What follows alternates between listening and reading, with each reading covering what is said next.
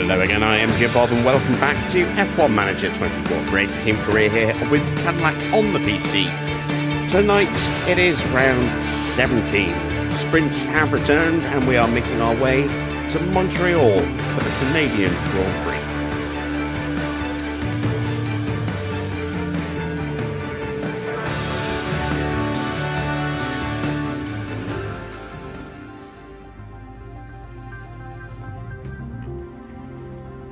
So we have the first of two back-to-back sprint weekends, Canada tonight, and then we go to Vegas after this for another sprint weekend before jetting down to Mexico for a normal Grand Prix weekend, and then finishing in Sao Paulo with the final sprint of the season as well. Calendar is getting very congested now, so this is where we are. We'll have a little break between now and Vegas, and then we go into a triple header, and so our season doesn't finish until past the middle of December, which is a very late finish, indeed, but that is what's remaining in our season. We're in our final ATR period now.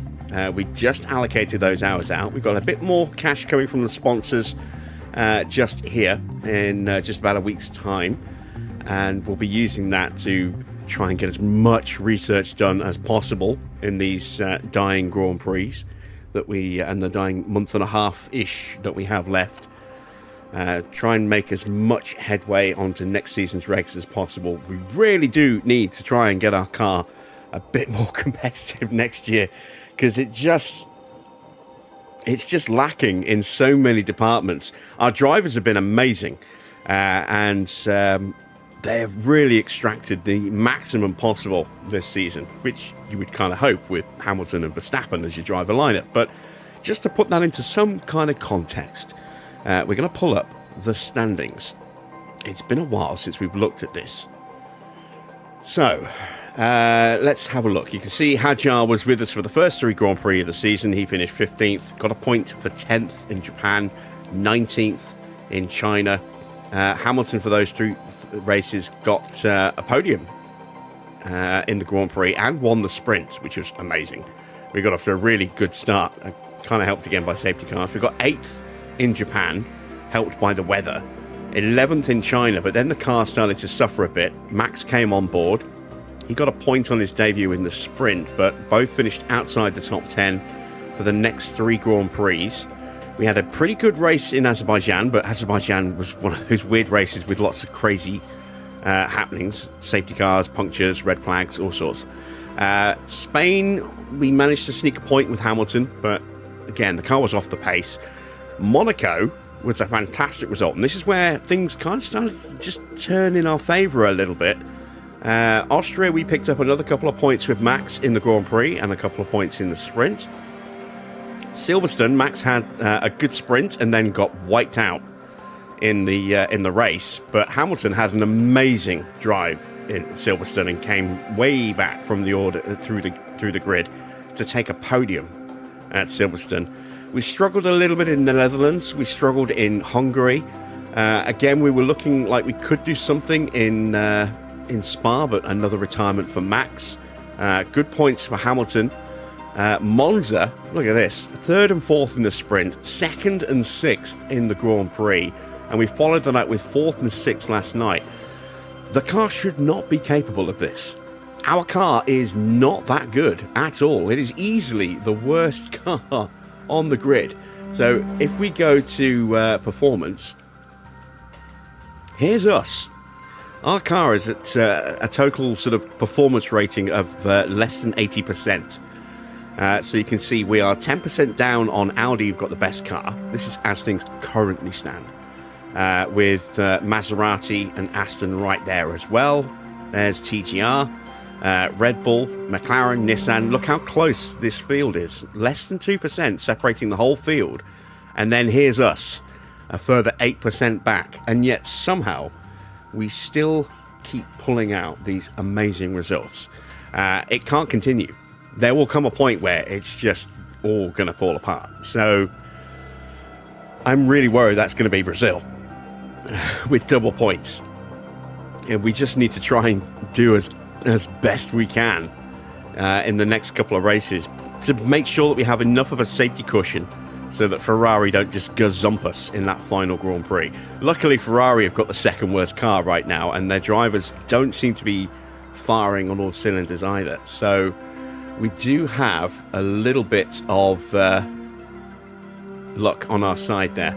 This is the head-to-head between our two drivers. So you can see of the 11 races that these two have actually finished together, Max has outscored or finished ahead of Hamilton 10 of those times.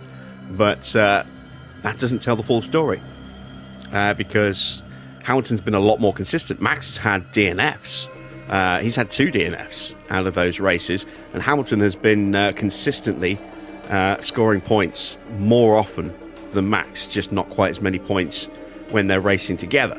In terms of race pace, it's very, very close between them. Less than a tenth of a second between them. A little bit more in qualifying. Max has definitely got the edge in qualifying. But here you can see, look, number of top 10 finishes. Hamilton's got 9 against 5 for Max.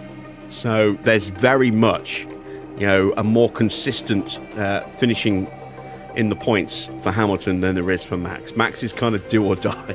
He goes big or he goes home, it seems, at the moment. Whereas Hamilton just tends to just keep going. So yeah, it's been a strange one this season. It really has. But that's the joy of having having a car that doesn't quite work, but yet somehow we can still pull out these amazing results. So let's see how we can do in the last few Grand Prix. We've got 4 rounds to go. And say this is our last one for a few weeks, which gives us a bit of time to get more research started and really try and make sure we're prepared for next year. Financially, it's going to be tough, but we'll do what we can. We have just $11,000 in the bank. We are very, very strapped for cash, but we're getting there. Let's see who's in the chat. Gina popped in to say hello, and she's off to see the Champions League. We might see her later. Daniel's here. We've got Wayne, Victor, Dino, Farah, R-Dubs are here as well. Good to see you guys. Hello to anyone else who's lurking in the chat. Please do feel free to say hello. Let's get ourselves going, shall we? So let's take a quick look at the standings. Oops, not the settings button. There we go. So in the drivers' constructor standings, you can see here we are in 5th place. We've now opened up a very nice 73-point gap over Ferrari because, as we said, Ferrari not really firing on all cylinders at the moment. And we had that really strong result yesterday, which I did not expect at all at Miami. And that enabled us to pull out another 20 points over Ferrari. But, as I said, it's double points available in the final Grand Prix. So, maximum points you can normally score is 43 for first and second. And then you've got another 15 points available if it's a sprint weekend, which Brazil is. So that means there's 58 points available in that final Grand Prix. But wait, it's double points. That means we have 116 constructor points available in that one Grand Prix. All of a sudden, our 73-point lead doesn't look quite so secure. So we need to absolutely maximize results at circuits where we should hopefully do well. Maybe here tonight. I'm hoping we'll do well tonight. Vegas is a Grand Prix where we should hopefully do pretty well. Don't know about Mexico. And then we go to Brazil, which is one of those circuits that is occasionally kind to us, more often than not kicks us in the dick. So we'll have to see. We'll have to see what happens. But I am very, very wary of of a sudden resurgence from Ferrari. So keeping my fingers crossed. As far as the car goes, we've got no parts in development now because there's no point. There just isn't enough time. The season's over, effectively, in just over a month. So by the time we've designed something and then built it, the season's done. So it's all about research now. We've got a front wing project that's due to finish in a week. We've got 3 weeks till our rear wing project's done and 3.5 weeks till the suspension's done. We've got a slot available, but no money to start a project until after this Grand Prix. So Yeah. Hopefully we can get more stuff going. Nothing's in production. Trying to save as much money as possible. We do have potentially a parts crisis looming. Our cars are starting to show some wear. As you can see, we've got high risk on the side pods and suspension, medium risk on the underfloor and chassis for Hamilton. And if we go over to Max, medium risk on almost the entire car. So we don't have enough parts to cover everything that fails on both cars at the same time. So, yeah. I want to try and spend as little money as possible on building replacement parts. We may well have to do what we did last year and start rolling spec back. I think we'll probably have to favour Max if that happens, just because Max is the higher rated driver. When he finishes, he generally finishes ahead of Hamilton. So we need to probably put all of our eggs in the Max basket if we have to start rolling spec back. Plus, Hamilton's leaving us at the end of the year, so we're showing favouritism to the driver who's sticking around, I suppose. It's another Grand Prix weekend, and as you can just about see, another number font that we're trying on the car. In fact, I'll just get the team branding and show you. There we go. So this is the Prix number font that we're using here. So, trying this one out tonight. Oops. Just accidentally started resizing my window. That's going to mess things up a bit. Bear with me. There we go. So, yeah, we've got white with a black shadow background, slightly offset, as you can see. We'll give that a try for tonight.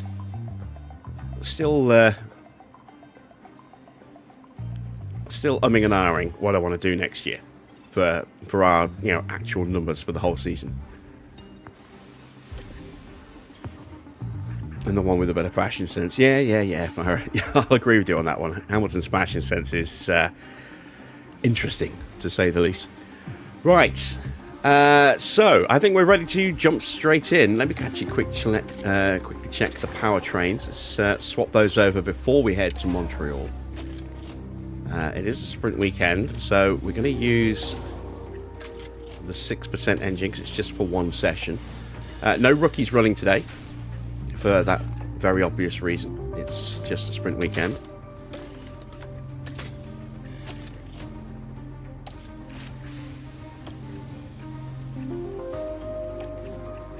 And Max's powertrain.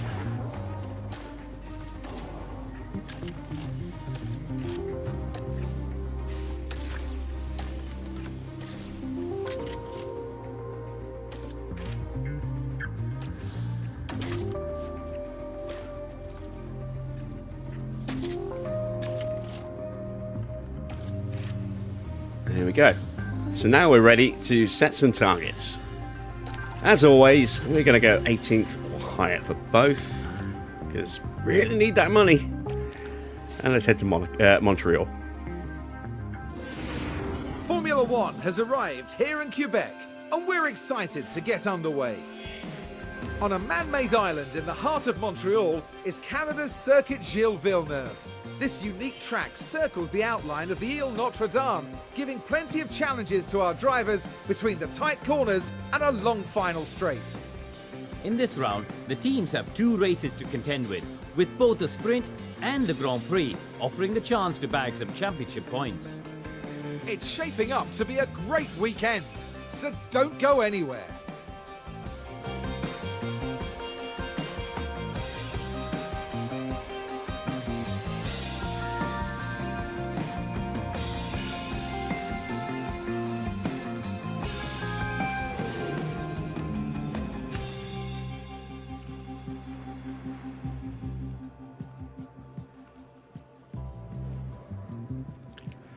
We do have wet weather this weekend, as you can see. We're going to have heavy rain on the Saturday, which will affect the sprint and then qualification for the main Grand Prix, and then moderate rain on race day.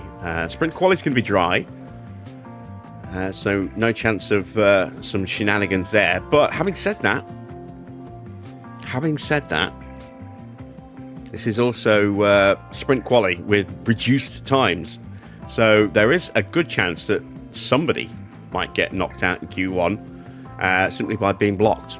It might be us, it might be somebody else. We've seen quite a few high-profile casualties in SQ1s before, so let's keep our fingers crossed for that again. So we've done the car parts. Fuel loads, we want to run for the whole session, or at least a good chunk of the session, assuming that we get the setup right. So we're going to go with, because it's 21 laps to do 2 runs around here, we're going to go with 38 laps of fuel. That should hopefully be enough.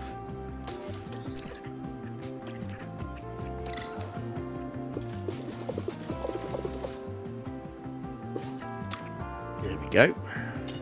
Do our pace settings as always.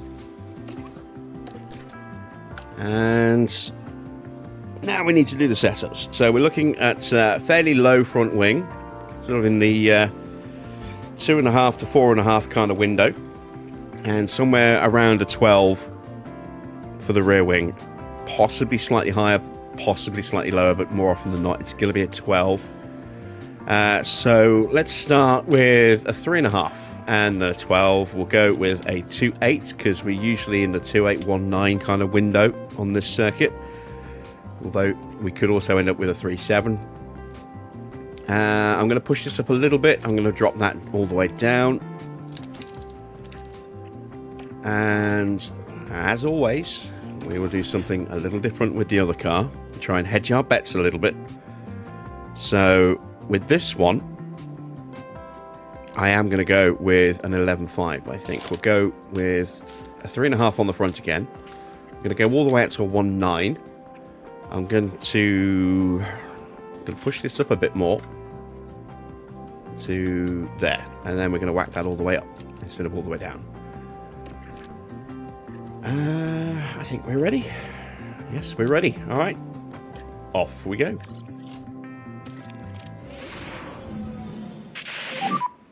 Green light.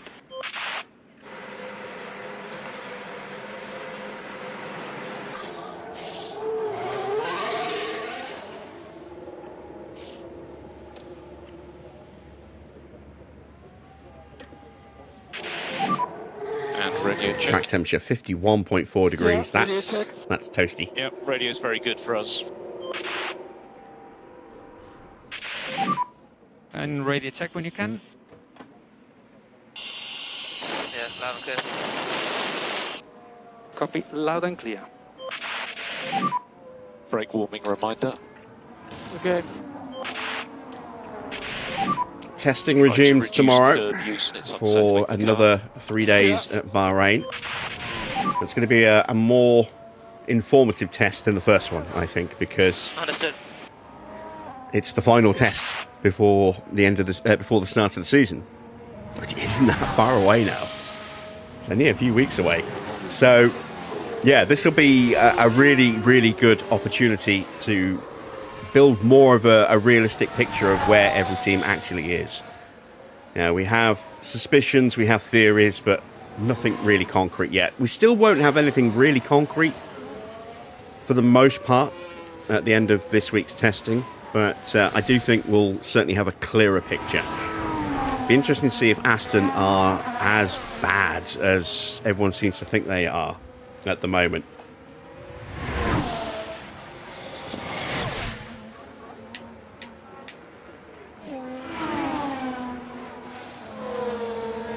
And if Mercedes are sandbagging, which is the main sort of talk that seems to be circulating at the moment, then we might potentially see a very quick lap right at the end of testing, or they might just continue to sandbag until we actually get to Australia. But I don't think they're going to suddenly turn the pace on as soon as the testing starts. We might see something, pacey from them on the final day, if they are sandbagging.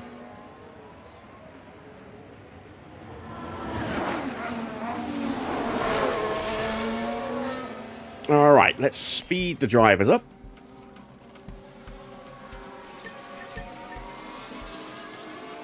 And and start waiting for that Can you check feedback. the temperature?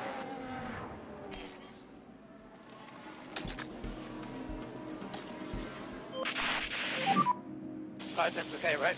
Wow, look at that. We're at Try to 45% work on your front tires. prep without the setup already. That's Yeah, getting worse. awesome. Copy that. All right, something wrong with Max's car. That is his ERS, I think, getting worse. It is. It's a major fault. It's unfixable. But it will last this session. This is all we need it to do.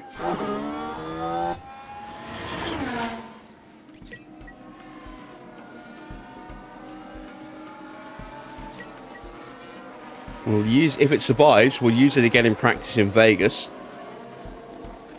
Because if it fails, it won't be the end of the Grand Prix or the end of practice for him unless he actually boxes.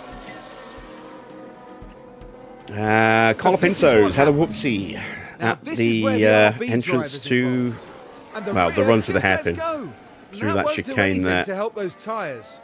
Definitely neglected both the Red Bulls rejoining there. Definitely a chance where you can damage your underfloor. We do have some rookies running. There's Kraus. She's running in, I think, because she normally does. I think she's running Any comments there? in Antonelli's car. okay. Let's have a look who we actually Copy have that. got. We've got Amato, Sanhueza for Ferrari. Who else do we have? Albanese running for Mercedes. Kraus also running for Mercedes. And that's it. I thought there were more. So let's see. 1, 2, 3, 4.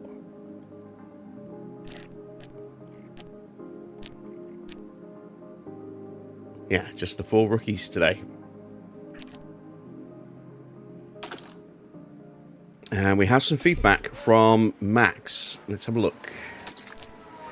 Ooh, 68%. That's bad. That's very bad.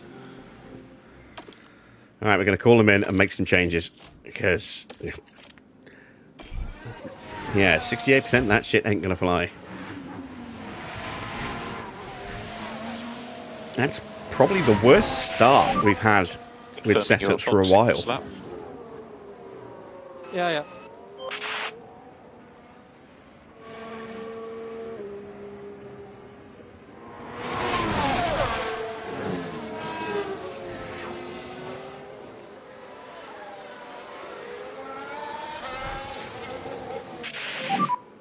I'm in. Make sure your limiter is on. Okay, so stopping on the marks.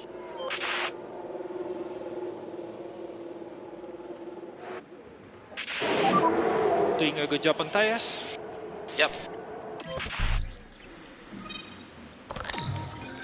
So, yeah, this is very much the wrong direction.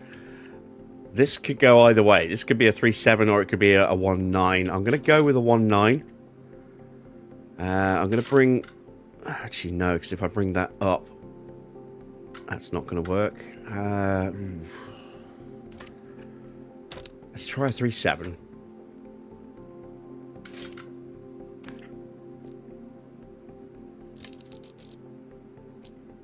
No, it's still not going to work. All right, so let's go to a 1.9. Let's drop this down like that. I need to make a minor change to the front wing so that we can affect the rear wing. Which way do I want to go on this? Choices.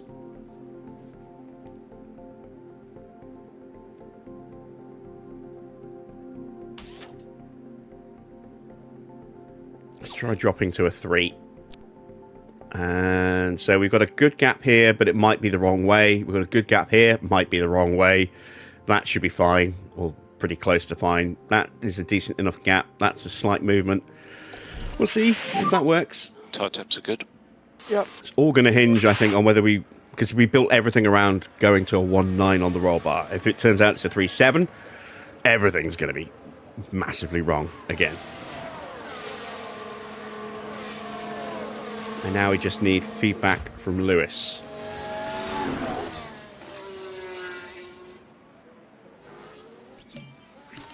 there it is.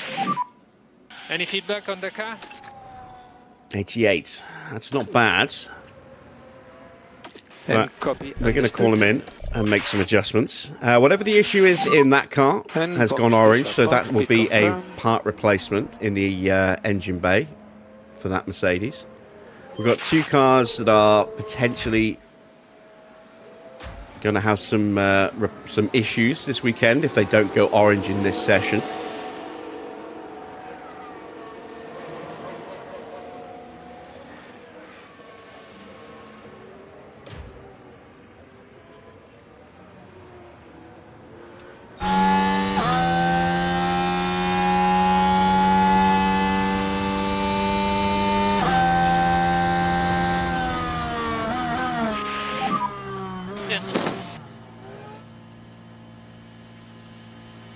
Speed limiter on and speed limiter on. And stop in front of the See in the garage. garages, everyone's watching Hamilton's on board. Okay, let's take a quick look, shall we? So that can't be a 1.9. That has to be at least a 2.8. We're pretty close on that. So that, to me, suggests it is definitely a 2.8, not a 3.7. Minor correction there. Again, we need to make a small tweak here. I'm going to push this up this time. Bring that down a little bit more.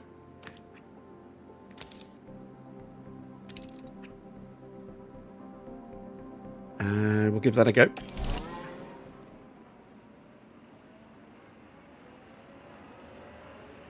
And see how we do.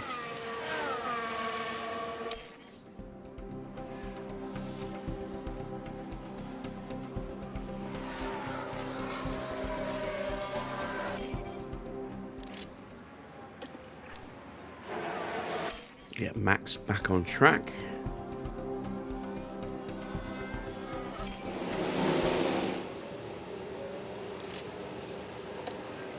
And Lewis as well. There we go.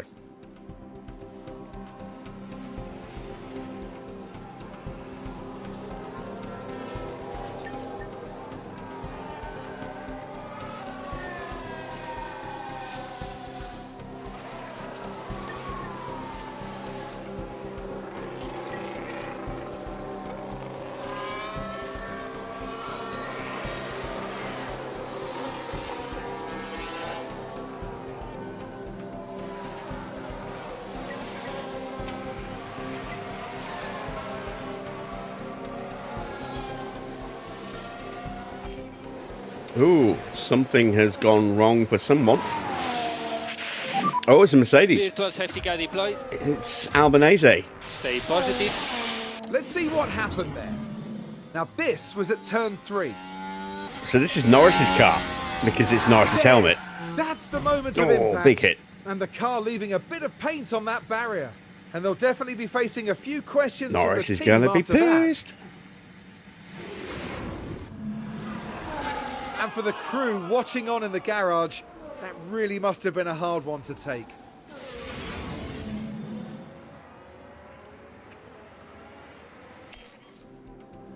So I was right. Krause is driving Antonelli's car.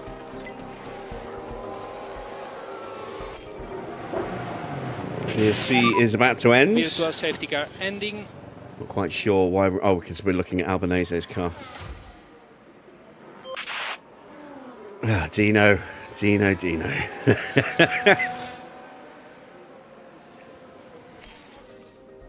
Yes, please do.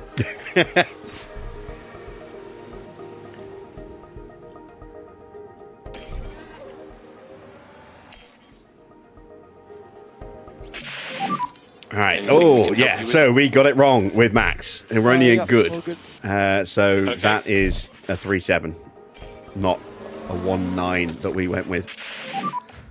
We did improve it slightly to 73%, but that's only a 5% gain. So Stopping on the marks and going to P1, please. we have absolutely made a mess of this car today. Although in the process, we have found out where that needs to be. So that's something.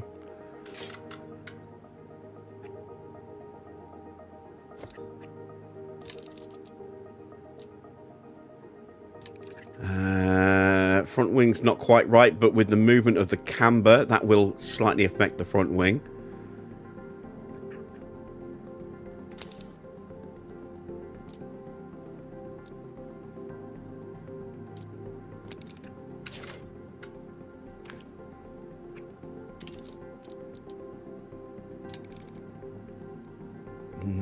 Now it's not right again. So let's put that back to a 3.5. That's right on the edge, but it might be okay. Straights might be okay. Yeah, we're struggling with Max's car today.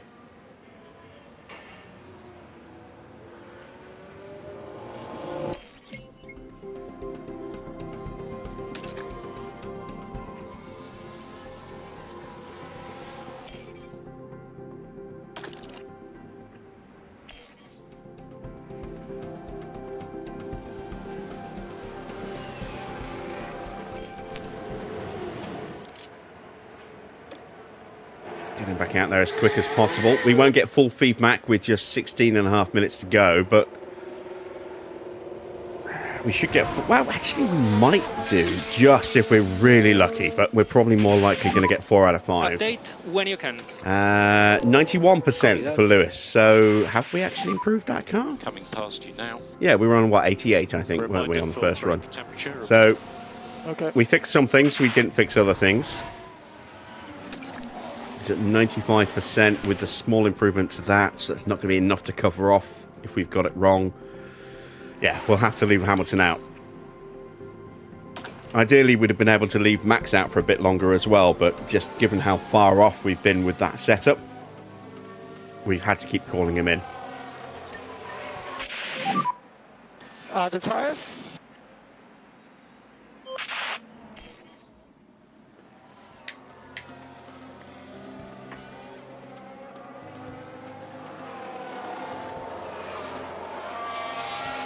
An issue on Amato's car. That's gone orange, which is Leclerc's car. So that engine part will get swapped out at the end of this session, just in time for qualifying, as will the part on Antonelli's car down here. Ocon, though, still with that fault looming. Try to keep the temperature on the tires. Right, 3 out of 5.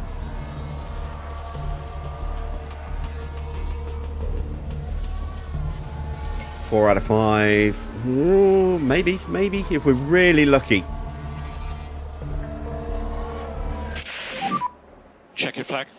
Max got across the line before the checker flag fell, so he will do this lap and then do an in lap after that. So if we are extremely lucky, that might tick to 5 out of 5. There we go. Look at that. Fantastic. He's up to great. It's still not perfect, but Not nice to drive. 88%. That's the best it's been. And he'll get an extra half lap on track. Well, not even that, because it'll end the session almost immediately now. But he'll get an extra little bit of time on track to try and boost that track knowledge up a touch more as well. Practice your pit lane entry. And there we go. That is practice done. Lindblad with the fastest time. We're at 100% with Hamilton, 96% with Max. So if we can improve that setup, we can get him up to 100% as well. That's nice to see. All right, practice is done. Next up is qualifying for the sprints.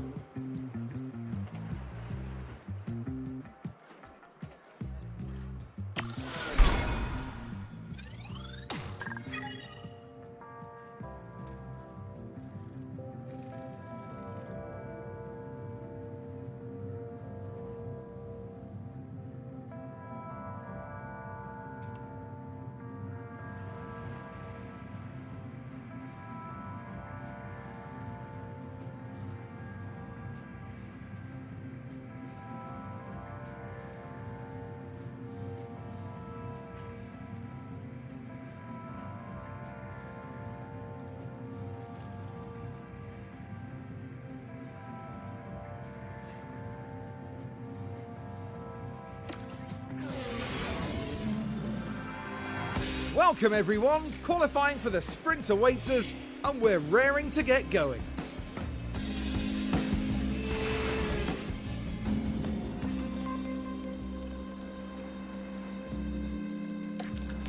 Right, can we make some changes? Let's have a look. Oh, wow, we're way off on the front wing, aren't we?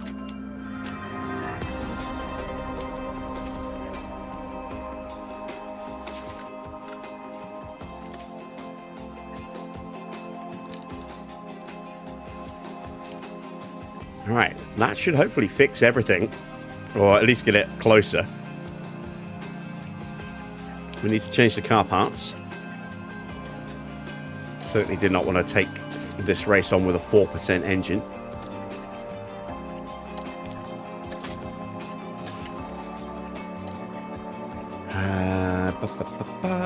On to max. Let's do the engine first.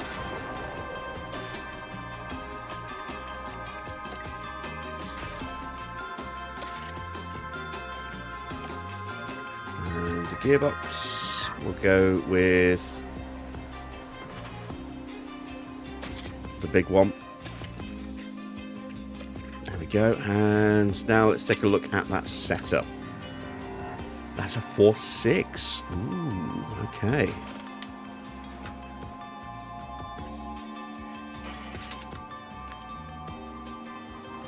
We have broken the rear wing, so we're going to need to fix that.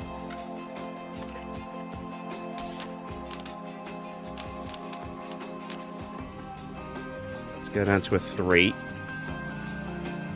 Bring that back up a bit. So that's a goodish looking gap. Prefer that gap.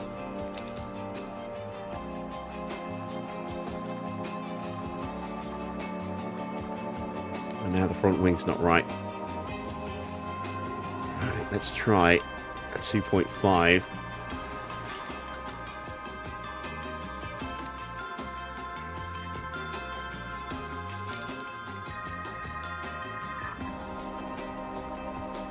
Let's go with that. Let's give that a go for max.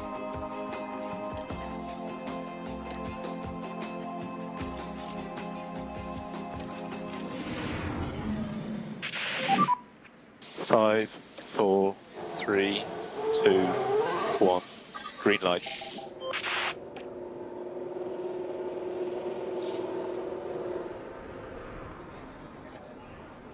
So I've been seeing the Libara mobile network adverts a lot,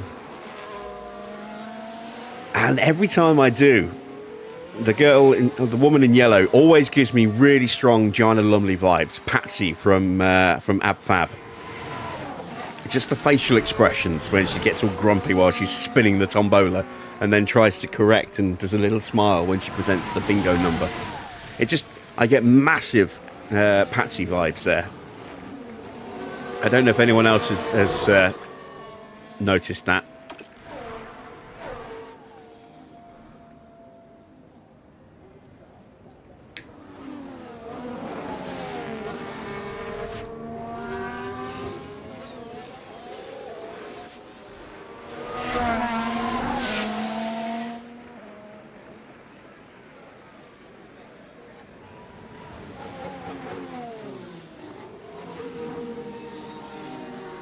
Libara. It's a mobile network, like a cheap one. I mean, I'm with a different cheap mobile network, whose name I can't remember right now. But yeah, it's just one of those little cheap ones where you pay like £5 a month. You get 5 gigabytes or 10 gigabytes of data. I think it's 5 gigabytes of data, And charge button off. 1,000 texts, 1,000 minutes. Charge button off. Tyre temps look good. Okay, gap is good. Okay, you're good to go. Similarly network, obviously. No contract. Like ID Mobile and some others as well.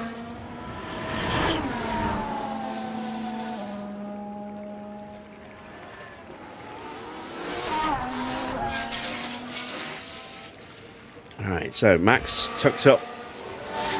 Well, was tucked up behind Albon. Drop back a little bit.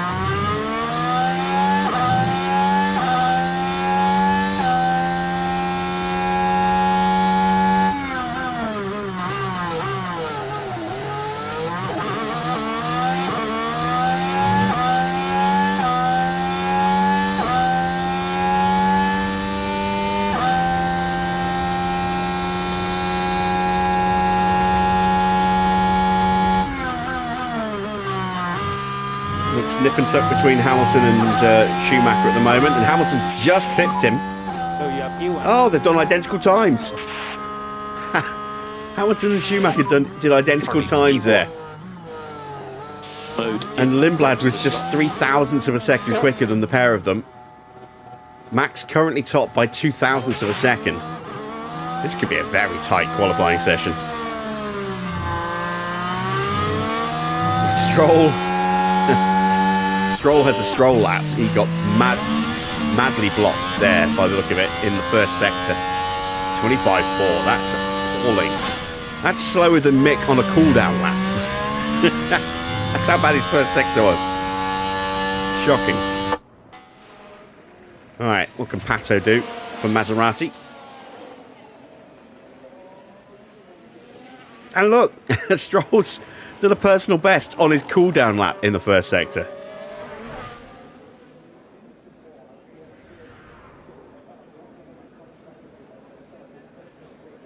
So, Pato goes to 8th. Norris on a lap with his hastily rebuilt car.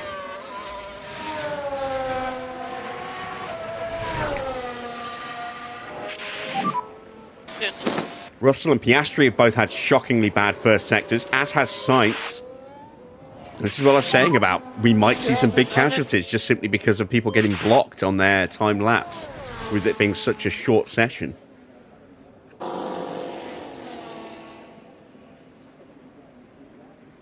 Norris is definitely getting blocked here by Stroll. And he might be quick enough to go top anyway. Oh no, he lost a huge amount of time in that final sector. Alright, let's see what Antonelli can do with his rebuilt powertrain.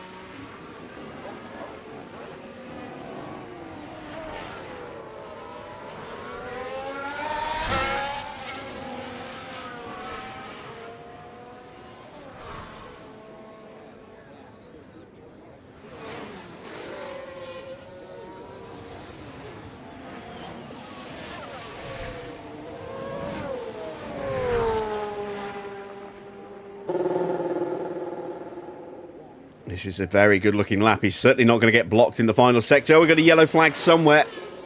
Stroll's not on track, so it's not him. It might be Bearman. Oh, it's Yuki.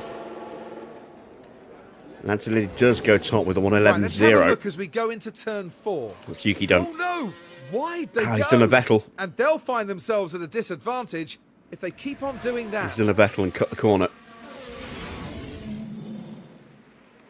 So, half a second nearly. Just over 0.4 quicker. Colapinto up into second. He is just 0.03 of a second quicker than us.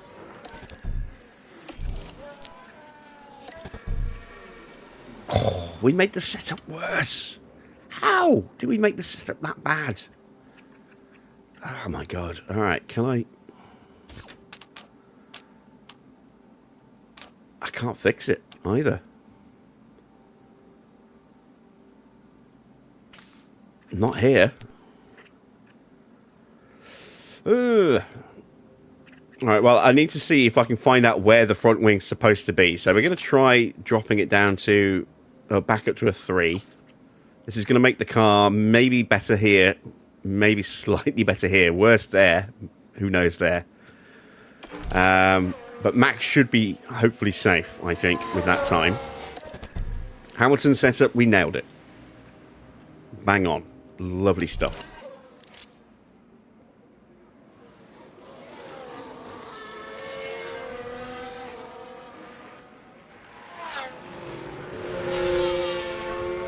And I'm very, very tempted to send Hamilton now. and Max for that matter, try and avoid getting blocked in turn 2. And 7 Max. And now we'll send Lewis.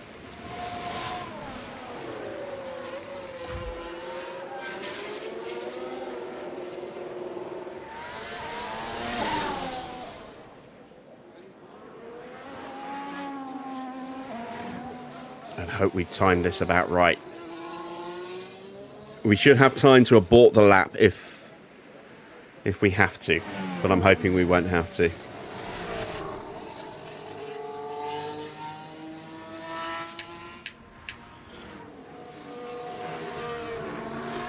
Valtteri crosses the line, goes up to 14th. We've got Lawson and Leclerc. Leclerc's having a bad lap. Lawson goes P9. Leclerc, blocked in somewhere in the middle sector, only goes to P18, and we have a yellow flag.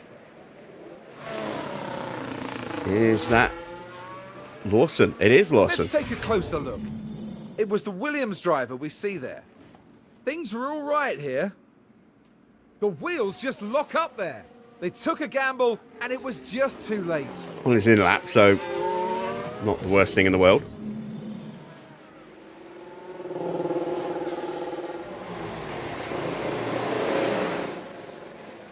Currently P9 in the standings, so has a good chance of getting through. We've got a Mercedes leaving the pit lane. That's Norris. There he goes.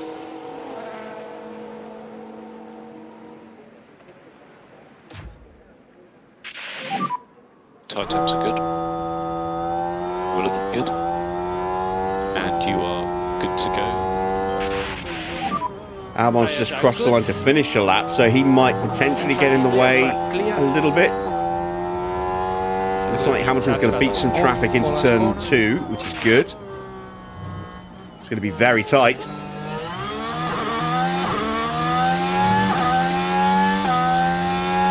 But we made it through.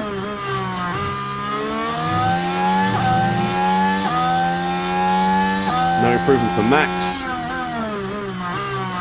No improvement for Lewis. Lewis is the one that needs the improvement.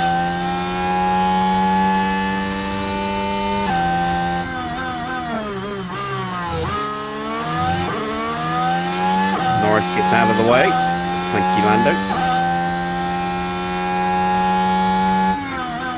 No improvement in the middle sector for either as well. I'm going to abort the lap and try again.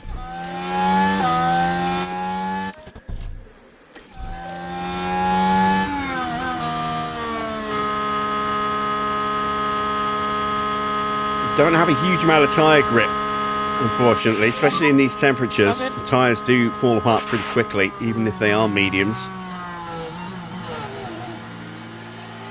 But we'll have just about enough time to get back out again. Welcome back, Gina. How are Benfica getting on?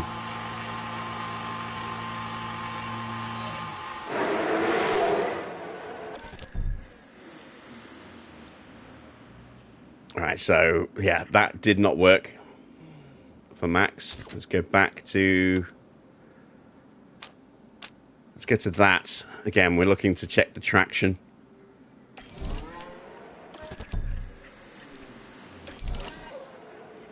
Still 0-0.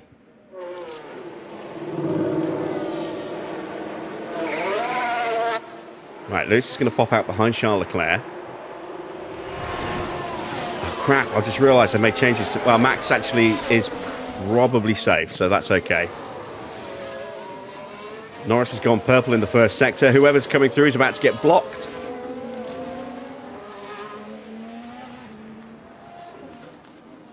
It is Gasly.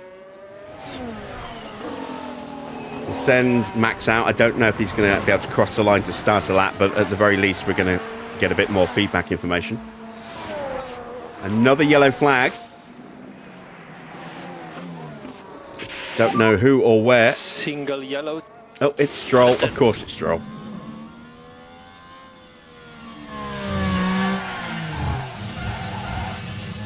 Yeah, it was a mistake. That's what Audi bosses are saying. We hired Stroll. Yep, was a mistake.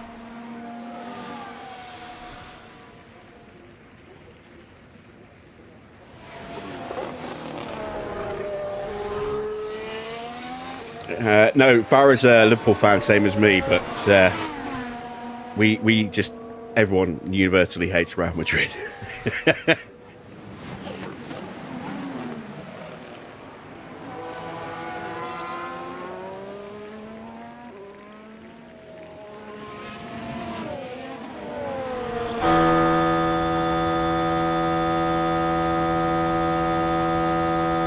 Norris is out.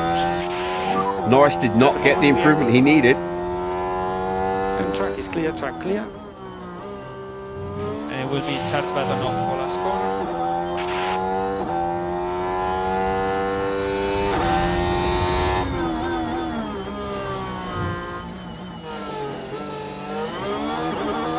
Max isn't going to cross the line in time to start a lap. Just going to call him in, get him out of the way.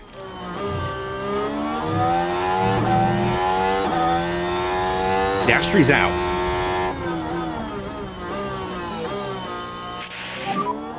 I'm in.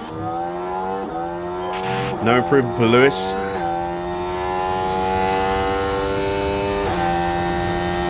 I'm hoping it's going to be this back part of the lap where we do see some improvement. Sainz is improving.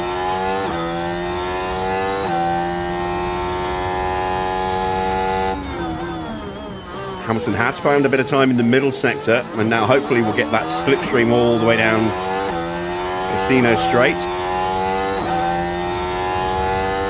We thread the needle between the traffic. That's good. I was worried about that for a second.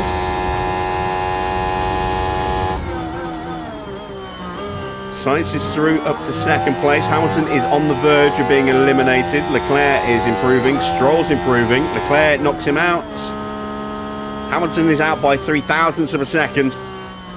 A little bit more than that now, with with Stroll improving up to 6th. Once again, Hamilton's struggling in qualifying, but we know how good he is at cutting through the field. Qualifying has definitely been his big weakness this year. And we saw, looking at the comparisons before we came here to Montreal, that he's been down nearly 0.3 to Max in qualifying, but he's been less than a tenth. He's been about 0.08 of a second slower in race pace. So pretty much matching in race pace, but it's definitely been down in qualifying. And once again, Hamilton is eliminated very early on, unfortunately.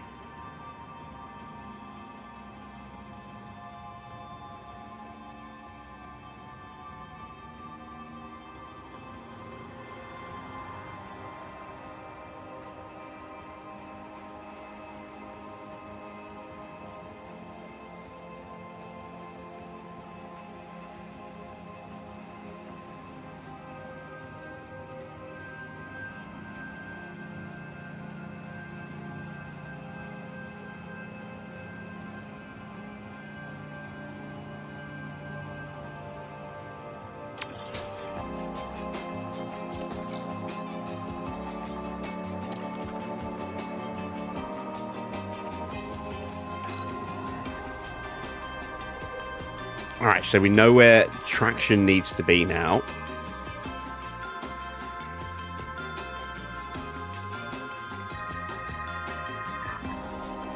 We know that that needs to be somewhere down here, which will correct that. Hopefully that is going to have to be just the other side of where the optimal is. Yeah, it's going to be tight to actually get that up to 100, but I think we can do it after the sprint.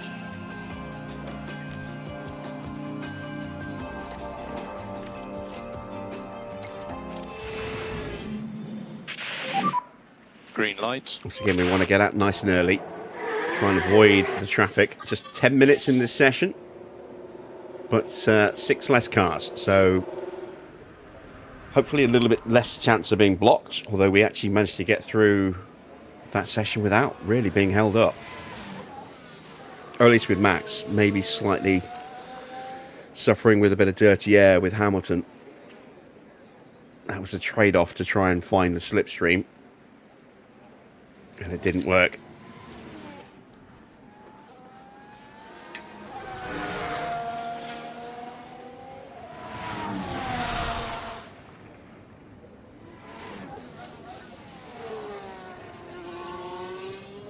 Antonelli, Bottas, Bearman and Lawson have all left the garage as well. We've got a couple tied together. You can see Lawson tucked up right behind Antonelli, so he's going to get a mighty slipstream.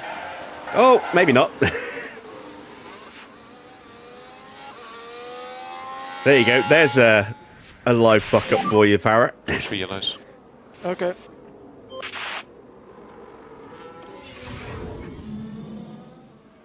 Let's see that again. Yeah, I did a big mistake. Yeah, he did. That'll have hurt his confidence level and certainly hurt the tyres a bit. What has that done to his tyres? I'm very curious. 3%. Well, 2%, maybe 3%. Tyre temps look good. All right, here comes Max. Gap is currently good. Let's ride the wing cam this time. We've got Yuki Tsunoda popping up into turn 2 now. Hopefully he'll be far enough forward that he won't hold us up. And he just casually drifts over to the right-hand side there. But we got through without a hold-up.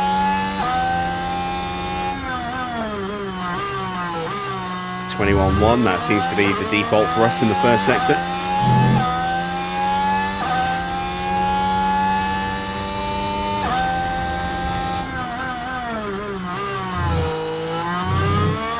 Look at all that traffic clustered together on the back straight. It should all start to push now, so not going to be in our way.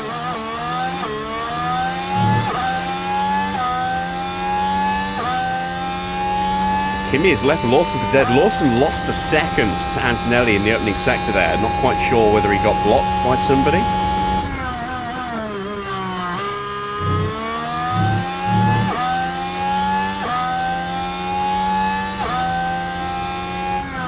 There we go, across the line. It's a 111.4 dead. Currently P1.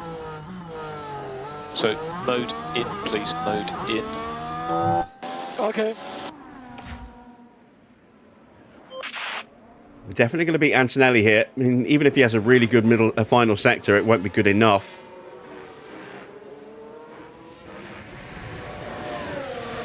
Let's see if Ferraris are going quicker than us right now. So is Charles Leclerc. Lawson goes third. Bottas goes top by just a tiny margin.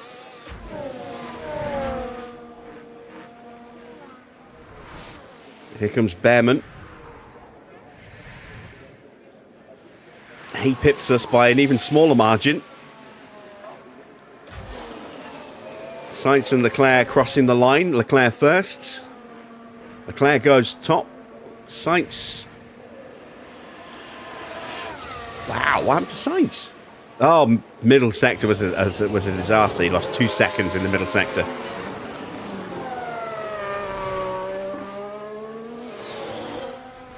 Bortoletto with a bad lap as well. Never actually looked to see who got eliminated.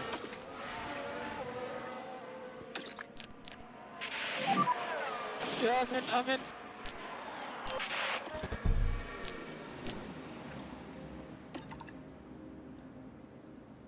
Let's practice.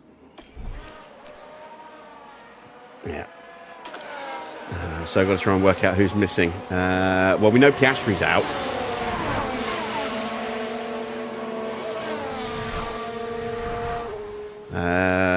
Perez is out. O'Ward is out.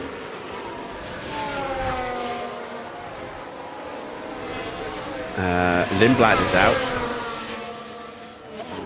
And my brain's not working quickly enough to figure out the rest.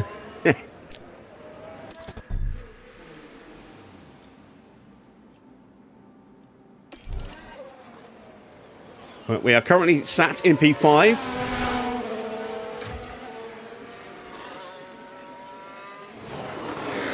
George up to 8th. What can Stroll do? Not a lot given that middle sector. That's a disaster. 25.5. He's going to be bottom. Oh, no, he's not. Not quite. Quicker than Albon, Colapinto, and Bortoletto. But, yeah, 4 seconds off the pace, give or take. So, we're in pretty good shape at the moment. Only a couple of tenths away from the fastest times so far. We've got a really good chance of getting into the top 10 again.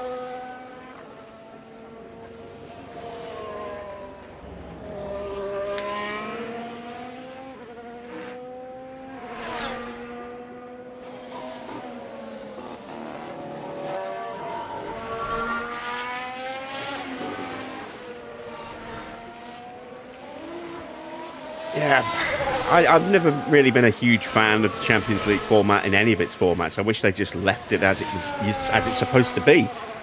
The Champions Cup, the European Cup, where it was just the champions of each league.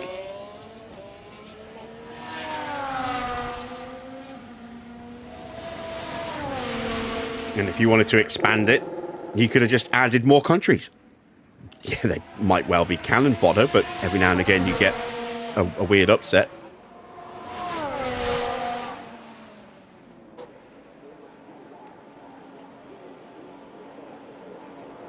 But when you got 4, 5, 6 teams from one country all in the Champions League, how do you have 6 champions from the same league? It makes no sense.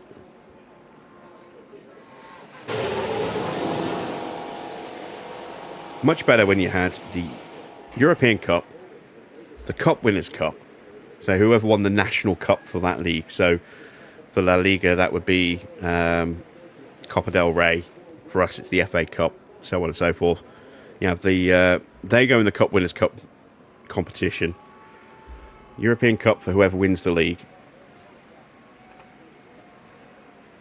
Europa League for everybody else, or UEFA Cup as it used to be. Too many teams. There's too many teams in each competition now. It's all to do with money.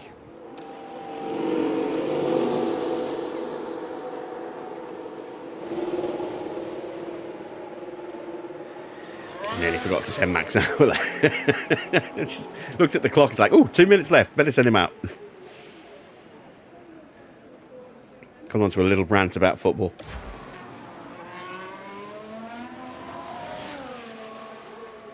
All right, so Bearman's improving, but he's probably safe. Antonelli definitely needs to improve and is doing so.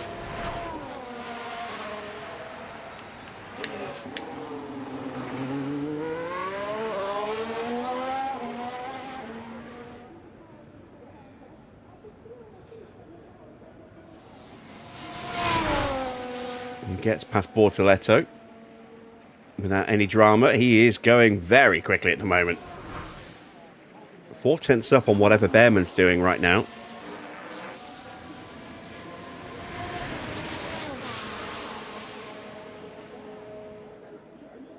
Bearman does not improve in the final sector and does not improve at all overall as a result. Kimi, though, absolutely flying. This is enough to go top, I think. Yes, it is. A 110.8. Oh, wow. 3 tenths quicker. All of a sudden, we don't look quite so comfortable. Here comes Yuki. They see us tucked up behind Albon. Tyre temps are good. You should have no traffic Weaving issues. in the background. Good to go. Yuki Tsunoda improves to P3. That bumps us down to 7th. We're going to switch our focus to Max for obvious reasons. George goes purple in the first sector. Bortoletto is about to cross the line. He's just going past the wall of champions now. He's looking to improve as well. There's every chance we're going to get bumped down. It's now, can we... Ah, damn it, a little lift. We're 2 tenths down on our first run in the first sector, but we're close enough to get a mighty slipstream now for the rest of the lap. Will that be enough to counter what we just lost? George is looking very quick.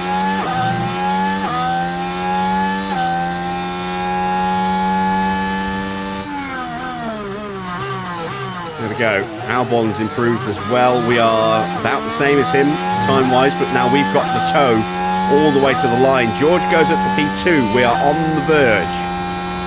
Lawson crosses the line, improves to 12th, but not good enough to get through. We should be quicker than Albon, so if he gets through, we'll replace him again. Max goes purple in the final sector. That gets him to 7th. Copy that. Now 8th as Bottas improves. There's still 3 cars that can hurt us. And they're all on the back straight.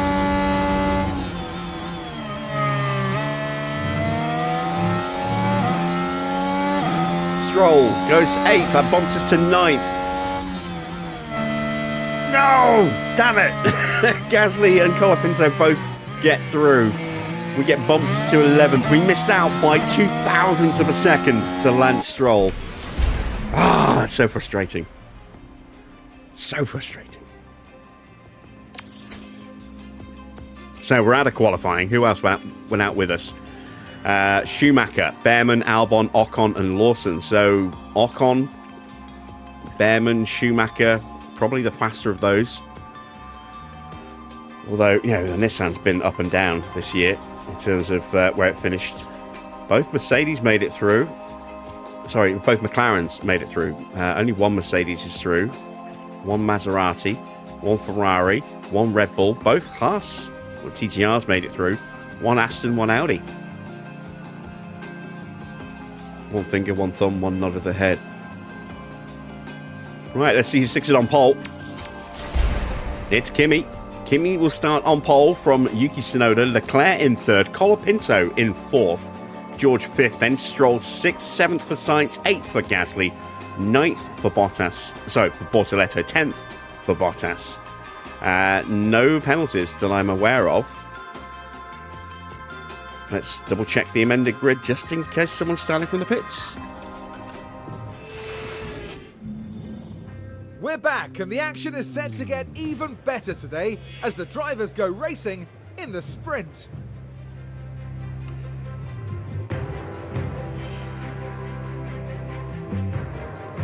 And of course, the big incentive here is getting a few extra points on the board, with the top finishers in the sprint set to add to their championship tally.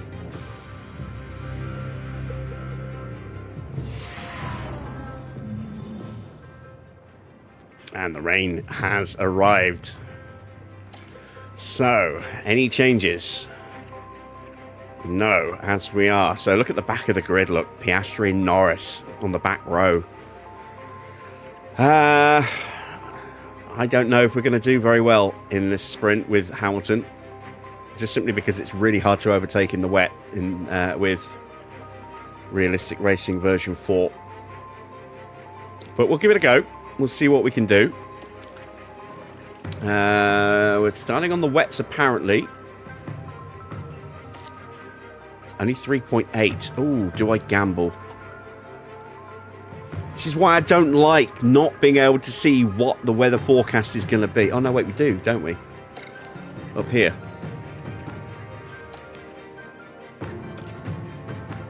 Ah, it is going to get worse.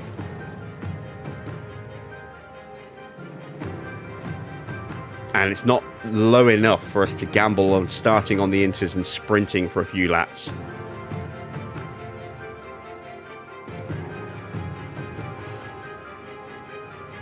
So I think we just have to start on the full wets. We are not going to put any extra fuel in, but we are going to push aggressively off the start. Because if we do get... well, it's going to be... We're going to recover a lot of fuel anyway in wet conditions, especially if it goes above 4 mil. The burn rate's going to be a lot lower. And if we get a safety car, it's going to be almost impossible to recover fuel, to burn off the fuel. So we'll go full beans off the line.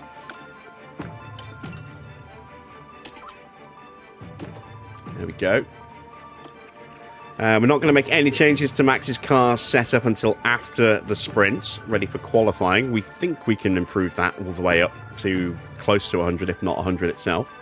But he will be starting in very high anyway, which is nice. There is Hamilton.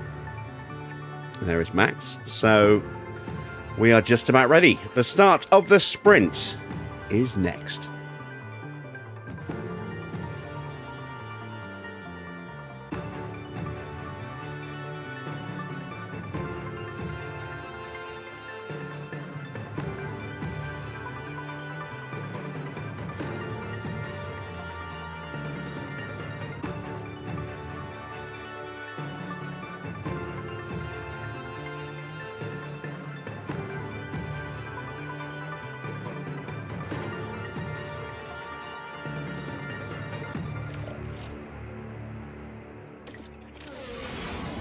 Here we go. It's the Montreal Sprint. And it's lights out and away we go. Good initial launch from Hamilton, but then runs straight into the back of Lawson.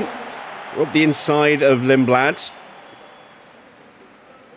No movement from Max, still 11th.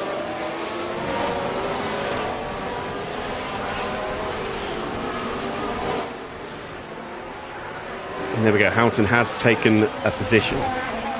Oh, Max gets through as well. Or does he? He's side by side with Bortoletto.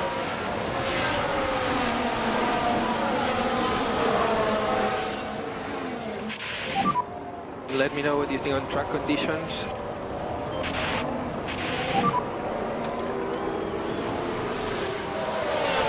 Yep.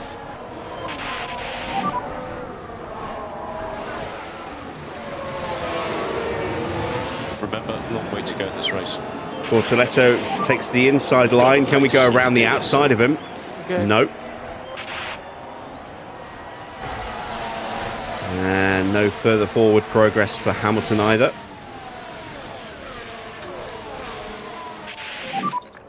Charge button on. Understood. Hamilton having a look Charge on. at the inside of Lawson. Backs out of it. Lawson's tucked up behind his teammate, so getting that slipstream boost. Might be able to sneak a point in the sprint with Verstappen, but Hamilton's not going to hit the points today. Not in this weather.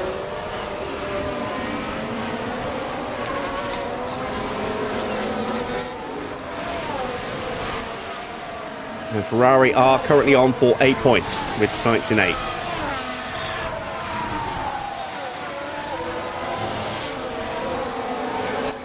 We could possibly And try to cool down the tires. have taken as that much gamble possible. as things currently stand at 3.6.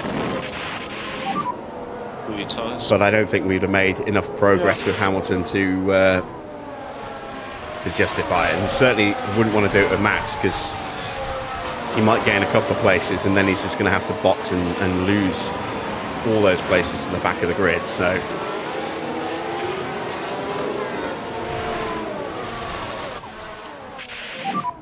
And we need to increase lift and coast by 30%. Yeah. right, Hamilton Okay, might quicker. have a run on Lindblad. Right, let's concentrate. Oh no, Lindblad's overtaken us. Increase lift and coast, please. Well, close enough to maybe take it back. Not there, we're not.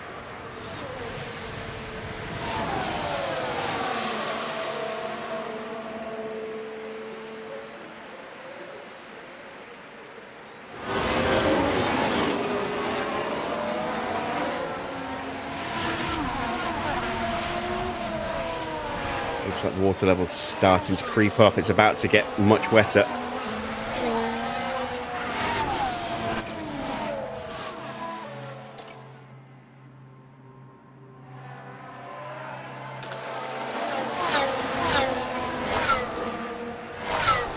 Creeping up a little bit more. Others are going to be pushing their wets a bit harder than us at the moment. And they'll certainly be overheating them. So while ours are overheating and burning up a little bit quicker than is ideal, it's certainly not going to be as quick as some of the cars around us. I just hope we don't lose too many positions while we wait for the big water to turn up. Let's turn our attention to Max. And has Schumacher for company. Now getting closer and closer to 4 mil.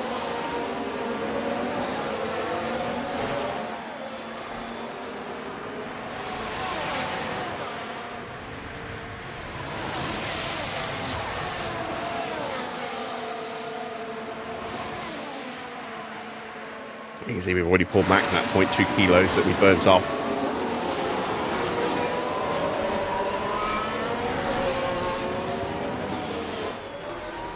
But again, not been pushing in the braking zones because I didn't want to compound the heat in the tyres too much. We will start pushing again very, very soon.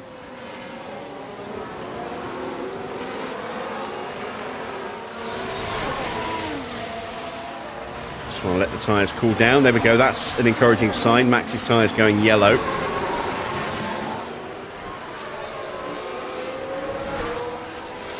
Schumacher trying to muscle his way through. He might get us here. Let's have mode push. Okay. He did. All right, let's see if we can take him back. Lift and coast. Yeah. Pato gets past Hamilton. Long way to go. Let's see if we can get him back. Race is long. Tyres almost cool enough to start pushing again. And you can use all the boost bar. Understood. And this is why I saved some battery, because I did hope that maybe everyone else might have burnt theirs out a bit. Good job. So Hamilton back to 18th. And now we're going to start to push the tyres. Incrementally, Gap to him. because we're still below 4 mil, but only just. So increase pushing status. Pick the pace back up.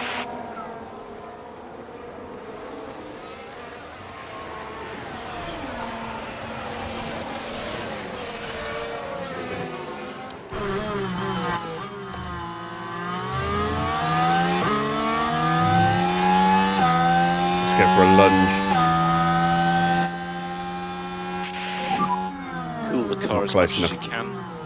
Okay.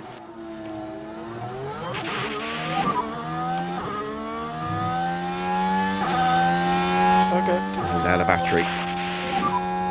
Charge on. Yeah, okay. Hamilton, meanwhile, has broken away from O'Ward and is closing back in on Lindblad. Again, we'll switch the battery off. And charge button on, charge button on. Tyre temps are still falling, so we're going to push the tyres harder. Don't need to worry about management on these tyres, just push it. And there we go, 4 mil.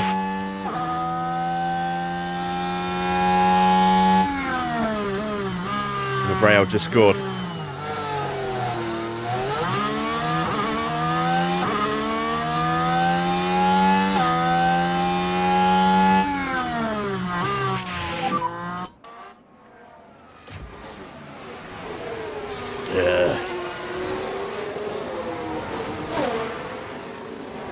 Gap to him 0.9.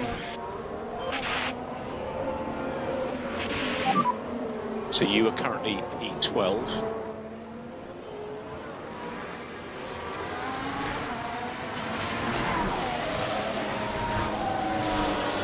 So Mick has pulled away a little bit from Max, which is annoying. Hamilton is hanging on to Lindblad, but our car doesn't seem to work very well in wet conditions. Downforce becomes more important, and we just don't have it. Plus, drag also actually becomes a bit more important as well, because there's no DRS. And we're very bad at both downforce and drag. So, yeah, this might be it for the sprint. There is the potential for a switch. Well, there's definitely going to be a switch to Inters towards the end. How many cars will take that switch is up for debate.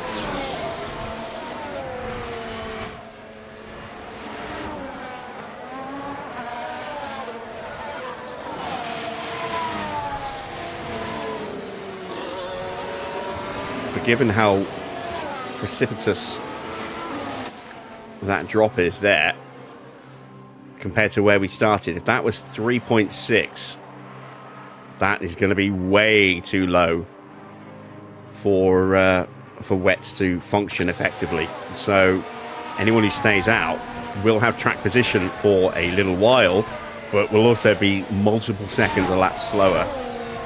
And it's a very short pit lane. It's only about 18 seconds needed for a pit stop bit. So that gap will come down very quickly.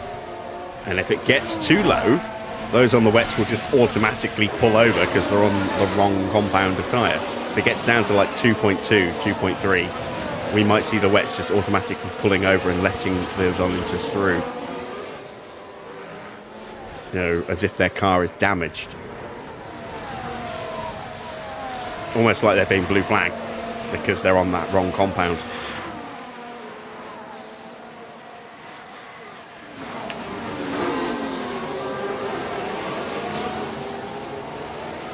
So all we really need to do if we want to try and shake things up a bit at the end is just stay close. Try not to burn out the batteries. Unless a clear overtaking opportunity presents itself, which it's not really at the moment. I'm going to try and bank a little bit of spare fuel as well. Get back to doing lift and coast now. Okay. So that we can just hammer the fuel. And we'll need lift off. And we've already just saved a tenth of a kilo just in the brief moment of turning that down. Yeah, that 0.2 kilos under fuel will disappear immediately. Within the next 2 laps, we'll be starting to bank fuel.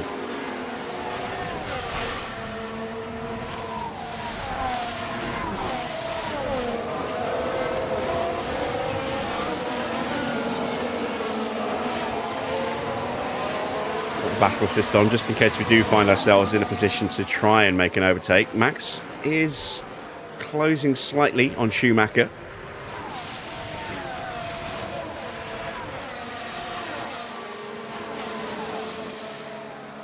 Hamilton not really making any progress on Lindblad. The dirty air is quite strong. Once you hit that 1 second window without the DRS to overcome the dirty air, you kind of start walking through cement a little bit. You just can't make any real forward progress once you hit that 1 second buffer.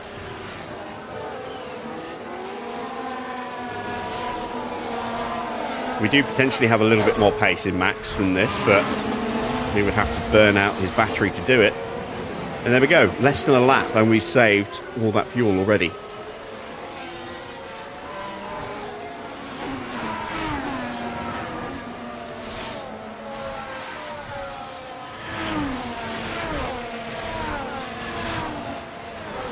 So we'll run like this for another few laps, try and build up a little bit of a buffer so we can turn that back up again and burn slowly but still have some to play with when we do make our switch to inters, because unless there's a big shunt and we get the chance to gain track position through something happening in front of us, we've got nothing to lose. Our tyres are actually, wow, our tyres are cold.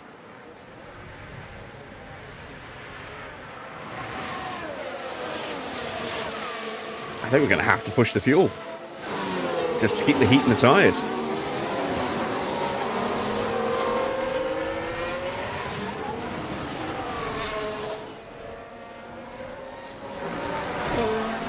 That's annoying. I was hoping to build it up a little bit. Let's keep an eye on that. See if that happens again. Hamilton's dipped back a bit, partly because the tyres cooled down, I think. Maybe the pace in front picked up a little bit.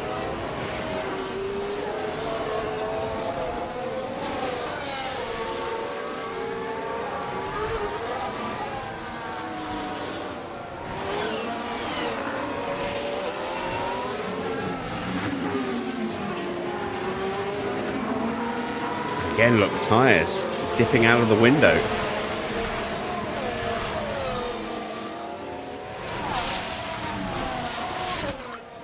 We're going to have to push No the more cars lifting in the coast. braking zone so that we don't Okay. lose too much temperature. No lift off needed. You are doing a good job. I think as the track starts to dry up, we'll slam the cars into fuel saving mode. Try and bank as much as we can in a very short period of time. But while the track is this wet, we We're need to currently keep pushing P12. with that fuel so that we're attacking the braking zones more. Keep the heat in the tyres a bit more, I hope. Tyre temps look good. Okay.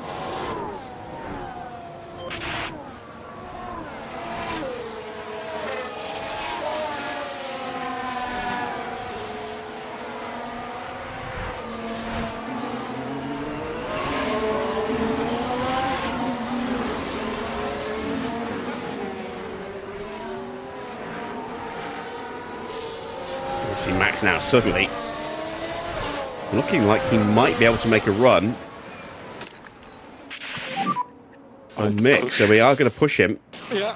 and see if we can get past.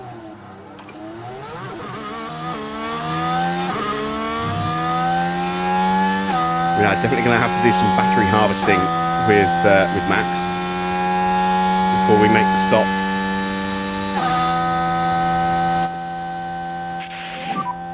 Cool the car. Yeah.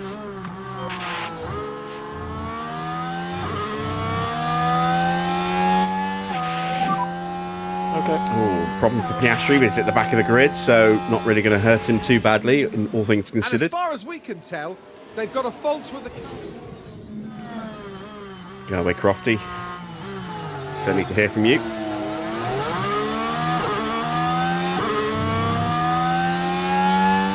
Evening, Johnny.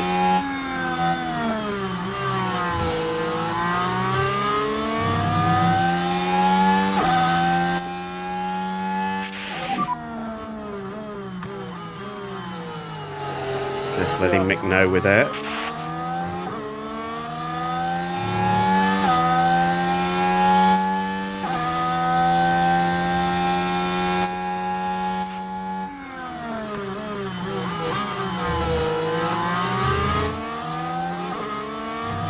This is our last chance before we run out of battery, I think. You need There to we go, keep we're out of your battery. fuel usage down a bit, otherwise And you we're just not run close out of enough, battery, so and then you'll just be we're taken going to have off to the- harvest.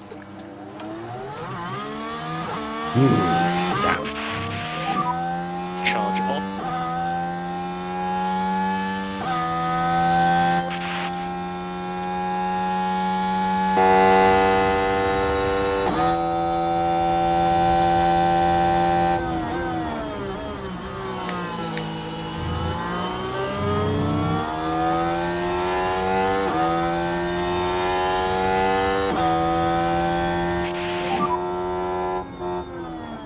See what I mean about it being so hard to overtake in these No conditions. worries, mate.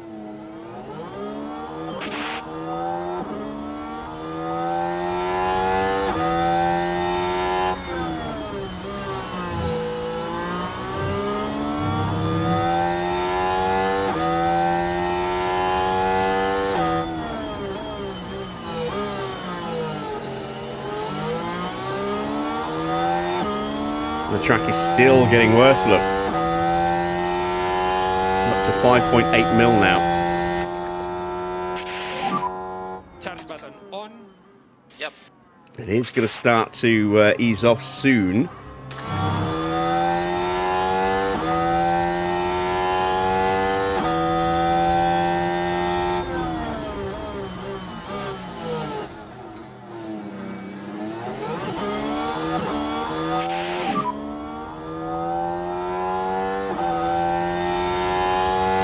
Do your best.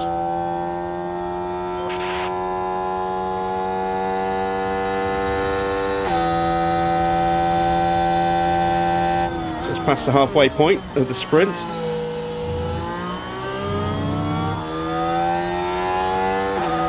Lap 14 of 23.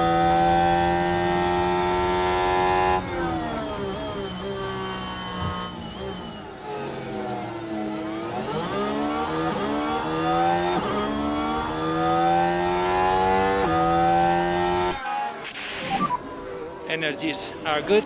Yep.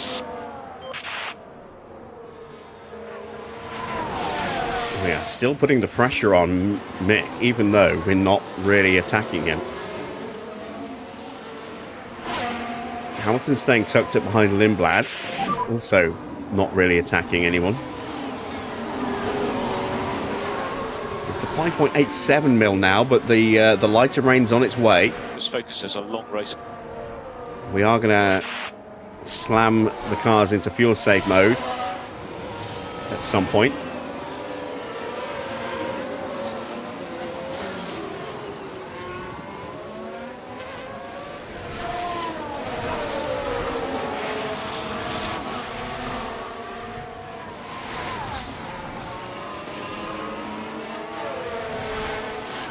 I don't think I've actually seen any overtaking after those first couple of laps. I don't think I've seen anyone change on the leaderboard.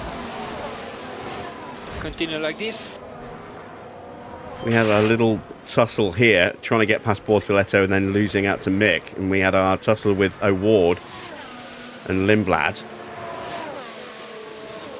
And since then, I don't think we've actually seen any overtaking. There's the track now up to 5.9 mil.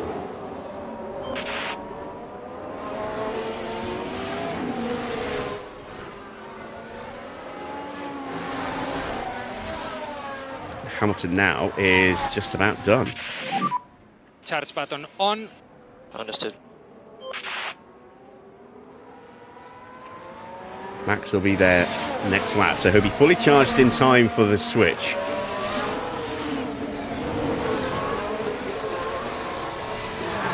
Ooh, lock up for Mick. Thank you, Mick. He's got going just in front of Bearman. And it was Mick Schumacher involved. Oh, I was wondering if he was going to end up having to tuck in behind Hamilton and co.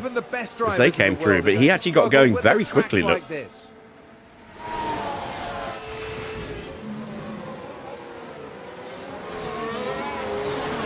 So now we have a little bit of clear air in front of us. Let's see if our pace improves. And we can start closing in on Bortoletto.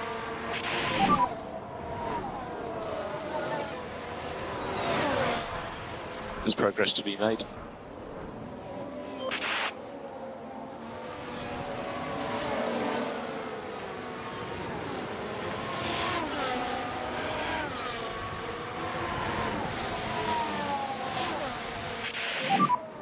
Eight laps to go, including the one you're on.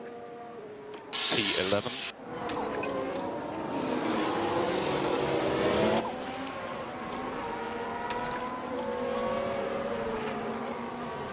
We did take a little bit of time out of Bortoletto, but we got a nice tow for a good chunk of that lap. So now we're not harvesting or pushing the fuel.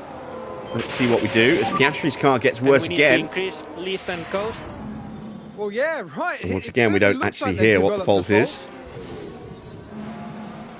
But that car has now gone orange.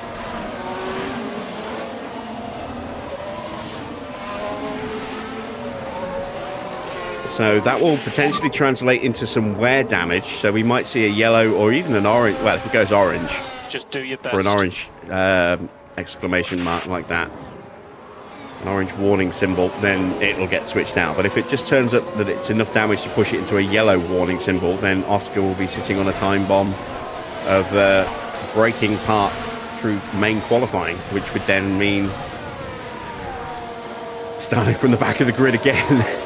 In the main race for a pit stop, a pit lane start to replace that dodgy engine part again.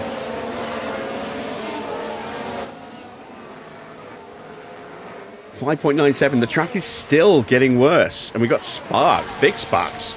Oh, Bortoletto's punctured.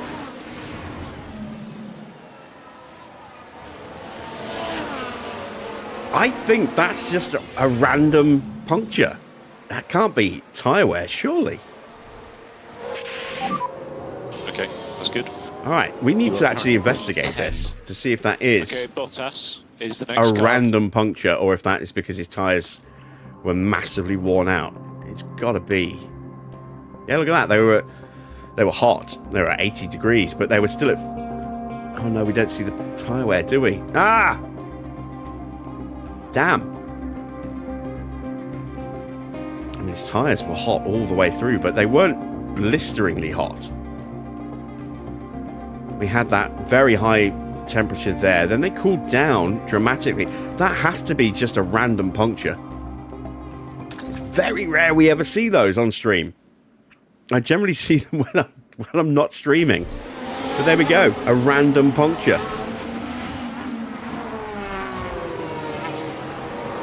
And he's got to do a huge amount of time to get back to the pits. Gets out of Hamilton's way, kind of, just. Gap to him, 0.9. Alright, so given our tyres Continue, keep going. are at 90%, I mean, we looked after us definitely a bit more than the AI did, but I refuse to believe that his tyres had worn to that extent that they just blew up because they were worn out. That has to be a random puncture.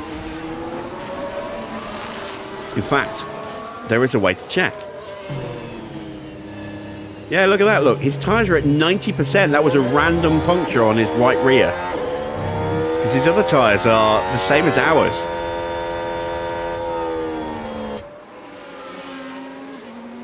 Ah, it's so awesome to actually see one of those happen in this series.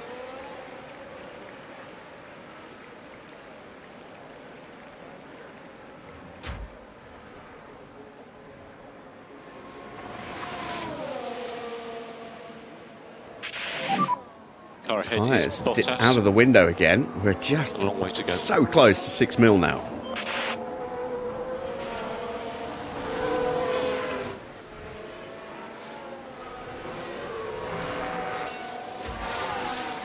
Bortoletto's in. Now, is he going to go for wets or is he going to go for inters?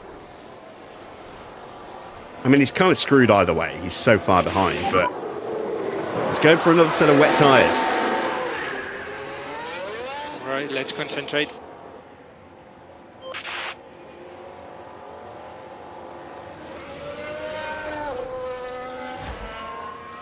I am debating trying to push my way past here. But we're about to hit that moment where the track starts to get drier. That's 6 mil. Oh, let's go for it. Let's see if we can punch our way through, gain another place.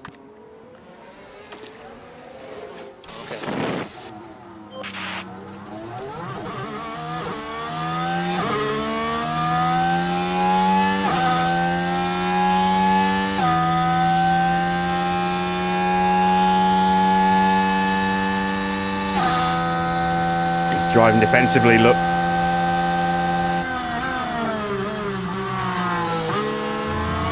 That's why I didn't try stepping out.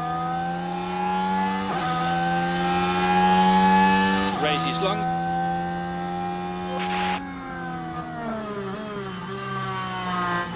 No real opportunity presenting itself. He's still getting a little bit of a distant tow from the cars in front, I think, just about.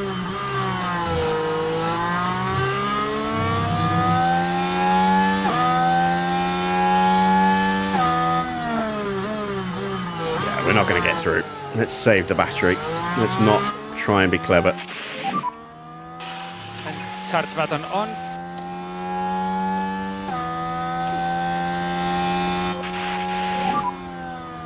And we need some lift and code for tire temps.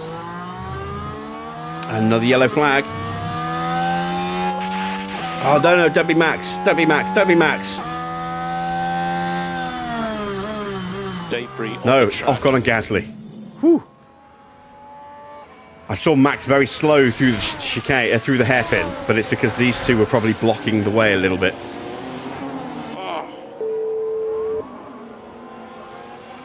Yeah, there we go. So, Max now up another place. That's 9th place and 1 place away from the points.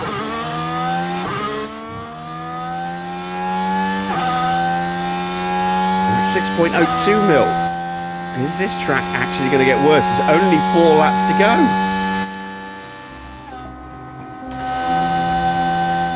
I don't think we're going to get an opportunity here. Oh, here we go. Here we go. All right, so we're going to box Hamilton because we might as well. But Max is now right on the verge of points, so we're going to keep Max out. So box now, box. Gonna box this up. Box this up for Inter. Because there's not enough time for Max to do it, I don't think. To really capitalise. Oh, yeah, we need to stay close because Sainz has got a penalty. Okay. I'm not sure what that penalty. What was that penalty for? Okay. Oh no, he was involved in the crash with Ocon, wasn't he? So yeah, Sainz has a 5-second penalty, which is going to be applied after the Grand Prix. We are just in range at the moment. I do mean just. Very, very close.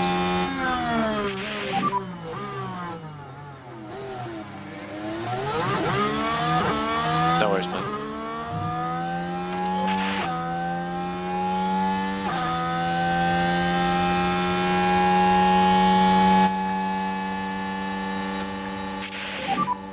Cool the car as much as you can. We've got the run, we've got the run. Come on, come on, come on. No! Ah! Damn it. Where are your balls, Max? Okay. Tyres weren't at the right temperature. Damn it. Slippery pit lane, be careful. Yep. There are So these are going to be the wrong tyres for about half a lap. And then he's going to be blisteringly quick, hopefully. But it's Track clear. still probably not quick enough. Let's turn our attention back to Verstappen. We're still close enough to Sainz to leapfrog him when that penalty is applied, but I want to actually get past Valtteri and then try and overtake Sainz as well. Remember, a long way to go in this race.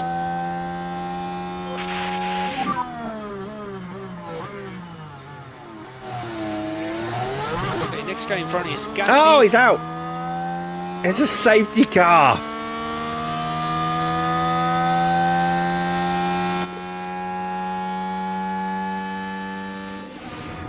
And they're bound to be struggling with the wet track. Clearly unable to take evasive action. Now their confidence will have taken a hit with that. So that's 8th place then. That's a point. The team glued to the monitors and watching their hopes. Now, depending on how long the safety car goes, Hamilton's completely screwed. Safety car deployed. Let's see if anyone Safety car boxes deployed. with a lap and a half to Yeah, perfect go. time. With 2 laps to go, I doubt it. And charge button on. Ah. Charge button on. Denied the chance to see Positive. Hamilton tear through the pack because no one's going to be overtaking. Keep working on the tires. There goes Carlos. Bye-bye, Carlos. So there was a crash. Is he okay? Yes, he seems to be fine. Watch for debris in front. No lift off needed. You are doing a good job.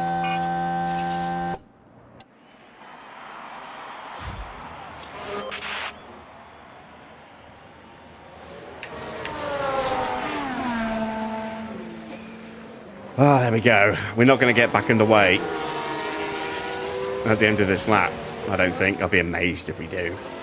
So that is it for the race, I think. Well, at least for the sprint.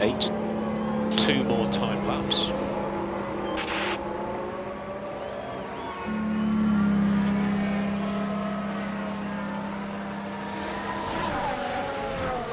And you can see just how far. And the really bad thing for Sainz as well is now that penalty will not be served. So that will be a qualifying penalty, which is also potentially good news for us. Yeah, look how far away the rest of the field is. I mean, it still hasn't caught up. It's just about catching up now. Hamilton's very far adrift, and Bortoletto is a mile away. I don't know if he's going to catch up before the safety car crosses the line at the end of the next lap at this rate.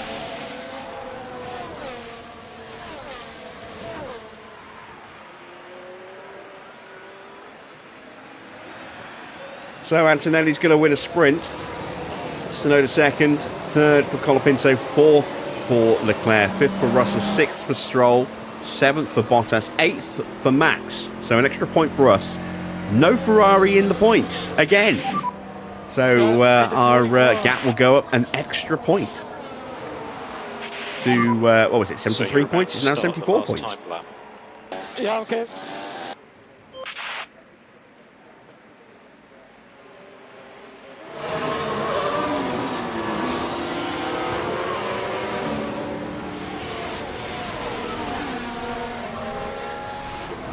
I mean, there just wasn't enough laps for Hamilton to really do anything significant anyway, and certainly if we'd boxed Max, we'd have been throwing away a chance of any points.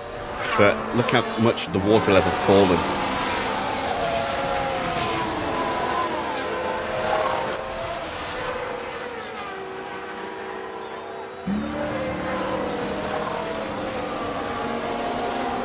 If we had a few more laps, we would have seen a flurry of people diving into the pits. Their big rain lasted just a little bit too long, unfortunately, for us to really capitalise on it.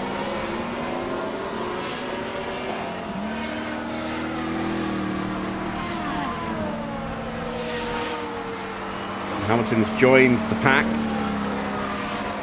Bortoletto's still over 20 seconds behind. The safety car is ending, but no overtaking until he crosses the start-finish line and end the Grand Prix or the sprint. So, yeah, no change to the run order unless somebody bins it on the final corners. You know what amazes me as well? We have this famous Wall of Champions, which for a period of time claimed so many people, and then everyone kind of managed to avoid it. But I don't think I think I've only seen one crash at the Wall of Champions in this. Most people just lock up and cut the chicane, or hit the wall and bounce across onto the opposite wall. I've never really seen that much in the way of people hitting the Wall of Champions. That's the checkered flag. Not directly, maybe occasionally indirectly, The but Mercedes wins the sprint. And checkered flag. just a little food for thought there. The Mercedes driver made that look pretty easy.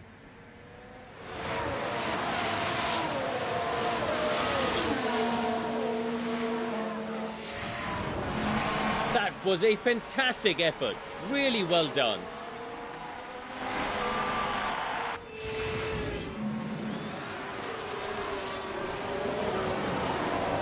So, on reflection, if I'd known just how cool the track would have been, to the point where we had to push just to keep the heat in the tyres, I would have put an extra lap of fuel in. I would have pushed the tyres flat out from the very first lap and kept them flat out. There will definitely be some lessons to learn for them, but this was solid work. But we still managed to squeeze a point. So, not too bad. Not too bad. Confirmation then of the final sprint results. It is Antonelli taking the sprint win ahead of Tsunoda. Colapinto ahead of Leclerc. Then it's Russell from Stroll. Bottas, Max in 8th for that final point. Mick, Bearman, Ocon, Albon, Lawson, Lindblad, O'Ward, Perez, Norris, Gasly. Hamilton down in 20th, but that doesn't really tell the full picture because we tried to be clever and it didn't work. And Bortoletto all the way down in 21st, did not catch the safety car. He was still 8.5 seconds behind at the end of the sprint there after his puncture. And of course, Sainz, who had that penalty, binning it with a lap and a half, or less than a lap and a half to go. No, less than 2.5 laps to go. And taking himself out of the sprint. So he will now have a 3-place penalty, plus potential engine penalty parts on top of that, because he went in arse first into the barrier. Let's see what happens in normal qualifying then, shall we?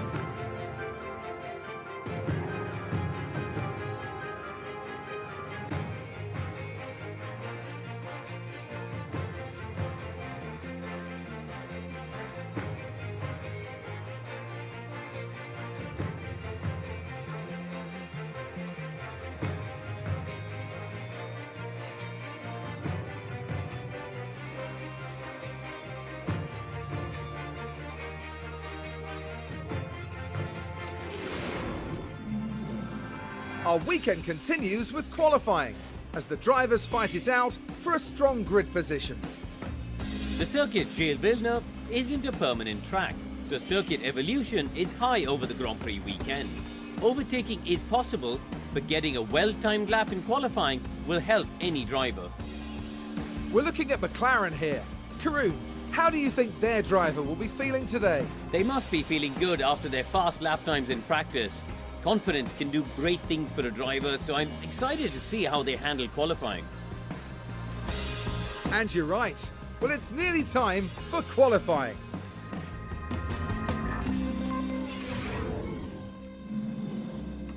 And of course, we are facing a wet qualifying. We've got 3.74 mil, so we're going to be starting on inters. Could get worse, could get lighter.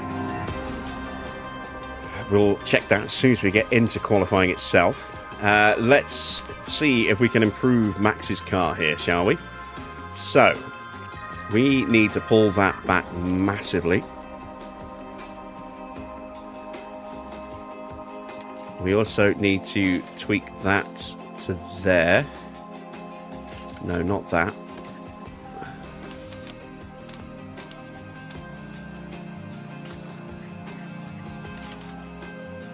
There. Just pump that back up just a touch. So that should hopefully get that right. That's now right on the edge, which I think is the only spot, because we tried it on 2, didn't work. Tried it on 2.5, didn't work. Tried it on 3, didn't work. That could well be it. I really hope that's it. We've got a good sized gap there. That looks to be slap bang where it needs to be now. Those haven't really changed, so hopefully that's max at 100%. Engines are fine. Let's hit the track.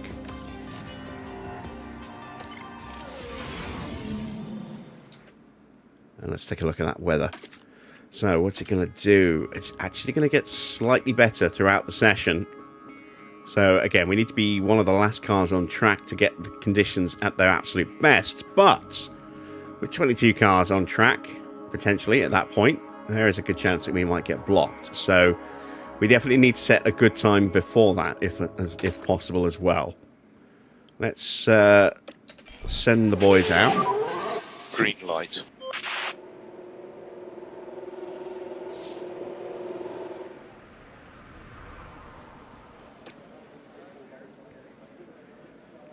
We might have the track to ourselves for this first run, given that the track is slowly improving. And we need a good warm-up on the brakes. Understood. You can see it's going to start to dip a bit more here, so we might see a little flurry around 5 minutes past. Got a couple cars coming out. That is Sainz and Russell. Ocon still has that wear on his powertrain, and now he's coming out of the pits as well. So maybe we'll just get like normal deployment of cars in this opening period.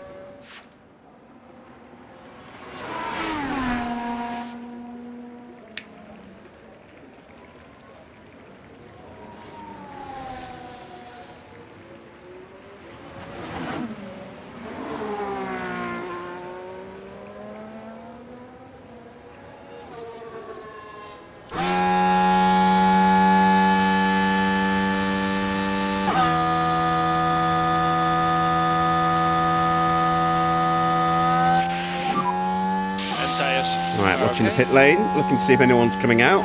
Track is clear. Track is clear. So Hamilton's going to be clear.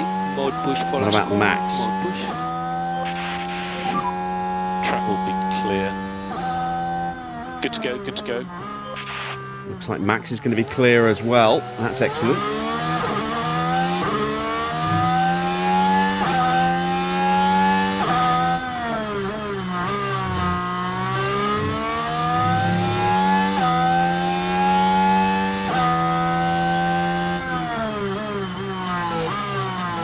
So 24.0. No idea if that's any good or not. Max is probably going to go quicker because Max always seems to go quicker in qualifying.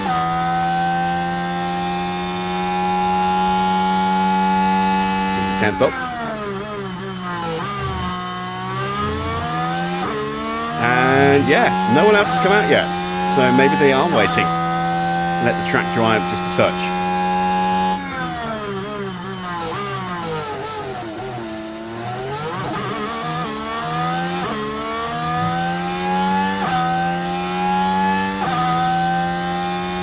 Max a 10th down. And Russell much quicker than us in the first sector. So it's pretty even between our two drivers at the moment.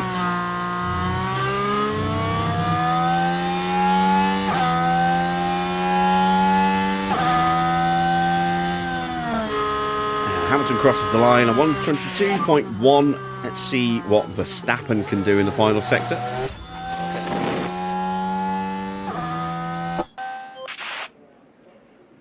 He is 7,000 slower. Ooh. So the middle sector decided everything there. Let's see how quick George is going to be. There you can see Sainz behind him.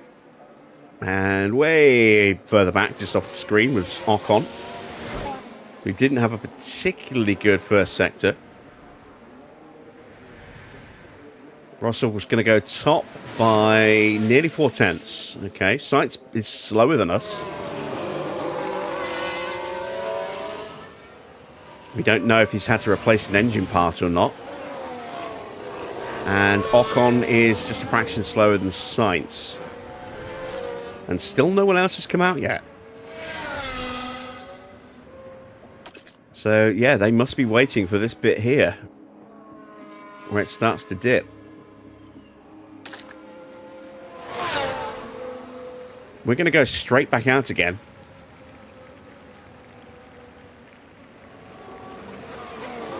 Just keep that attempt to improve going and get Max up into peak confidence. Be careful, slippery, pit wall. Yep. Because we've got plenty of time left in the session, so we want to get some good improvements in if we can before the track starts getting very busy. We also want to see if we fixed Max setup. I think we might have done. I'm hopeful that we have. Moment of truth. Oh, we got close. We got so close. Where did we miss it? Ah, just slightly overcooked it on the camber and the toe. Ah, maybe if I'd pushed the toe up another couple of bits, we'd be there. But we're not going to make any changes to the setup. That's now good enough. It's at 100% prep anyway, so...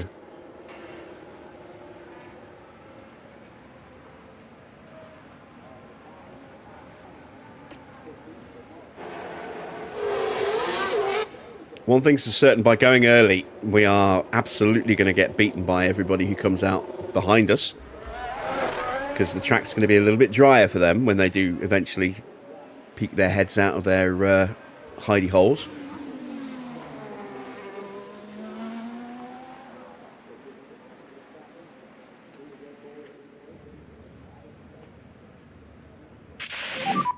So you're in a good position.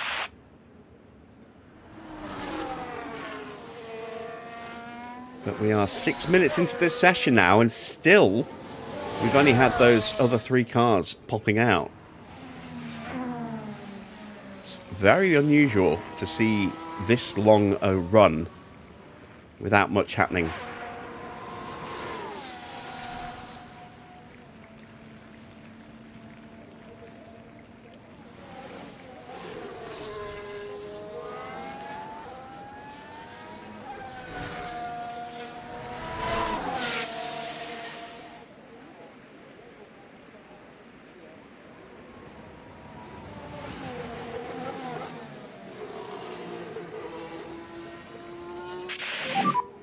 Tire temps good.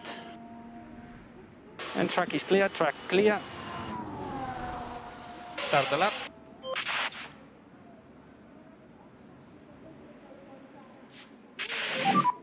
Track should be clear. Mode push and you'll be ready to go. So yeah, it looks like we are going to have the track to ourselves. Conditions are the same, so this is just a straight chance to try and improve.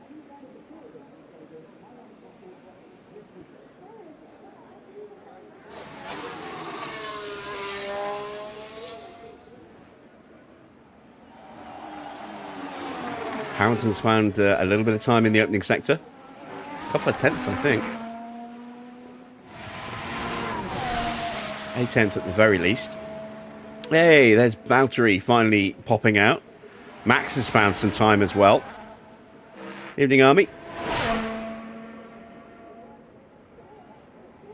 And there we go. Look, everyone's now suddenly starting to pile out of the pits, just as we are a couple of minutes away from the track, or the rain changing slightly.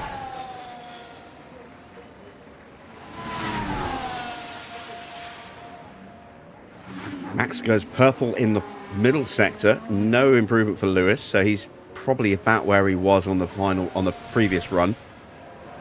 He's coming up to the line now.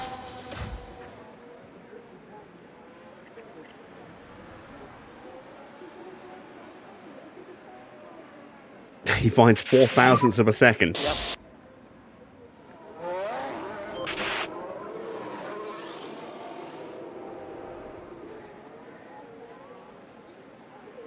And Max finds a fair bit. And wow, look at that. Everybody's out on track now. Slow down and box. Yeah. Look at them all piling out.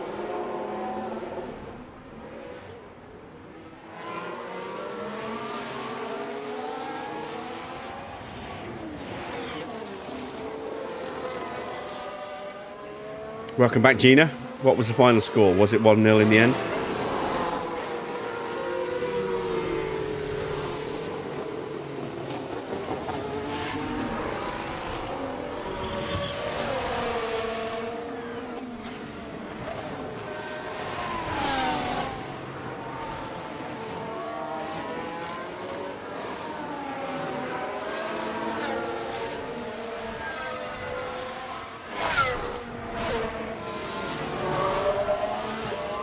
How did the sprint go? Not brilliantly, but I mean, we got a point. You know, Max was able to sneak the last point, but very hard to really make any progress considering the conditions. Slippery track, pit exit. Understood. And we took a gamble, a tyre gamble with Hamilton at the very end, which probably wouldn't have paid off, but we never got the chance to see because we got a safety car for the last 2 laps. Yeah. Track is very much drying up now.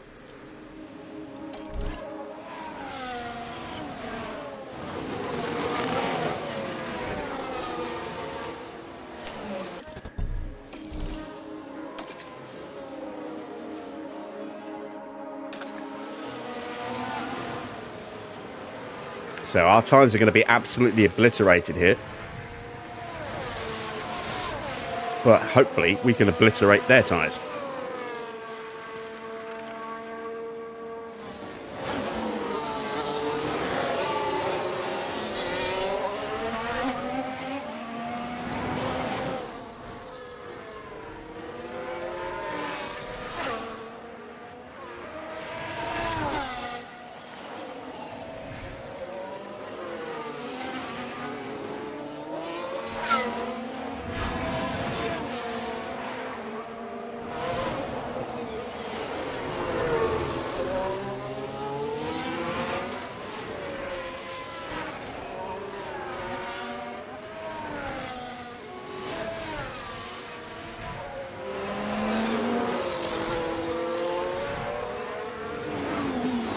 Track is still slowly improving, but I don't think it's going to stay like that all the way through. I don't think it's going to continually improve much more than it is. Just a little bit more, and I'm hopeful that we'll be starting our flying lap as it hits its absolute best condition. So we are tumbling down the order, but the track's now in a better condition for us than it was for them on their laps. So hopefully we can climb back up again. There will be enough time for them to have another run, though. That's the annoying thing. So they might yet still improve enough to knock us out.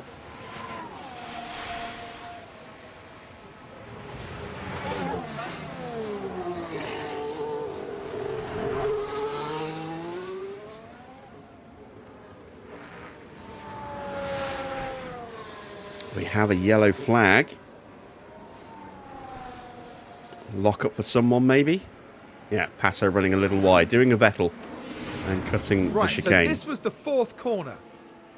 And that's... Oh no, that's not quite what they would have wanted. Well, hopefully not a sign of things to come.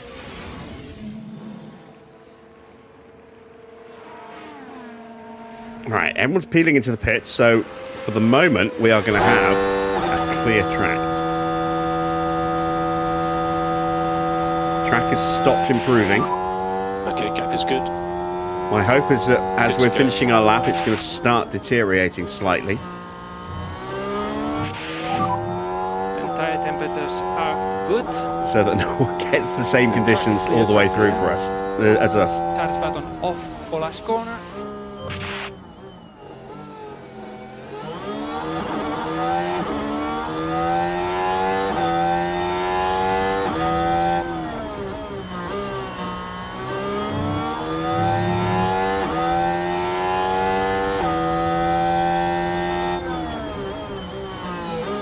Personal best, but not purple in the first. 23.7. It's 2 tenths up on our previous lap, where we did 23.9s. Same for Hamilton. And yeah, track is starting to get a little worse. Look, up to 3.35.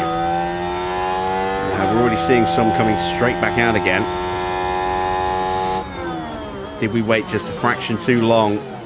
Another personal best for Max. And for Hamilton, they are neck and neck at the moment.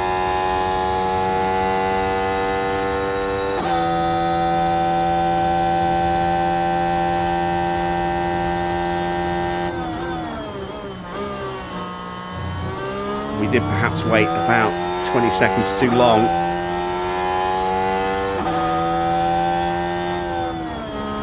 But Max is up to 12th. What about Hamilton? P12.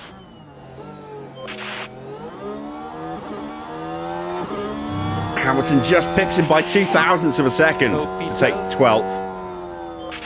But we're not safe. That's the thing. Well, maybe we are, because look, the track is getting worse. Maybe we are safe. I don't know. I really don't know. It's gonna be tight. It's gonna be very tense. Because we're done. We're not going to improve on that.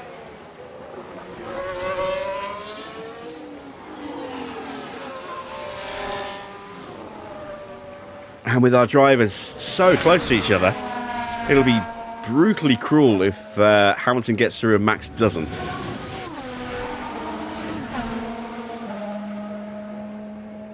But that is racing. So, who do we need to keep an eye on? We need to keep an eye on Sainz, who's starting his lap now. Ocon and Bottas. Bearman, Antonelli, the 2 Williams drivers, O'Ward and Lindblad. So, quite a few. 8 cars that could potentially scupper our afternoon. Yeah, I'm in. Box there is very slippery. Okay. And Sainz is a 10th quicker than us. Slippery pit There's a lane. little bit of traffic in the way. Understood. Will it stay in the way? Track continues to deteriorate.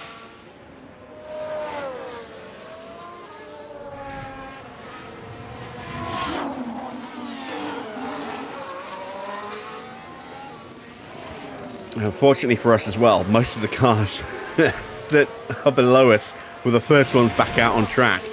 Valtteri's looking like he might pip us. Ocon, I think we're safe from. Sainz, I don't know about Sainz. I think he's going to pip us. Ah, this is not nice. This is not nice. Sainz just pips us by 0.08 of a second. We're down to 13th and 14th. Ocon does not improve. Thank you. Right. Bottas improves to 19th. What about Bearman and Antonelli? Antonelli jumps up to 7th. We're down to 14th and 15th. Bearman, I don't think, has done enough. He hasn't. He's bottom.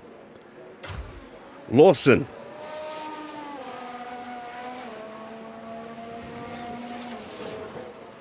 Also, I don't think has done enough.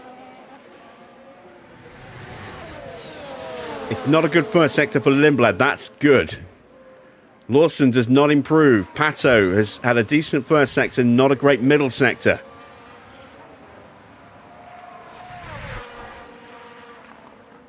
This is so tight.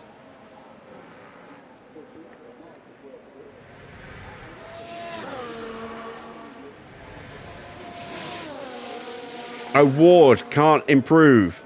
It's down to Albon and Lindblad. Neither of them have had particularly good laps, and that looks like Lindblad in front of Albon.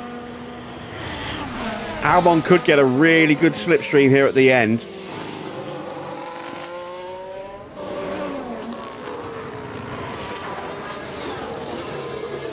But he on his own is safe. Norris does not improve. Lindblad and Albon do not improve. We are through with both cars into Q2. But that was so close. Look at how tight that field was. Lindblad made it by just 9 thousandths of a second. We were only 71 thousandths quicker than Lindblad. Sainz pipped us by 8 thousandths of a second. Our drivers were just 2 thousandths apart. Very, very tiny margins, but we have made it through. And we're into Q2.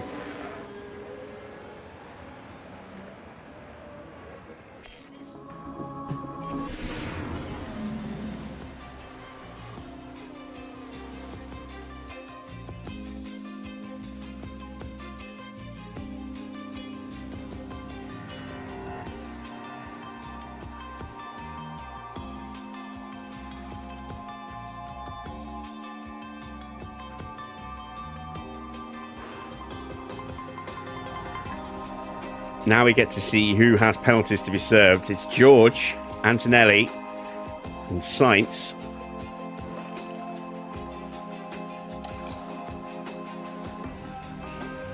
All three of them are through at the moment. We're going to be starting on Inters again. We're going to start on the same tyres because there's plenty of life left in them.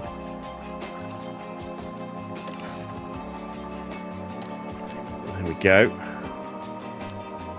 Let's see what the weather's going to do in this session. Evening, Mike. You're popping in and out of tonight's stream as you're watching Constantine. Movie or TV show? The track's a lot drier. Look, 2.2 mil. But it's going to get worse. So we need to get out straight away. Green light.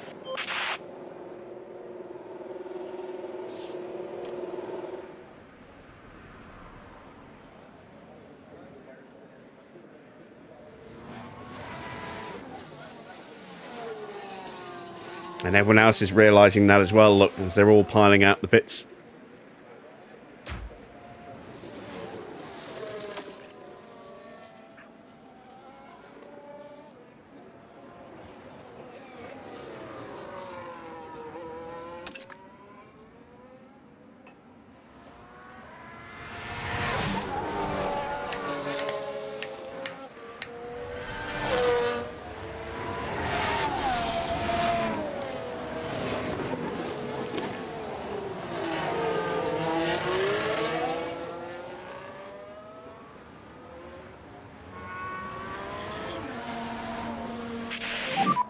So you're in a good position.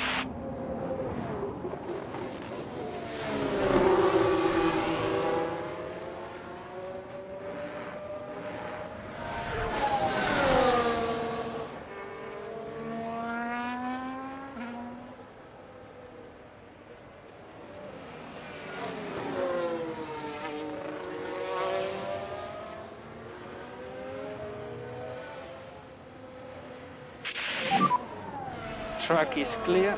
Track is clear. Mode push for last corner. Mode push. tyre temps are good. So Hamilton's got a pretty clear track. We've got go, one of the good to go. Mercedes somewhere in front on an outlap. Max has got somebody for company. It's a Maserati, I think. That's got to be Colapinto. He's the only one who's still in. Pato out in Q1.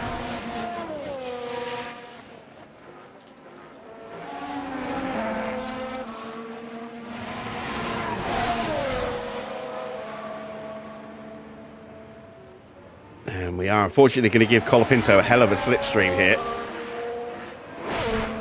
Not a lot we can do about that. Russell is very quick.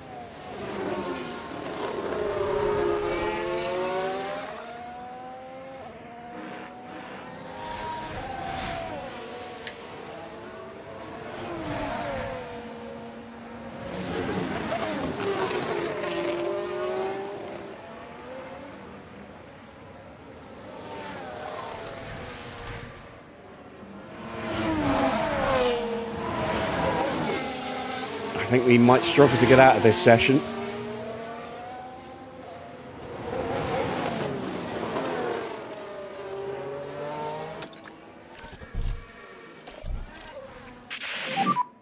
So at the moment you are P1.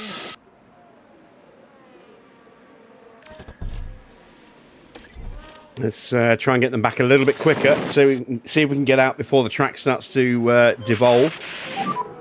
You're P2.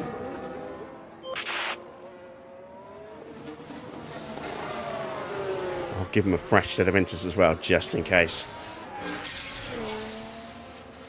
Well, actually, I might not. I mean, these are only at 95%. They're not really suffering at all. Everyone's going quicker than us, it would seem. Apart from maybe Gasly. Possibly Sainz as well. Perez up to 5th. Stroll splits our two drivers. Gasly's slower than us.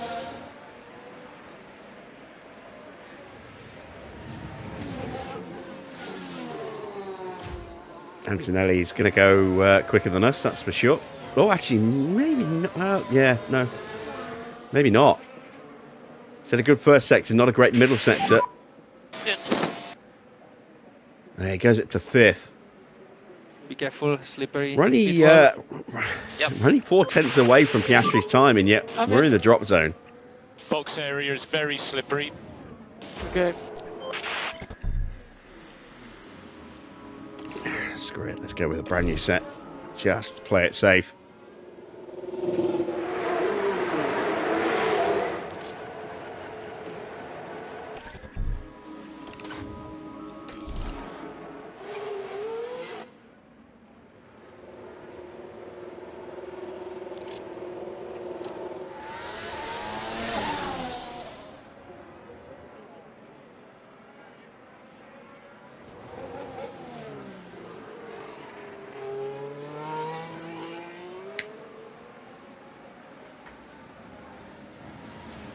Track's already starting to get worse.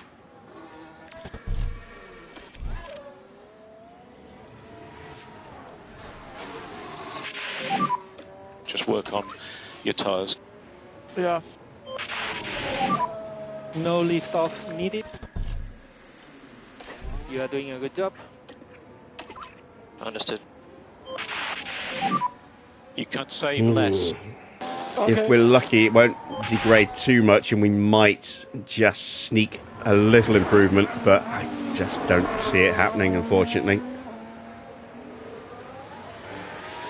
It doesn't take much extra water to have a major impact on lap times.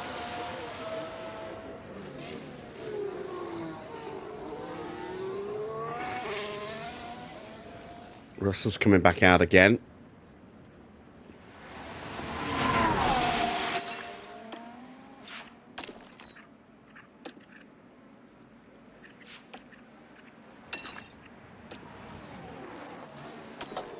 Oh, God, there's a whole flurry of them coming back out now.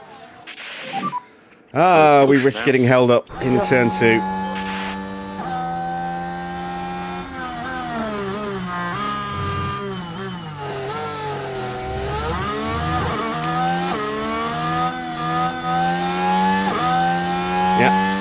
up for Hamilton. And a disaster for Max.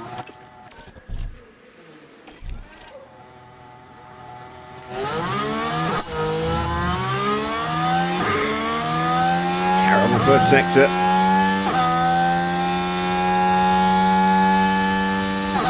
See what the middle sector's like. It's probably going to be worse as well.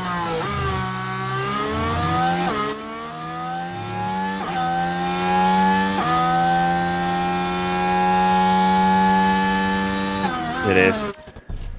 Yeah, that's it. We're out of qualifying. No way we're going to improve now. So, we are going to speed through the rest of this session. Be amazed if anybody improves. We've got Stroll doing a Vettel again. Take a look now. Now we're just proceeding through turn 4, and that's where they slightly run off the track. Perhaps a little lapse in concentration, maybe.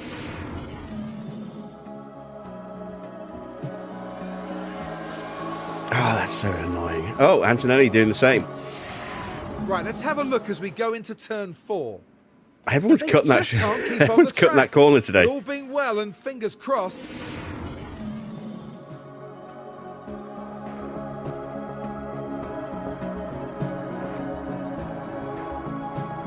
Yeah, track's over 0.5 mil worse than it was. That's a huge amount.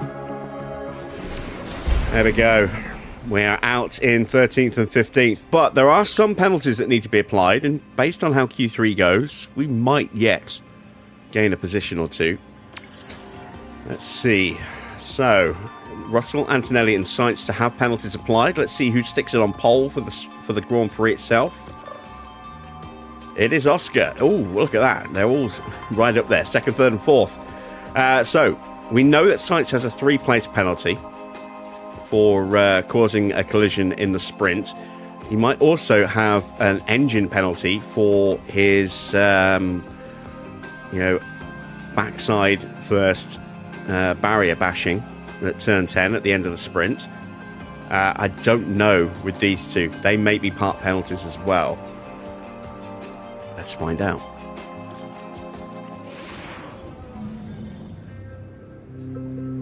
"70 laps of the Canadian Grand Prix await our drivers here in Montreal." Named after the legendary Canadian driver, the circuit Gilles Villeneuve has been host to plenty of first-time winners. Jean Alesi, Lewis Hamilton, Robert Kubica and Daniel Ricciardo all got their maiden victories here. Gilles Villeneuve is a quick, free-flowing circuit in parts, with a stop-start aspect thrown in for good measure around the chicanes and hairpin bends. Medium-speed downforce will play a large part in avoiding the wall of champions and ensuring success at this iconic track. It's race day, with the teams and drivers ready and raring to go.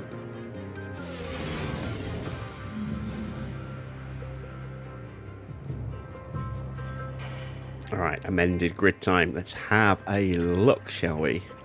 How big are those penalties? George and Sainz just 3 places each.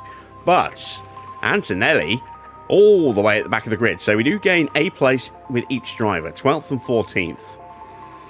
Let's take a look at the forecast, shall we? It's going to be inters all the way through, it would seem.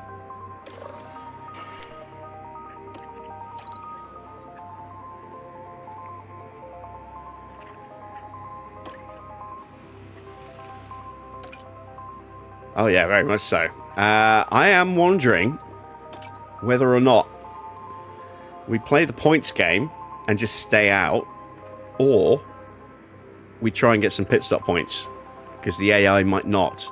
I guess it's going to come down to safety cars, etc. But I mean, the tyre wear is not going to be that extreme in terms of wear. Heat might be the differentiating factor, because we're starting at just over 1 mil. It's going to get wetter. It's going to get to about 3.5 mil, maybe, around here. And it's going to come down again, back up again, and then kind of fluctuate a bit. This opening period is where the tyres are going to suffer the most. But we're not going to go to DRS at any point, assuming that this is an accurate forecast. So, yeah, I don't know what to do. We are going to put an extra lap of fuel in. so that we can be aggressive with fuel.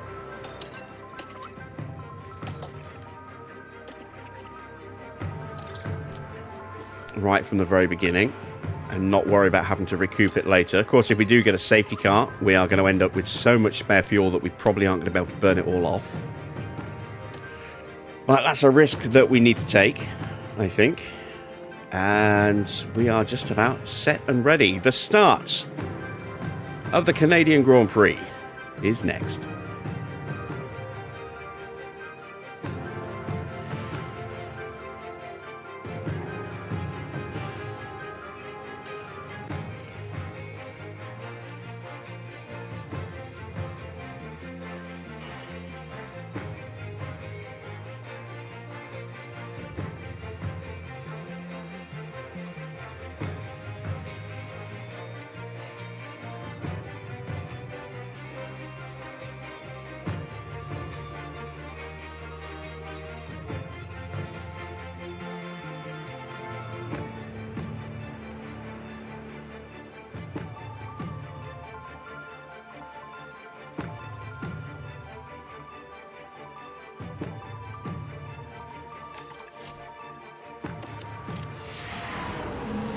Well, it's great to have you with us, folks, as we settle in for the weekend's Grand Prix action. Time for Oscar Piastri to show what he can do. They've got a fantastic opportunity starting on pole, but can they carry it through to the end? This should certainly be a good one, folks. This is it. We're moments away now at the Canadian Grand Prix. And it's lights out, and away we go. Let's see what we can do. Keep battling away. Okay. Oh, Schumacher runs wide. Understood.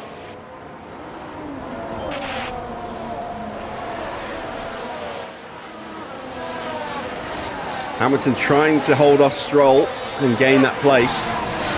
A lot of movement and squabbling over position here in these opening corners. And Max has got ahead of Leclerc. Hamilton now completes the move on Stroll. Excellent. You're P11. Let's see this move.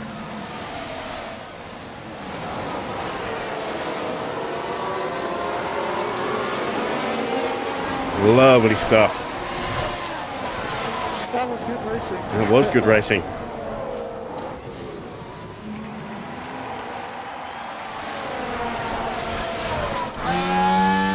Now Hamilton's trying to have a look as well. How is track conditions? Ah, he just shoved us, but we go to the inside. Gasly gets up the inside of Stroll. Can you tell us how the track is? And both of our boys are up. Oh, look at that. We've got DRS. I think 6 in.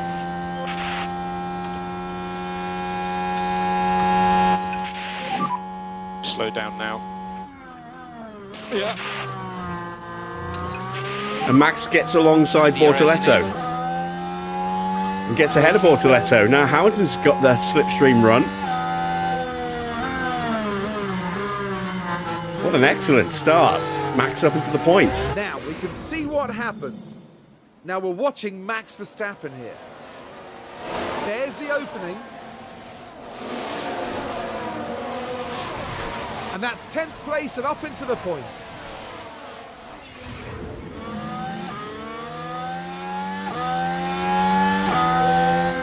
DRS is right on the cusp, look. Oh, it's gone. It's gone. Damn it. Hamilton having another little look at the back of Bortoletto there. Doesn't make the move.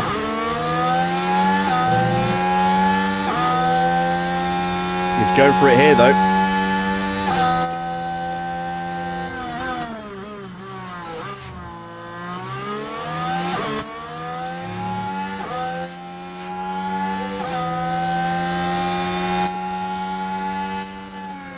Yellow flag, is that behind us?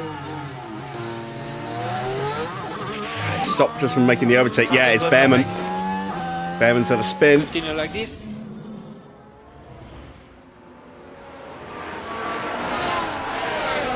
Nearly beached his car on the sausage curb there.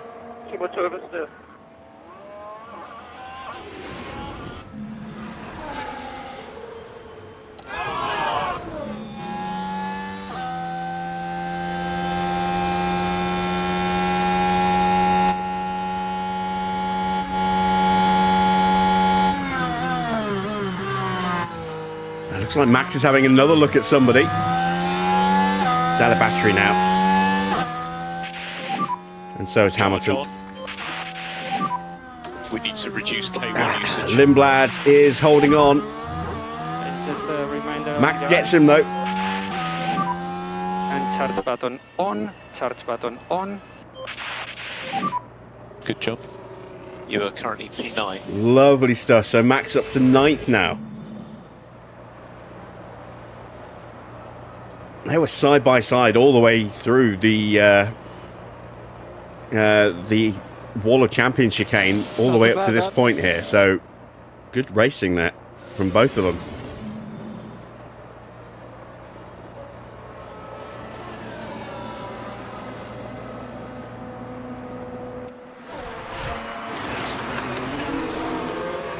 Now the track's starting to start getting a little damper again. We're up to 0.01 now.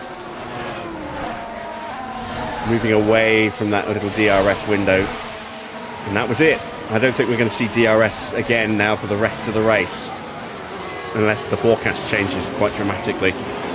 So, at the end of lap 3, well, near the end of lap 3, Piastri leads Tsunoda with Norris in 3rd. 4th for Perez, 5th for George Russell, who needs to be making some moves if he wants to try and keep in the hunt for the title. Piastri is just stamping his authority on this championship at this point.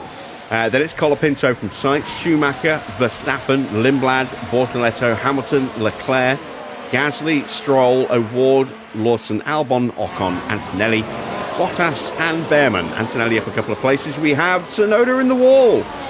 Tsunoda is out.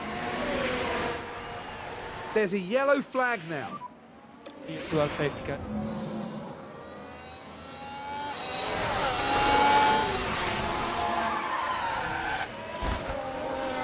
Sorry, mate.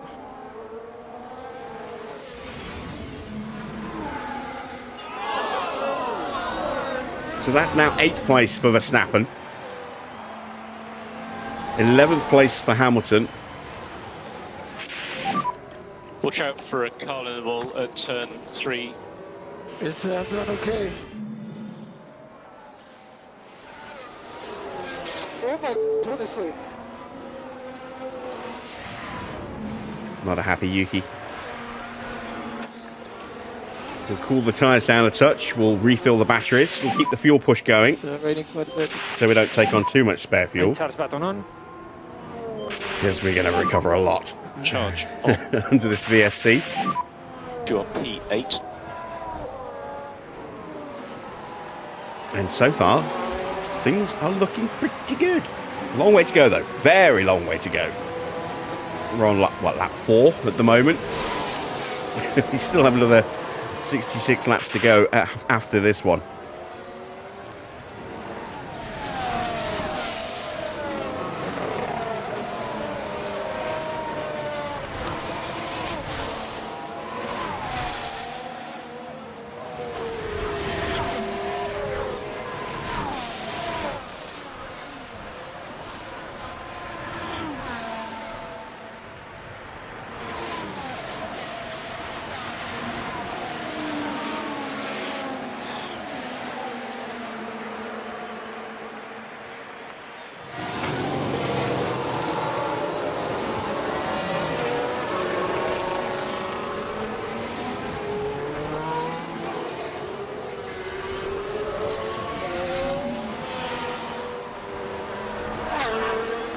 Halfway around lap 5, we're still under the VSC.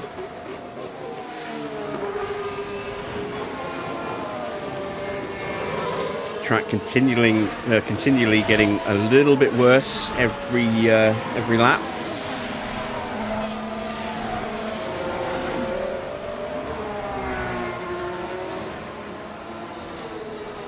I think we've probably got another lap or so, maybe half a lap of VSC before that ends.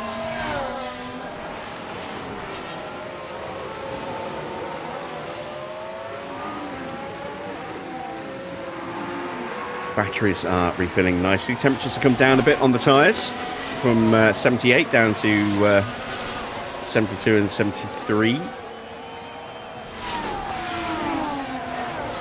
Hopefully we can get a good restart with Hamilton and try and catch Bortoletto napping. Max is a little bit too far away to make a move on anybody, because Mick is in clear air ahead, but we can hopefully at least break away from Lindblad. And there we go, VSC is ending, so let's go on the attack. Ending. Yep. Use the energy. Yep. And we'll focus in on Lewis for this. Is that another yellow flag? Perez is out. Is that the same corner? And this is a full safety car. Safety car deployed. Perez in the wall. And charge button on. Charge button on. Wow, VSC ends and like within 5 seconds. We're under a full safety car. I crashed. It always sounds like he's crying. And while all that was happening, the crew in the garage could do nothing but watch on.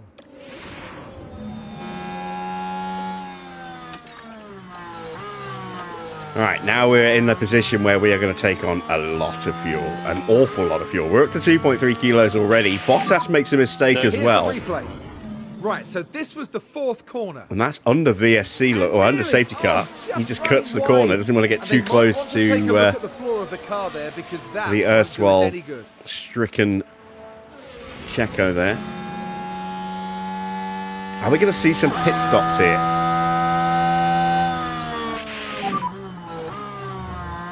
We might. We're staying out. Okay. It's way too soon for us to even think about a pit stop. Everyone is But we might see the AI potentially make a stop. Well, Bearman, I'd be making a stop. He had that spin, which would have taken a bit of life out of his tyres. He's at the back of the grid. He may as well box, put on a fresh set, and catch right back up to the back of Valtteri again.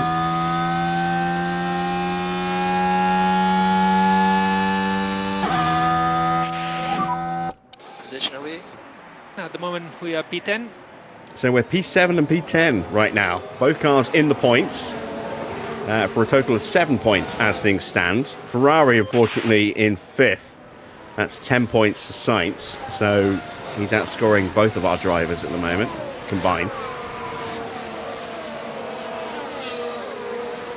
Bearman has stayed out. You see, I would have boxed. If I were controlling Ferrari, I would have boxed Bearman there. Okay. It's a no-risk stop. Get a time on the board for the pit stop competition. Get fresh tyres onto Bearman. He's still going to end up right on the back of Bottas regardless.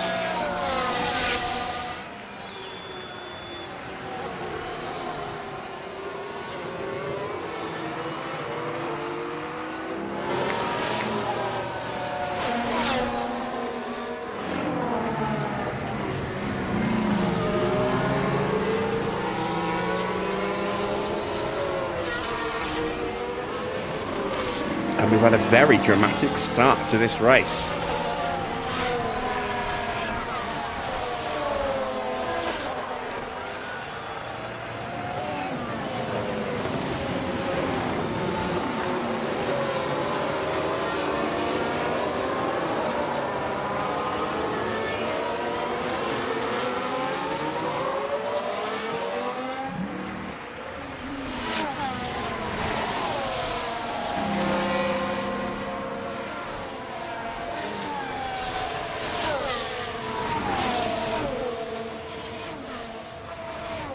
Alright, let's protect the car and the tyres. Try to reduce the hits on while the we're under curb. the safety car.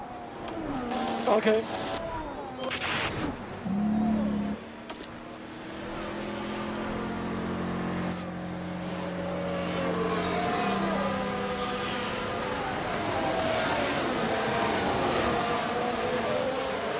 Tyres are only down 3%, and we have pushed them. It's not like we haven't been abusive to them at any point in this race so far. We pushed them off the line for the first lap. We pushed them again on the restart for a couple of corners before we had to slow everything down again. But they're still at 97%. If the AI is in a similar kind of position to us, which I imagine they probably will be, then yeah, it doesn't look like anyone's going to stop. Which is why I'm half tempted to maybe think about a stop for our drivers. Just to maximise points in the pit stop competition.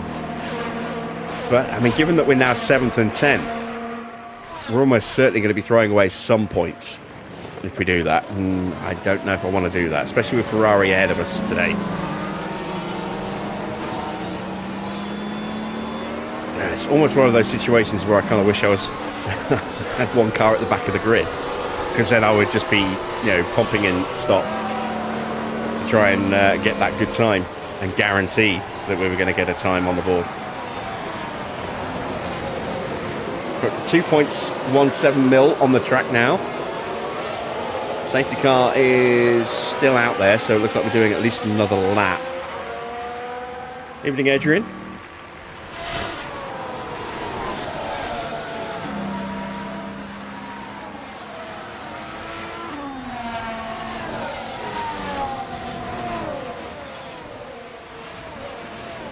You see Max weaving away.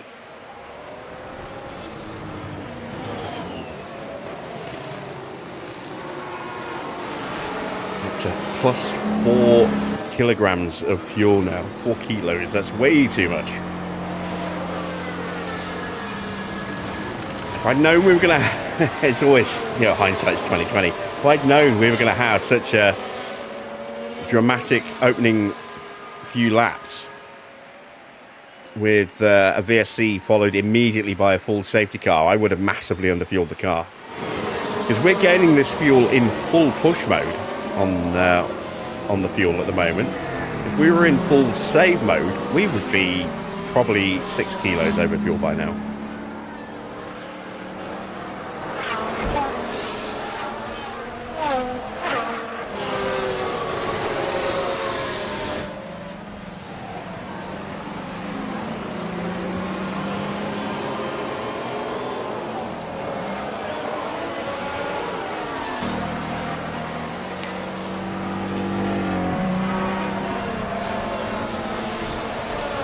I imagine the safety car is going to be in this lap. So it'll be a lap 10 restart. That's my expectation. We'll find out in just a moment. We're coming up to the end of the middle sector now.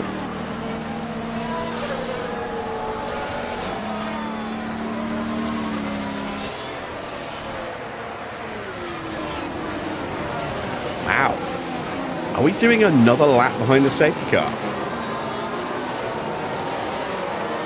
Well, to be fair, Paris did crash pretty much on the racing line, so maybe they've got to sweep some debris away as well as getting that car off the track. But yeah, it looks like we're going for another lap. I'm surprised. I really thought we would be going racing at the end of this lap.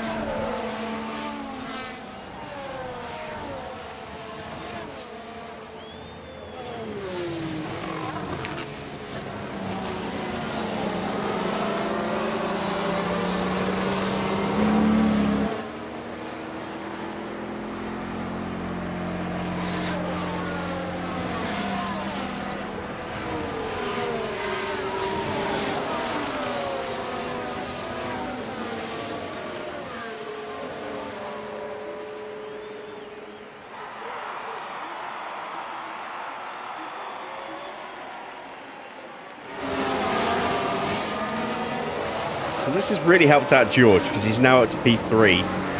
He's quite a way behind Oscar in the championship. Needs to, well, ideally he needs to be outscoring Oscar, but he at least needs to minimise the points loss if he's not going to beat Oscar in each race, so that he's got a chance of staying close enough to maybe be in with a chance at Brazil with those double points for the final Grand Prix weekend. I'm assuming I'm not 100% certain, but I'm assuming that affects the sprint as well. But I honestly don't know. I don't remember. In fact, let me open up the app, I think. If I look at last season's results.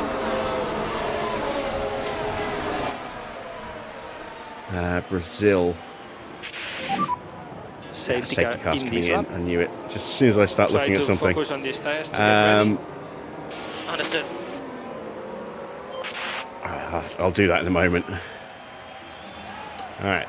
Full attack on the restart. What's up, ready?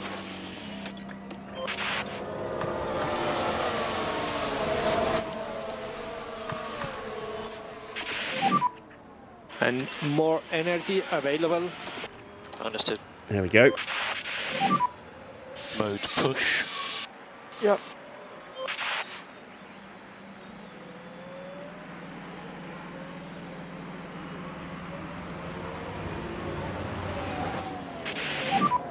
Okay, leader is dropping back from the safety car. We are back underway. We're under pressure from Charles Leclerc.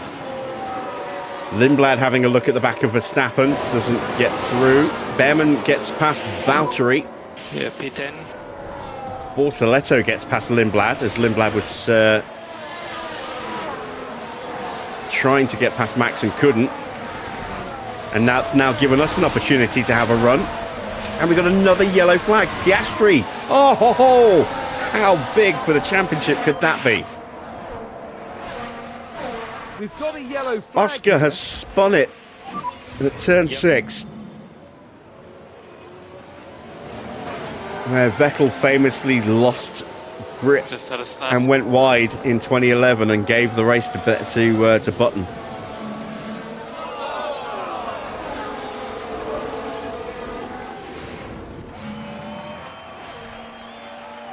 And that drops him all the way back of the grid, and it is going to be hard to overtake in these conditions. Lindblad and Hamilton are side by side. Hamilton gets the run and gets the position. And Max is having a look at Schumacher. Good job. And Max is through as well, so we picked off both Nissans. Fantastic stuff. We are 5th and Excellent 8th. work. Currently P5. And Max, I think, is having a run. Oh, he's going for it, look. Oh, be careful, Max.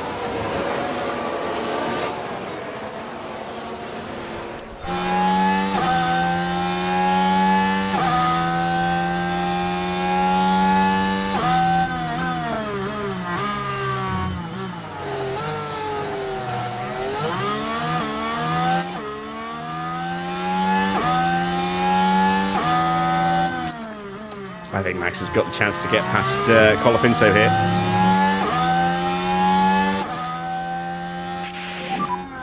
Cool the car. Ah, damn it, I was hoping he'd go to the inside. He went the outside instead. Let's focus this on long race. But we forced Colapinto into a defensive position. And we get him this time. And Max is up to 4th. And out of battery. Way to go. Currently P4. Oh, no! No. Colapinto. Actually, I think Mick caused that. It's a red flag. Max is out. God damn it. Red flag. Max is out again. I think this is Schumacher. It is. Yeah, Schumacher hit Colapinto into us. And that has just destroyed Max's remaining powertrain. I'm sure of it. And all of my financial plans have just gone out the window because we now have to spend 5 mil minimum on a new engine for Max. God damn it. Right. I'm going to take a bathroom break. I'll be back in a second.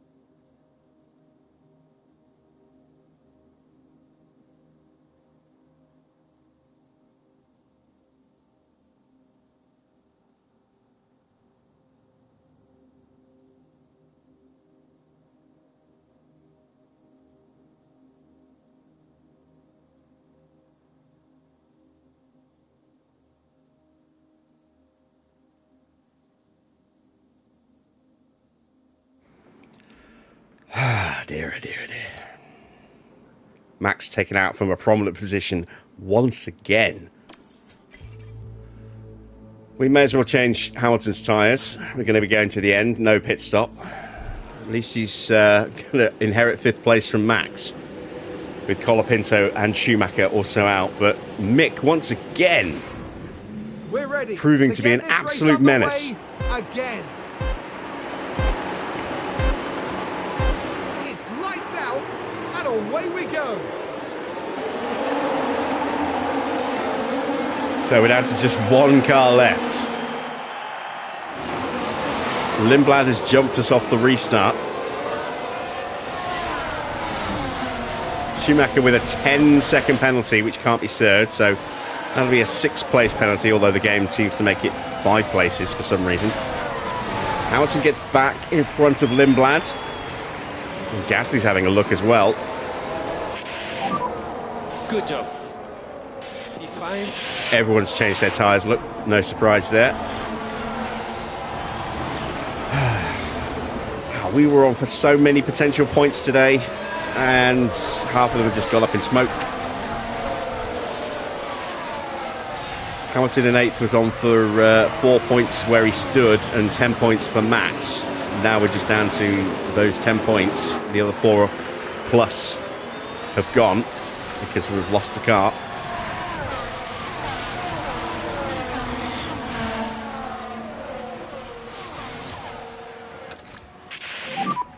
And we need charge button on. And we need to look after the tires. Very frustrating. Very frustrating. How many times have we been victim to somebody else crashing into us this year?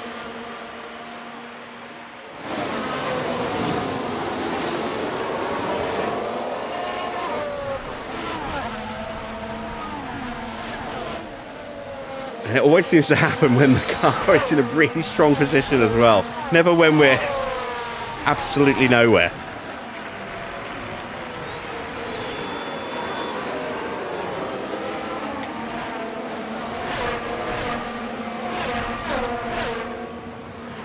I like Nick, but I would not be sad if he's not on the grid next season because, well, depending on who replaces him, but it might give us a little bit more race position security if he's not around us.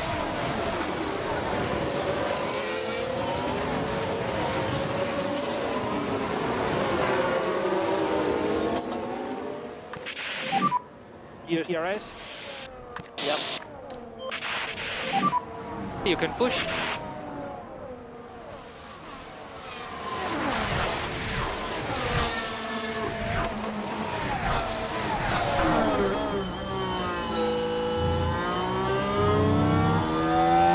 Ocon's car finally goes orange. Yeah, I have a lot of engine braking, guys. He's kind of lucky that it's a cool afternoon, another hot one. Otherwise, that engine would probably overheat and explode before the end of the Grand Prix. It still may give up, but at least for now, he has a better chance than if he was racing in Friday's conditions when we had like much higher temperatures, 30 odd degrees, and a track temperature of over 50.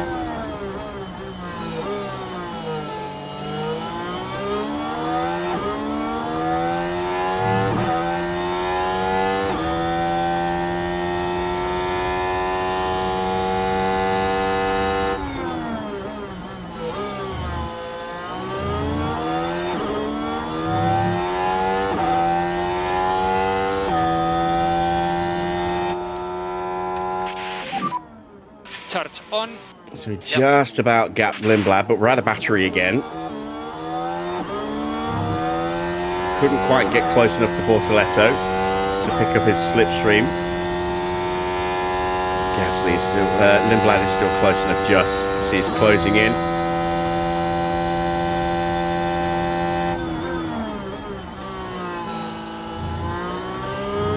We just need a solid drive from Lewis now to bring this home.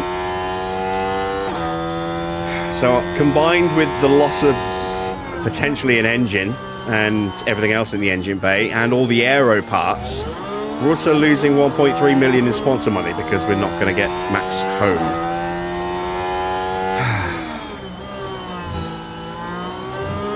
We have got money coming from our sponsors, but I'm not sure how much. Probably not enough. And that's a week after this Grand Prix, so that was all earmarked for research. That's now probably earmarked for an engine.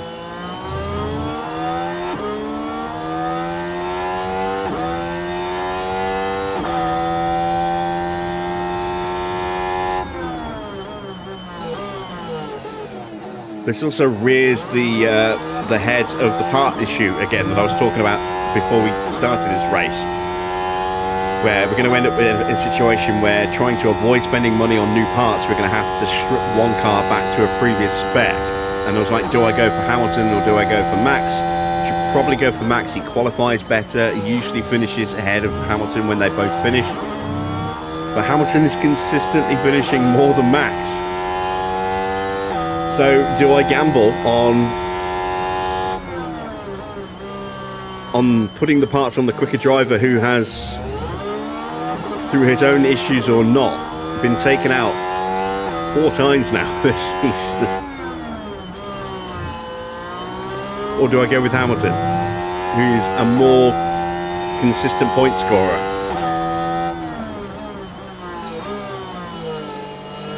I just don't know what to do.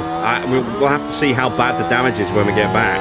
It's not going to be pretty at all.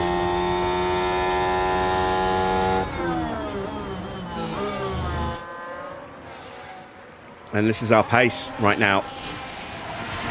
We're leading a little train. Ocon is falling a little bit further back because of his engine, but we're having to cover off advances from Lindblad like that, which is slowing us down. We don't really have the pace to pull away from him. And so the front runners are just drifting further away from us. Carlos Sainz is now on the podium, which is, again, bad for us because that's 15 points for Ferrari today. We're up to 10.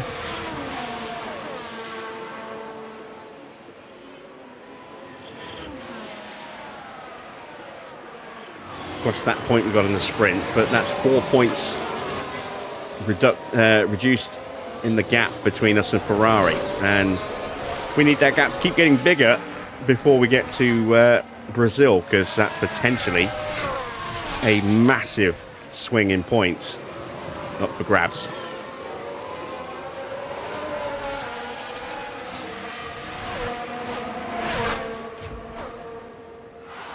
We've got a yellow flag. Please don't be Hamilton. It's a safety car again, and that's going to get more fuel. Safety car deployed. Safety car deployed. Somebody around Ocon, I think, Lawson, involved. Oh. That's a red flag. And clearly they're not what everyone. It's going to be a red flag again. Yeah, I wasn't quite quick enough to change the settings there. Look, so 2 more cars out. My God, we could be on for so many points today. Oh my God. What lap are we on? We're already on lap 19. We've got 7 retirements in 19 laps. Someone asked me the question yesterday. What race would you suggest for unpredictability? Just like that. On this evidence, Canada in the wet. 7 retirements already. That's crazy. Absolutely crazy.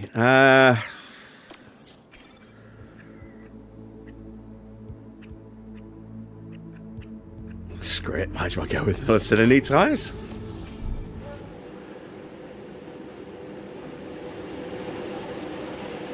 Who knows, that extra 5% grip could be very important. We're set once more, and soon we'll continue this race.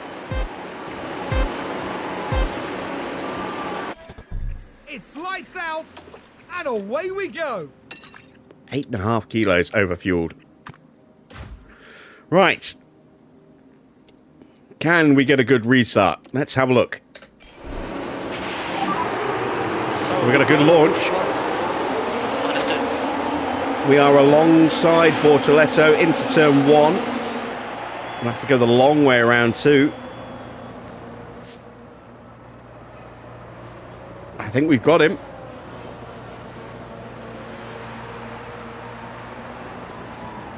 He's going to try and lunge us back. You're doing a good job. I think we shut him At the moment down. you are We P4, have. We're up to P4. P4. Next car in front Excellent is, stuff. Signed. And half the grid, well, most of the grid decided to change their tyres with us as well. Stroll, Gasly, Leclerc, and Bortoletto did not.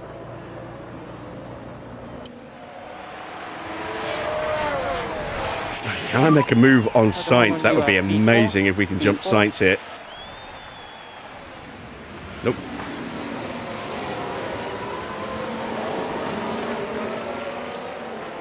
How many more cars are going to eliminate themselves from the race today?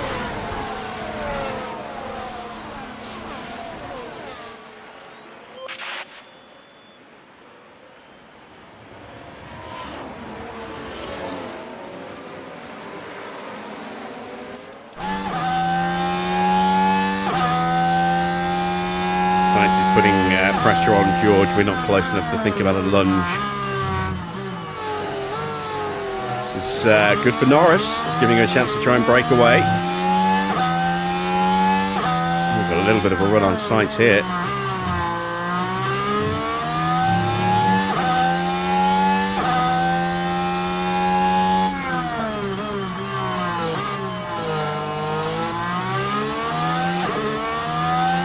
Can we get him into the chicane, maybe? Hamilton went for it before I even clicked the button. We'll get alongside. Can we complete? Yes, we can. Hamilton's on the podium.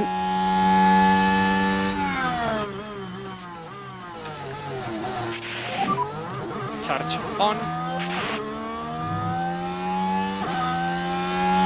Now we should be able to take a look here. Now we're with Lewis Hamilton here. Can they squeeze by? No, yeah, we got completely ahead of him and covered his line into the hairpin. Beautiful stuff.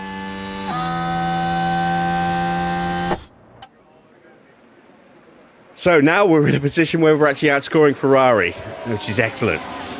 Sainz is on for 12 points, we're on for 15, plus the extra point from the sprint means we're going to actually outscore them by 4 points now.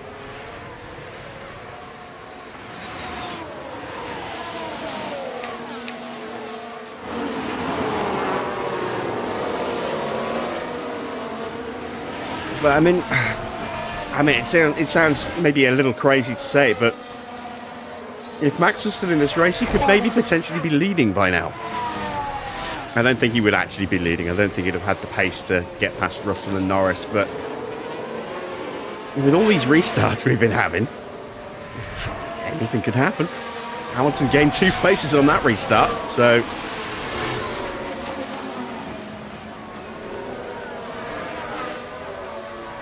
not beyond the realms of possibility. Track water level is increasing.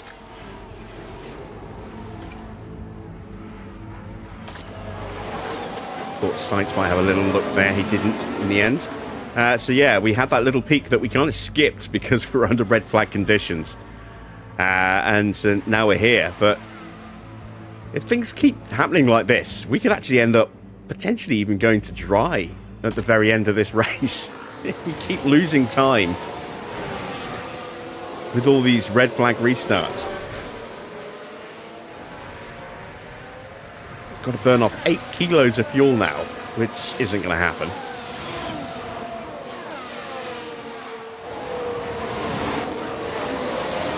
I'll turn the tyres down so they don't overheat, because they're going to be getting very close to that now. Just hope that doesn't hurt us against Sainz. In fact, let's go always defend. Try to stay in front. Good advice for any race driver there. Try to stay in front.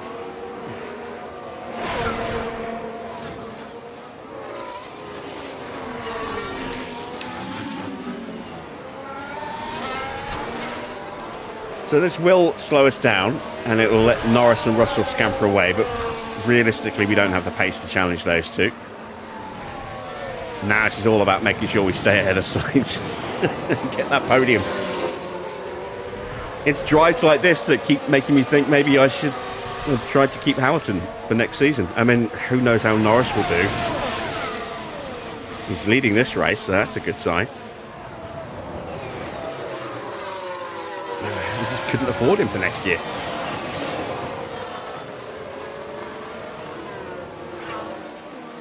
And it's also making me think that we should back Hamilton over Verstappen for the rest of the season if we need to.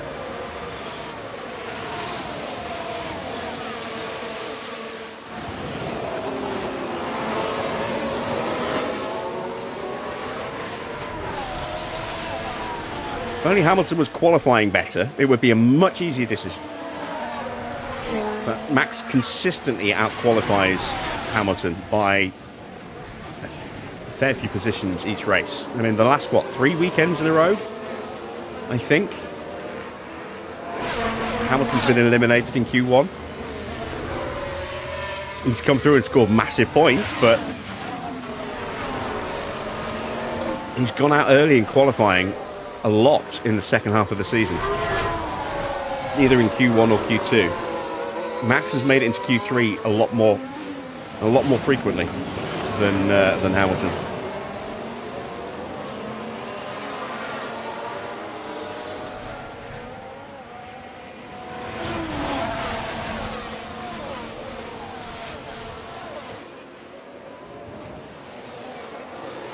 We are just over a third of this Grand Prix down, and 7 cars out.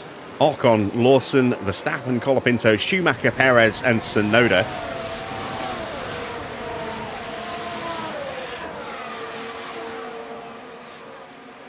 Perez took out Tsunoda, I think. Oh, no. Tsunoda took himself out, and then that brought out a VSC. And then as soon as we got the restart going, Perez crashed himself right there on that curb, and that brought out a full safety car. And then on the restart, or just after the restart, Schumacher hit Colapinto into the back of us and took all 3 of us out. Red flag. Then shortly after the restart, Lawson took out Ocon. Red flag. It's just, yeah. At this rate, we're maybe going to have 5 or 6 cars finishing at the end of the race. Oh, Bortoletto having a look. And there's another yellow. It's a safety car. Gasly is literally ghosted into the shadow realm. Safety car deployed.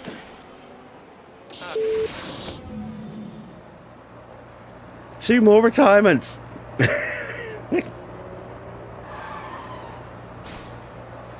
Oh, I see it. This is a Nissan tactic. That's exactly what Schumacher did to us. Look, he has literally ghosted him out of reality.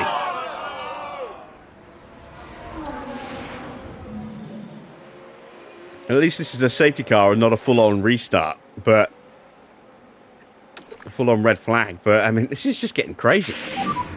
Take it easy there. This is getting absolutely crazy. And charge button on. And look how quickly that gap exploded when we went to heavy defense. Let's turn that off. 9 cars are out. And we've only just done over 25 laps. Lap 27 now. So yeah, 9 retirements in 26 laps. That is, I think, a new record.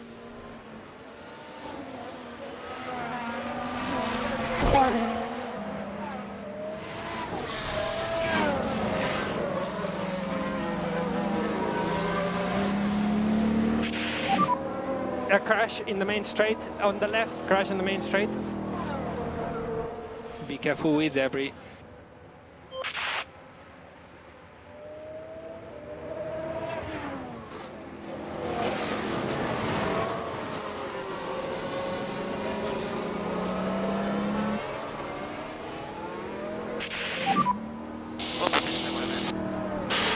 at the moment P3.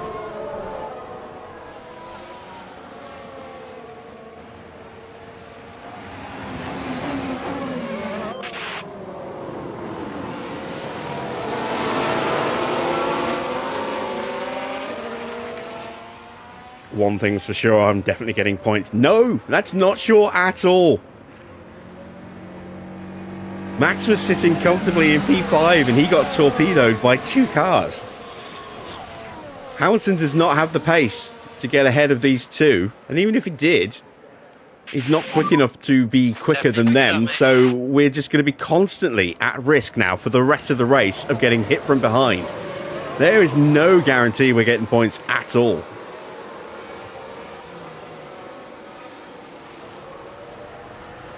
I'm actually really worried that we're going to end up with a double DNF. I'm terrified that that's going to happen.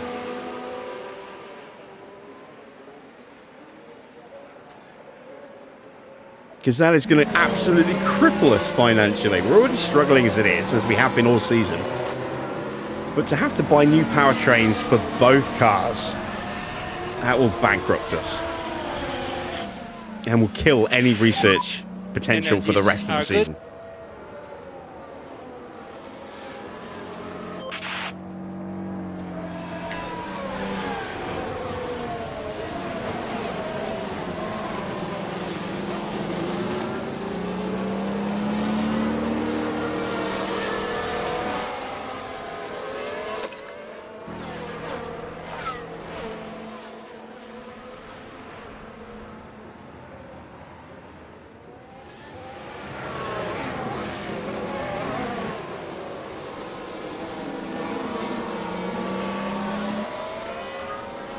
All right, I'm going to throw up a poll in the chat.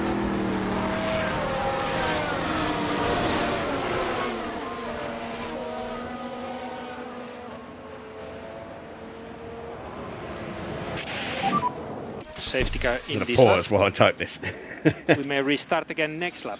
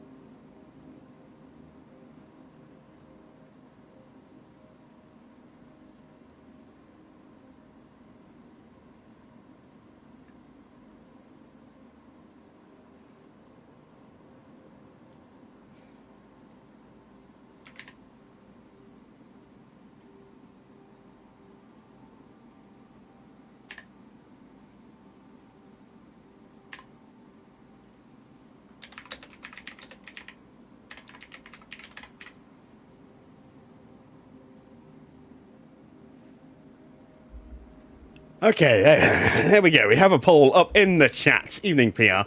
How many more cars will actually finish the race? Your options are less than 5, between 5 and 9, 10, or no more retirements. We've had 9 retirements in 26 laps.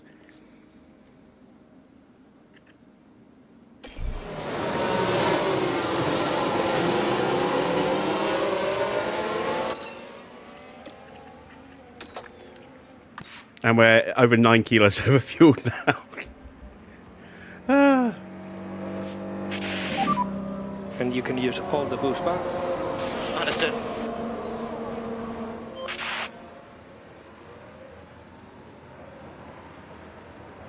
I realise I should have said 10 or 11. I don't think I can actually change the options. No, I can't. I can only end the poll. So if you think it's 10 or 11... then yeah, go with that. But yeah, it's been very chaotic, as you can see.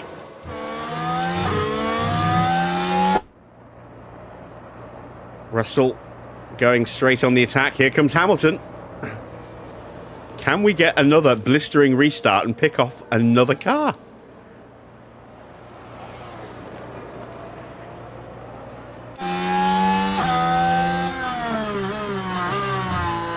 Oscar's going to get points just without actually overtaking anybody. That's another yellow flag. What now? Surely it's just a corner cut. Yeah, Antonelli. Now we're just proceeding through turn Oh, I'm getting 4. PTSD every time a yellow Wide flag they go, pops leaving up. I'm the racing immediately line. like, oh God, here we go Gotta be again. careful and watch the car there.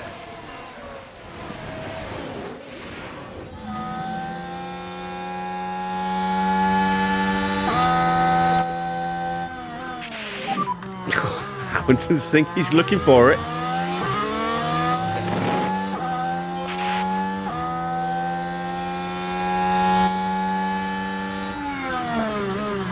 Just not quite close enough at the hairpin. Oh, we've got another yellow flag. What now? It's two more cars are out. What the hell is going on today? This is insane. We're going to fault for Albon as well. It looks like they're carrying some kind of fault. Oh, there's the crash. This is why I said I am not safe. It's Sainz. Yes, Sainz is out. He's taking Bortoletto with him. But that almost took us out. We weren't that far clear of that.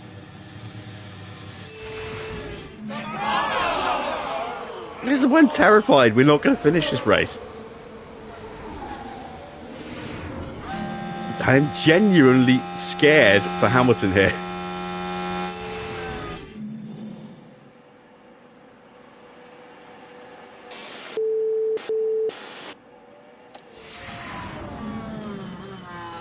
This is absolutely insane. Absolutely insane. Take care of the tires.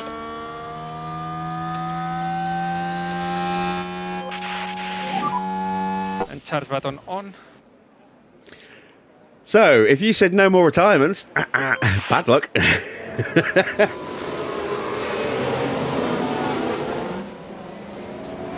is insane. Absolutely insane. Sainz has got a penalty again. Yeah, I only had the option for 4 options, one of which is dead already.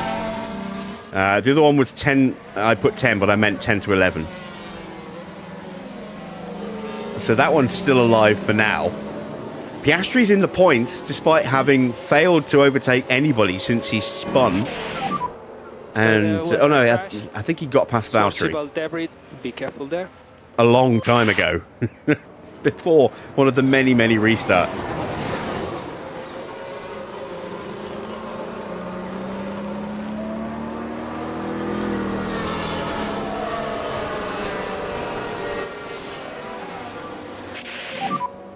What position am I? So at the moment you are P3. Next car in front will be Russell.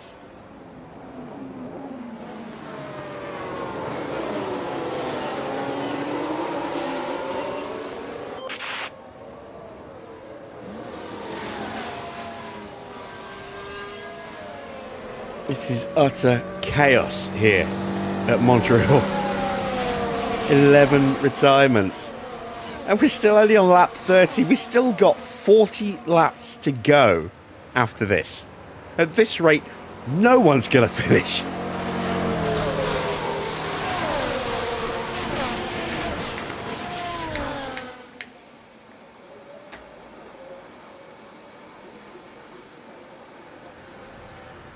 If you had stuck it out for this Grand Prix all the way through so far, you're getting your entertainment's worth tonight. This is absolutely bonkers. 11 is the most retirements I've ever had in a single race, ever. And I say, we still have 40 laps left. We're not even at halfway point yet.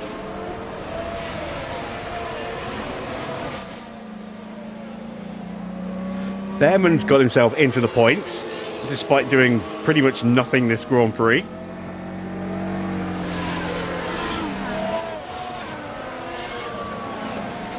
So Ferrari are still able to score some points. They've just lost a huge chunk from Sainz, but they're still but that has enabled Bearman to get into the points. Albon's got an issue. Be interesting to see if that gets worse and he has to retire mechanically. None of these are mechanical retirements. All 11 of those are crashes of some kind.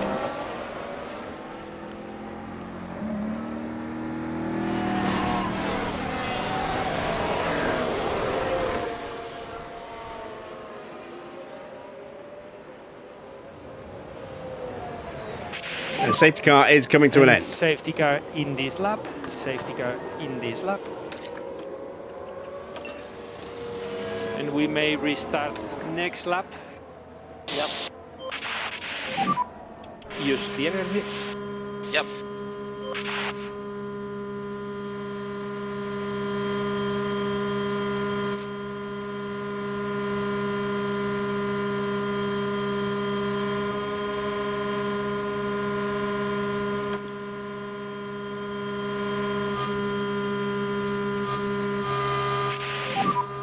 Safety car in the pit lane.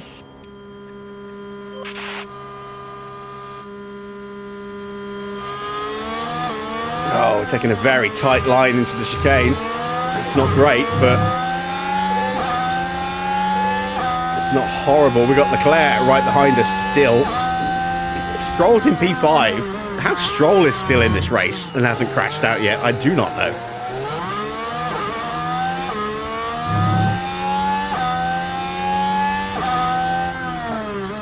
Russell's really going for it on this restart.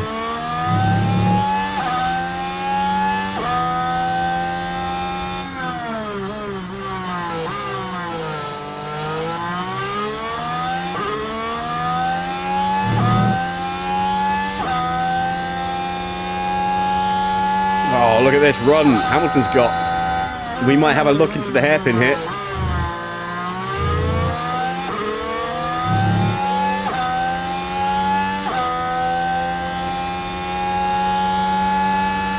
Not in my game, he's not PR. I nerfed Stroll in rain because he's not that good a wet driver. Yeah, he was on like 92 or something.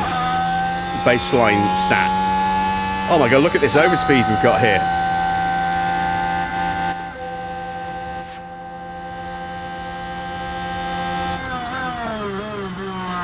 Don't hit the world champions, don't hit the world champions. Ah!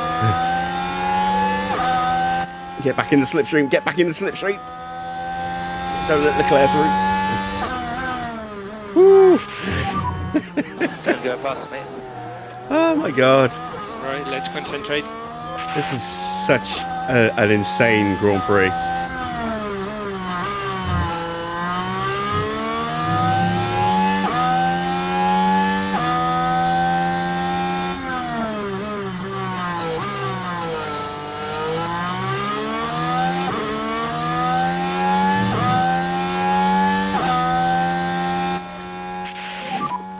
Charge button on. I could probably leave my tyres at that full-on pace setting now. We've only got half a race to do. Take care of the tires.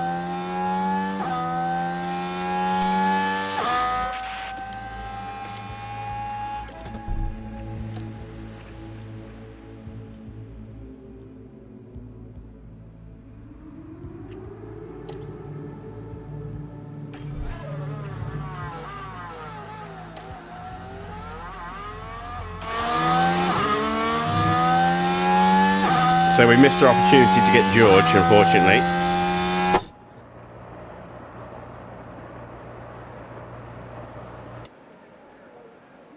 There couldn't be more DNFs. Oh yeah, oh, they're good. They're absolutely good. There's still some utter, terrors still out there. Stroll and O'Ward. Antonelli, we know how he likes to take someone out and then complain that he got hit quite badly. Bearman's not immune to making mistakes. Even Albon. Valtteri, potentially. Even anyone could crash. Even Hamilton. Oh, it's another yellow flag. Alright, someone just cut the corner. Stroll.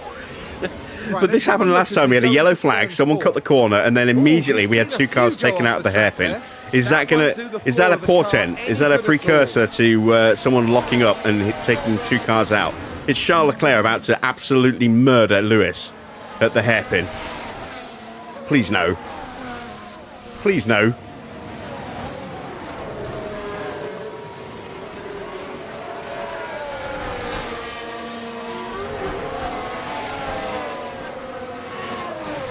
Is George about to take out Norris? No. Leclerc doesn't take us out. Stroll doesn't lose control and take Leclerc out, which is good because that would have probably hit us as well. Everyone makes it through. But it's going to be like this every corner. Terror every time we approach the hairpin and anyone's within a second and a half of us.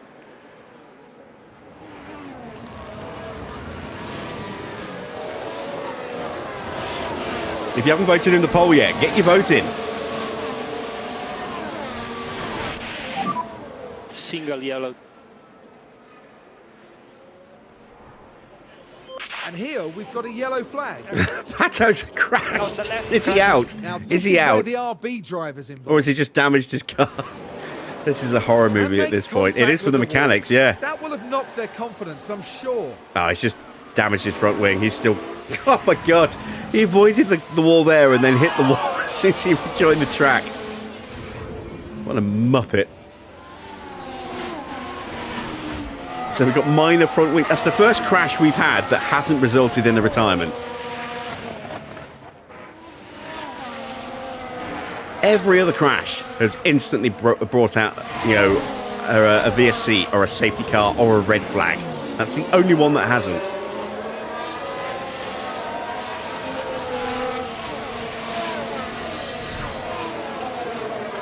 Oh yeah, tens of millions of dollars have been lost today. Absolutely. And a lot of them have been rear impacts as well, so there's potentially going to be a whole host of engine penalties in the next race of Vegas.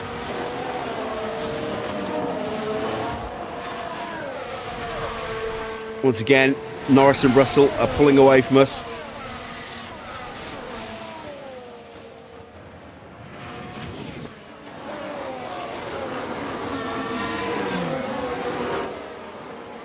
Nobody's going to stop in the pits. Apart from possibly Pato with that wing damage. But even then, unlikely. There's just no need. We've had so many red flags that, you know, it's just been a tyre change here, a tyre change there. Well, I say so many. We've had 2 red flags, but the tyres were never going to be really an issue all the way through this race. And as you can see, most people have changed their tyres twice, including us, onto the red flags. We still have another brand new set waiting, which is just going to sit there. I mean, if I were to stop, I would guarantee I would have the fastest lap, the fastest pit stop today, but I would throw away a podium to do it. We may end up potentially getting points on the leaderboard. It's going to just automatically assign points now, which is a bit unfair potentially. It could really benefit us. It probably won't. Someone's going to get... some lucky team is likely to get first and second. I really hope it just dishes them out on finishing order here, because then at least we'll get 3rd place in the pit stop competition. But it won't.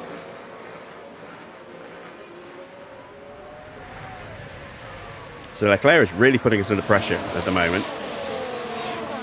He's getting very, very close, and he's starting to worry me a little bit. Chill out, Charles. Just settle for 4th.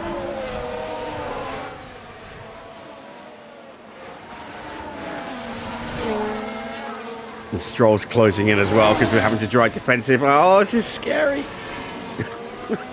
I'm not worried about Charles so much as more I'm worried about Stroll and Antonelli behind Stroll. I do not like this. I really don't like this. Because we don't have the pace to pull away. They're all just going to queue up behind us, and one lockup could take out pretty much the entire top 10.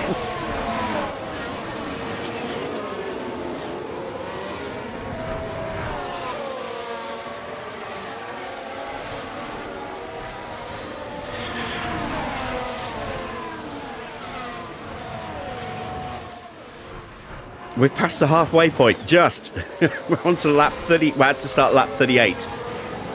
So we are past the halfway point of this Grand Prix. We've lost half the grid. And we still have more than enough time for other people to decide they've had enough and throw their car out as well.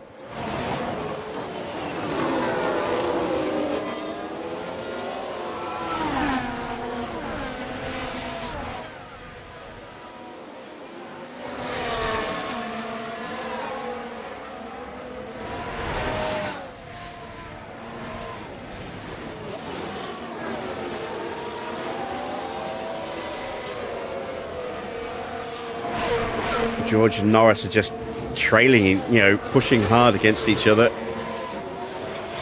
I'm just laser focused on what's going to happen to the back of my car. Oh, someone's locked up. It's Stroll. Stroll has done Stroll things.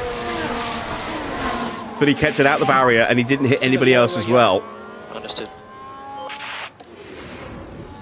He's just warming up.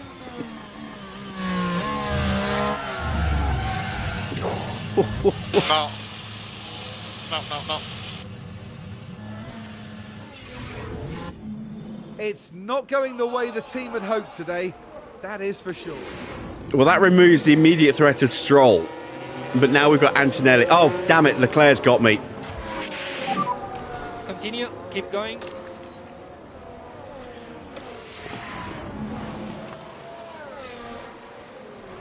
Yeah, he's been threatening that for a while. I didn't have high defense on because I was worried about just backing up into Stroll and leaving myself with a big pink target for a domino effect collision, but we might get him back.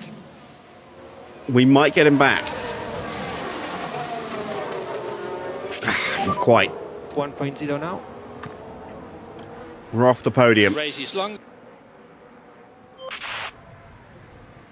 Oh, here comes Kimi. Oh, please no, Kimi. Please no. I just want to finish now.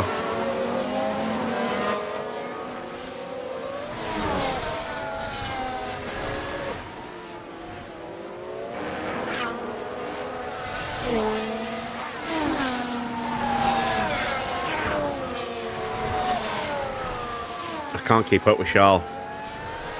And having Antonelli behind me is infinitely scarier than having Leclerc behind me.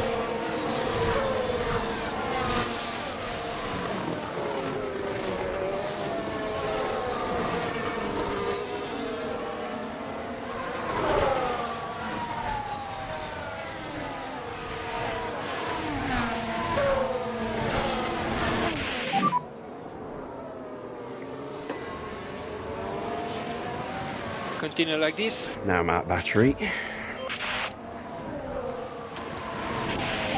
Happy days. Start button on. Yep.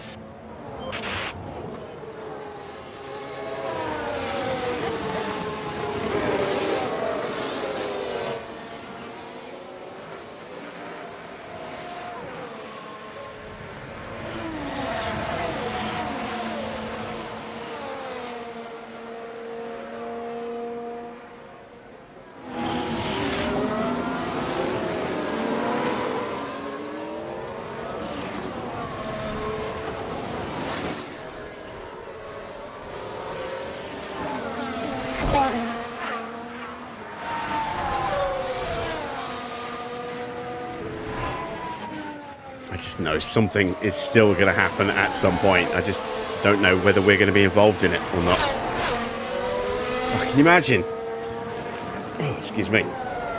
If Charles pushes like crazy, catches up to Russell and Norris and immediately takes all three of them out. A la Schumacher.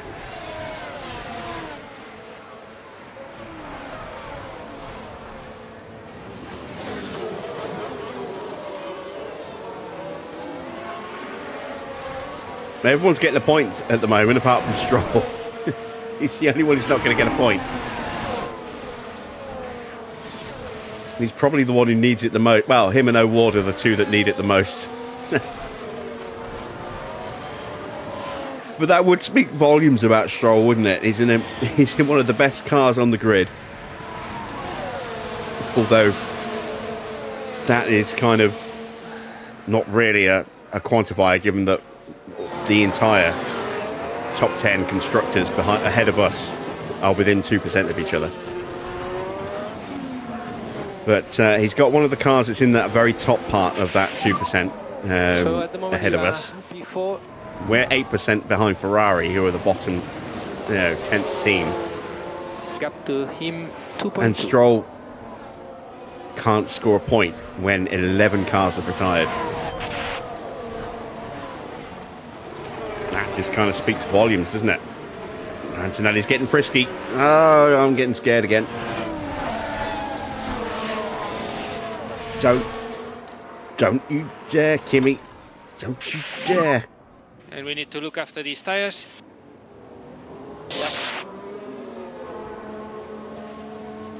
Water level's coming down. It's coming down pretty quickly as well.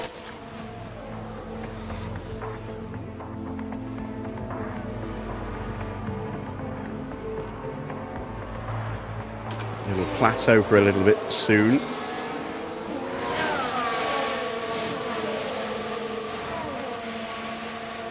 Here comes Antonelli again. I get so scared every time I see him right behind us. He's taken us out across the seasons on a number of occasions.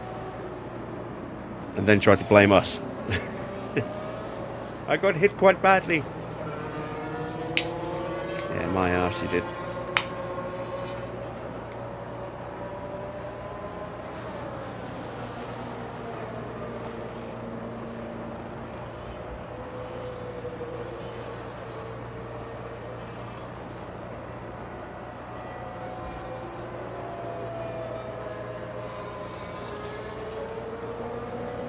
See Albon just half a second further back, then Bearman. Piastri's now at 8th place. Bearman's up to 7th place now. I don't think Bearman's overtaken anybody this Grand Prix. I think he's just been given positions. Where did he start? He started 20. He's gained 3 places. He's gained 3 places himself. The other 11 have been gifted to him. But take out Stroll and O'Ward for their mistakes. That goes down to just 1 place gained. And I think Valtteri had a moment as well, didn't he?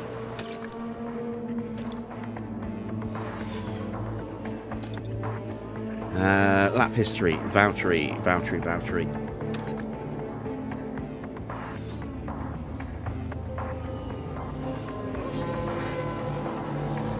Yeah, Valtteri had a moment. Look, he lost 2 places. So, yeah, Bearman technically hasn't overtaken anybody this Grand Prix. He's had 3 people jump out of the way for him, and another 11 just go, oh, for fuck's sake, and park their car.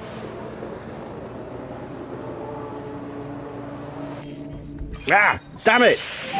I didn't mean to do that, and we have 2 more retirements! It's Bearman. It's Bearman and Piastri. What the hell is going on? Wait, did I just see another retirement as well? Did someone else just slam into them? Oh my word! Are all 4 of them out?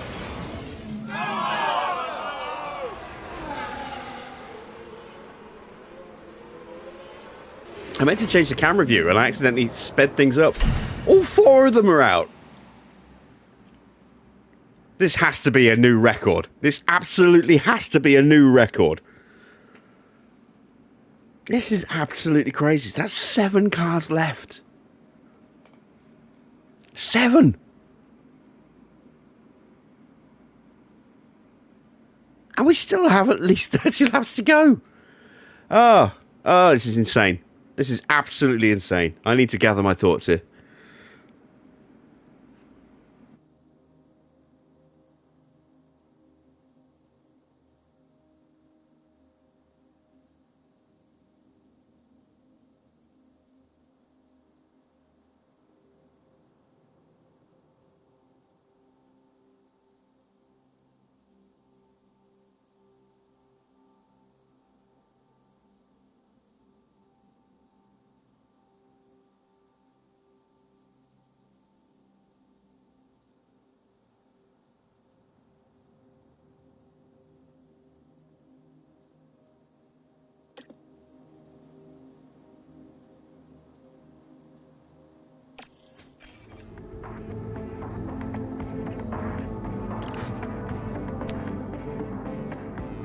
we may as well put on our final set of brand new Inters.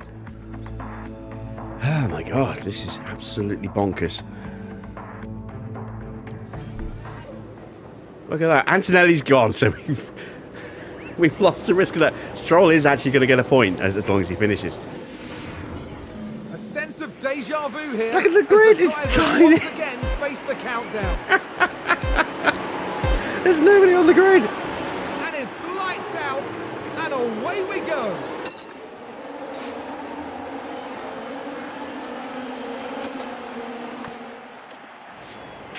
Oh, this is bringing back Understood.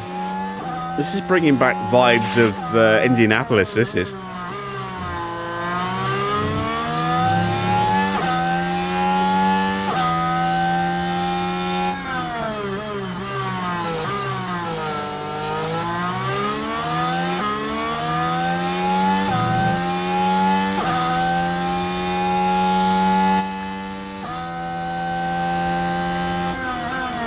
See if we can have a run at Leclerc, get back on the podium. We might not even need to overtake anybody. We might just need to let them just take each other out. Let's go for it. Let's go for it. Oh, just missed it.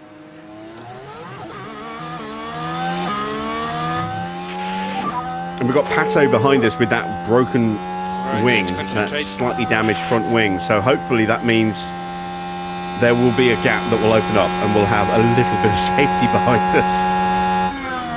Unless we get back in front of Leclerc, and then who knows, all bets are off.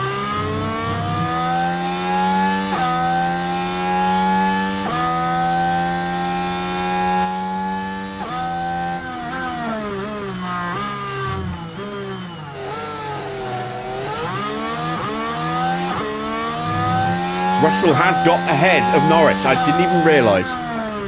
Russell now leads and Oscar's out, so if Russell can somehow not retire, then he will take a big bite out of that gap to Oscar Piastri today. Just what he needs.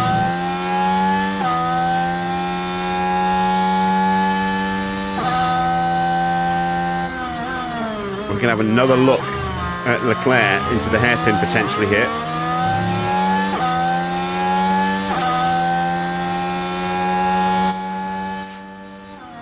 Not close enough. We didn't get hit from behind. That's good. But we're now pretty much out of battery. And we've got one last roll of the dice here at the chicane. No, not close enough.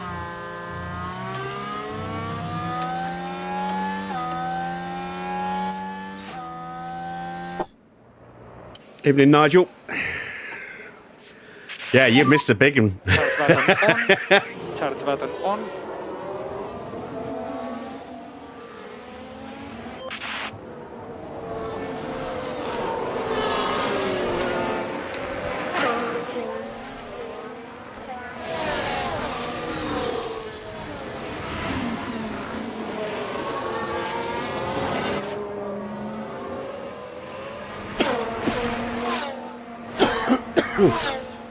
Oh dear.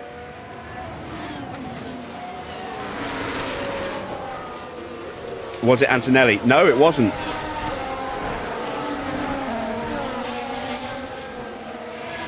It was Bearman, I think. 1.0 now. Continue, keep going.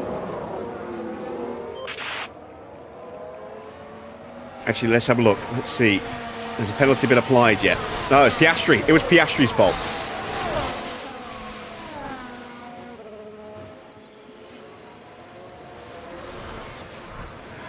We're going to have so many penalties in the next race. So many people are going to need brand new engines. Unfortunately, we are amongst that list as Norris gets back in front of George. Oh, it's contact! He's still going, but George now with wing damage.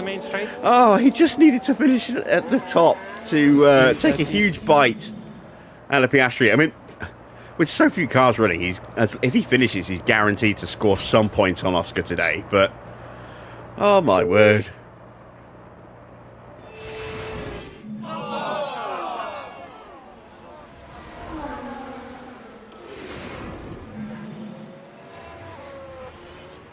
And now he's at the back of the grid with wing damage. We might actually see a pit stop here.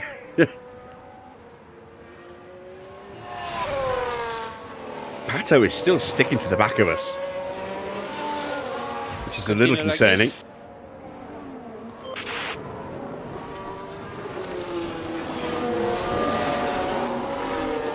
If we end up with like just 3 cars remaining, if we're the last car running, then I will absolutely... Oh, is Norris going to get a penalty? No. Racing incident, apparently. If we are the last car running, then I will just slam it into lifting coast, protect the car, run as slow as I possibly can, and make a couple of make a pit stop just to guarantee that we get the fastest pit stop. Because no one stopped. Everyone's made these tyre changes under one of the 3 red flags that we've had.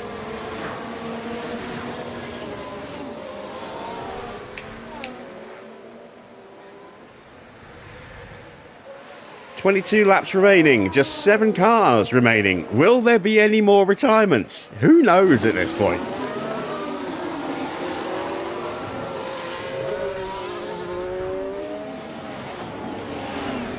We don't have the pace to go after the front 2, so all we can do is just try and hang on for the 3rd. With Russell's damage, I don't know if he's actually going to be able to catch up. It might not just be wing damage. He might have suspension or chassis damage as well. I'm surprised though Ward is staying glued to us. I was hoping we could have dropped him, but that does not appear to be the case, and that is definitely a concern, because Pato is not the best driver, and Stroll is still out there. Stroll could lock up and take us and Pato out in one fell swoop and reduce the field to 4 cars. Or if Valtteri locks out, he could take all 4 of us out. We just saw 4 cars taken out at the hairpin. And then he would literally just be podium positions running. It's like everybody forgot how to drive. Coming to Canada.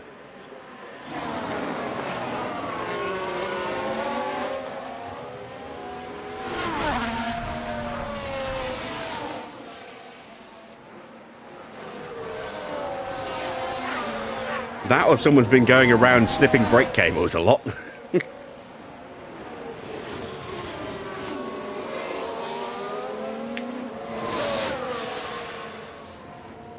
I think everyone's all high and sugar rushing on maple syrup.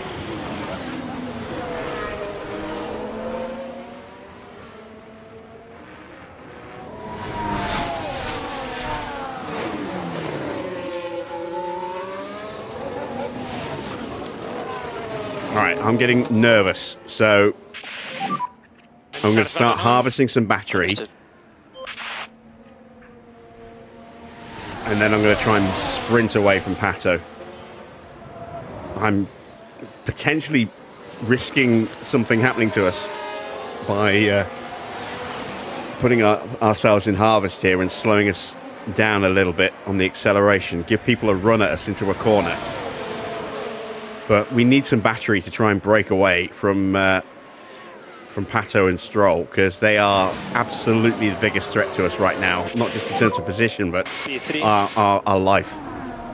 They have every opportunity to try and murder us here.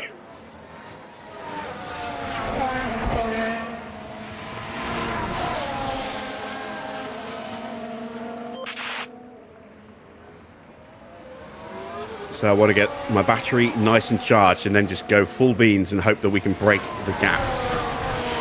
Let them fight amongst themselves and slow each other down, and we can leave them to it.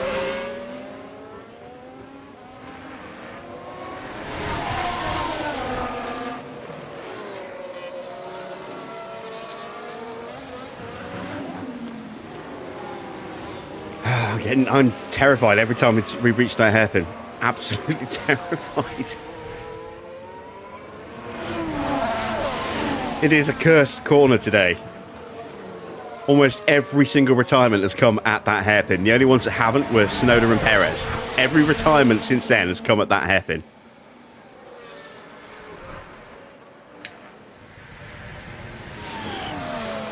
The other two happened at turn 4.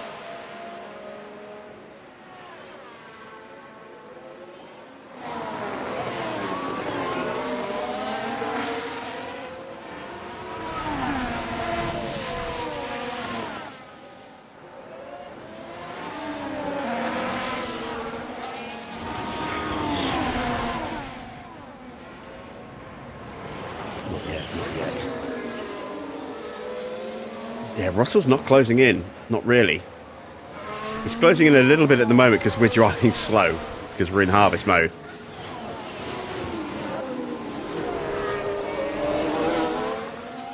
It's more than 5 penalties. It's 5 cars penalised. Schumacher's got a double penalty for taking out Colapinto and Verstappen.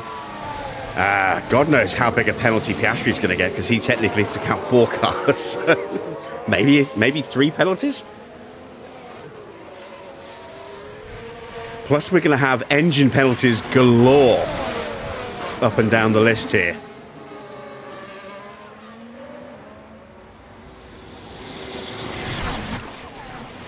All right, let's drop the hammer. So, deployed. Okay.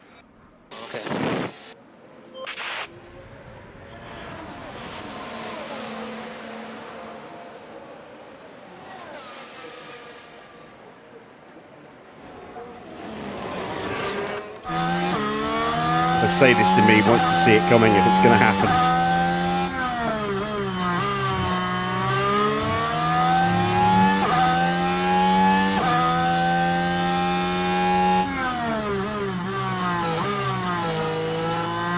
We might not even have the pace to break away. That's the scary thing.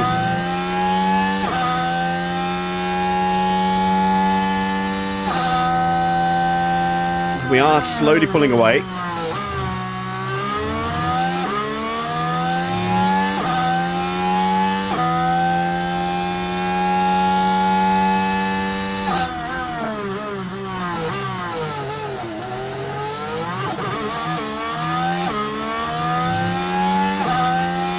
We hear the screech of brakes and a lockup. I think I'll have a heart attack.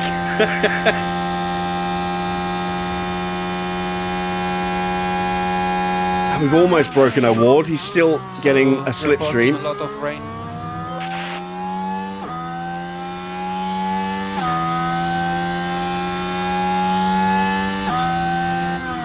The fastest car on track that time, but he should be pushing like that. And yet Pato is coming with us, look. This is where we need to drop him. Through sectors 1 and 2.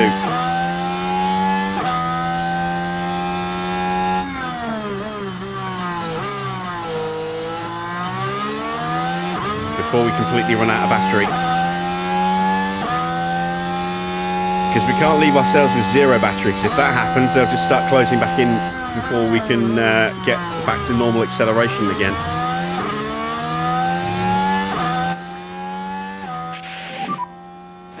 We've probably actually taken a bit too much battery out there. We've got a gap, but we're about to kill the battery on the acceleration here.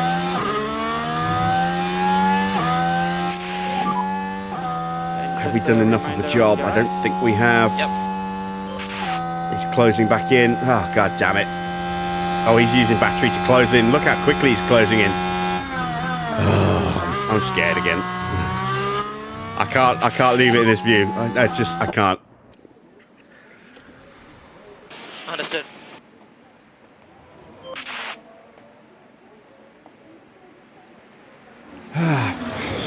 Lap 55. We have 16 laps to go, including this one.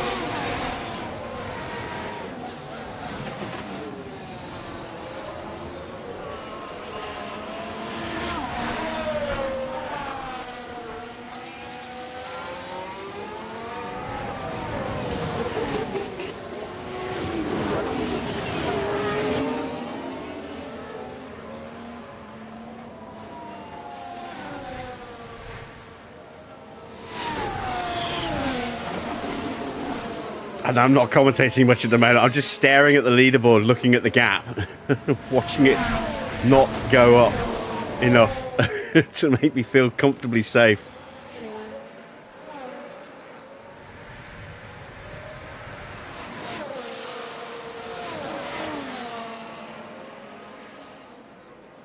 George has got some kind of damage. He is pretty much done now. It's not just the front wing, it's something else as well. Pato only has very minor front wing damage, which is why he's not really being affected too much. Why we can't really drop him. He's also probably got a lot less fuel on board than us as well. Because the AI always tends to underfuel the cars, and we slightly overfueled, and then, yeah, stuff happened.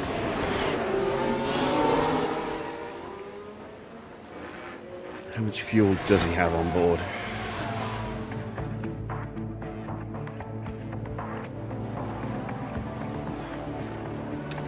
Pato. He has 24 kilos on board. It doesn't have to tell me, does it? Montreal's about 1.4 kilos a lap.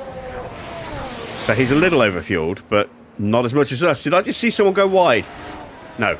Oh, it was just a camera angle. For a second, I thought Pato had gone straight on.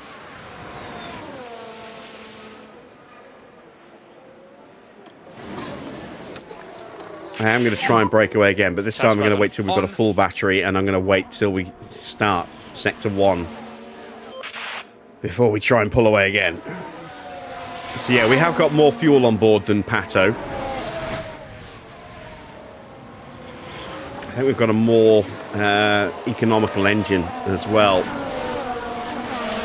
because he's using a Ferrari engine, and I think our engine saves fuel a little bit better but isn't as powerful. I am tempting fate once again, inviting a lockup. I really hope that isn't going to happen.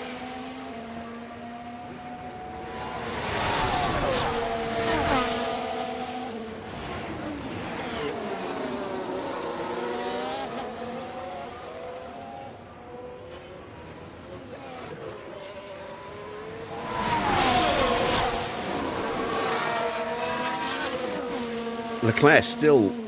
Oh no, he did change his tyres this time, as did Stroll, because they hadn't before. At least I don't think they had before. I know Leclerc didn't.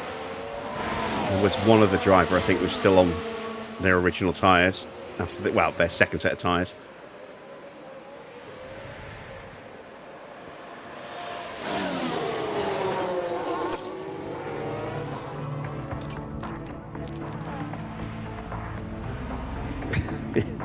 Yeah, there we go. Everybody changed their tyres. Look, it was Stroll and Leclerc who didn't on that previous red flag.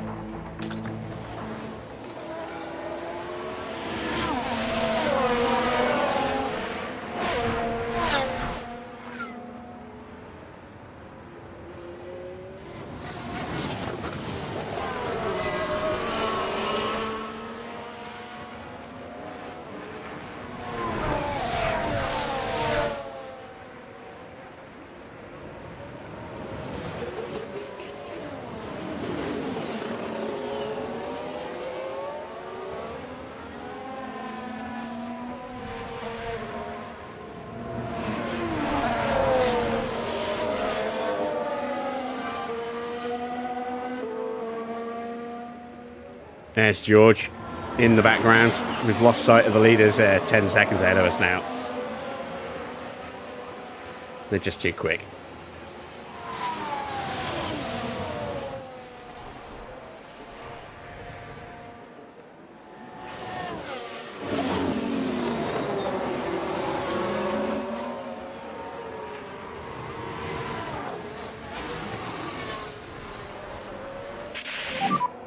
I'm going to close the poll down with 10 laps to go. So if you haven't cast a vote yet, this is your last real opportunity. You've got a lap and a half to cast a vote as to how many cars you think will finish. The only two remaining options are less than 5 and 5 to 9. The other ones are already gone.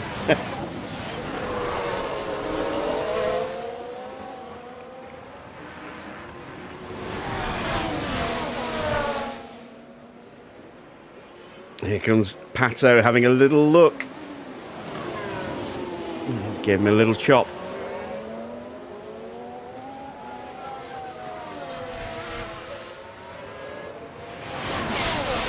I know you said 7 PR.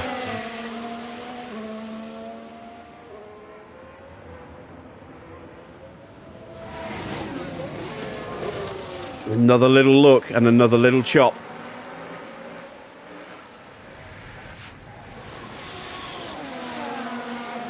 What's going to happen with the weather? Oh, it's going to stay wet all the way through. I wasn't sure if we were maybe going to get some dry weather at the very end. And you can use all the boost bar. Let's absolutely go for it.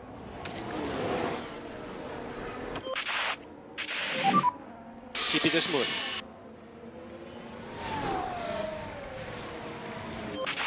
Full beans, Lewis. Hammer time.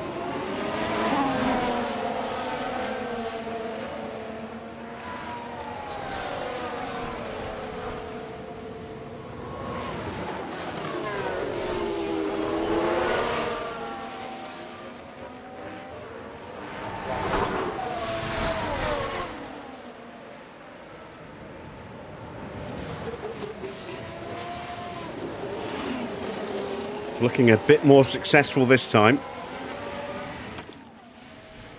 We timed it a little bit better this time, and we actually put him into don't care about defending as well, so that he just doesn't get compromised in his braking approach to corners.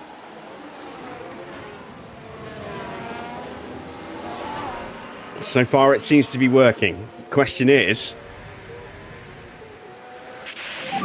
will we be able to stay ahead P3 once we do complete the breakaway, or will he just close back down again? We definitely have a straight line deficit. Gap to him 1.4. George is closing on Valtteri slightly. Has he got actually the chance of maybe getting up to 6th? Or even 5th? Or even 4th? If he catches Bottas, he's got a chance at 4th. And he is closing, and we've gapped Pato properly this time.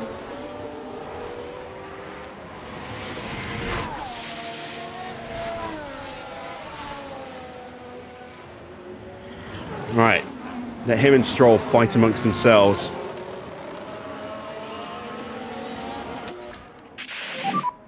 Charge button on. Okay.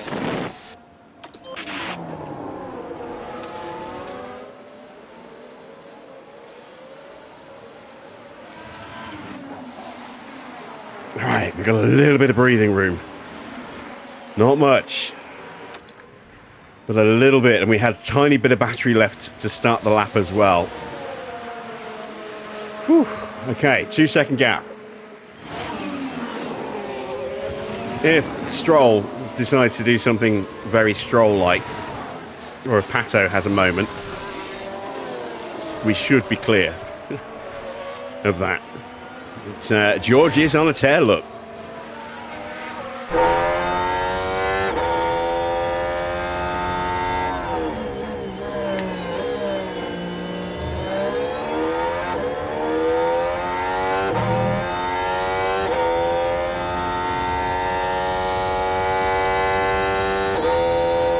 He's still got a fair amount of battery left as well, look. He's still got 70% of his battery left. No, 60% now. But he's closing in. He's really going for it. I wonder if... I don't know. I mean, we're not really pulling away from Pato. Maybe slightly heavier in intensity. I thought maybe the fact that we've broken the slipstream means that they're losing ground, but that gap's still staying around 2 seconds, so it's not that. It's just, I think George is just going for it.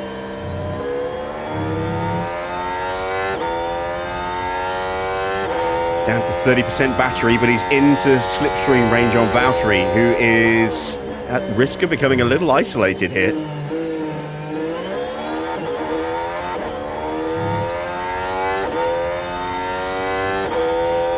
Can you imagine if George, in his desperation to try and get back up the order, locks up, takes out another car or two? All he has to do is finish to pick up some points on Oscar. Yeah, it's not going to be many, but 6 points. It's better than no points.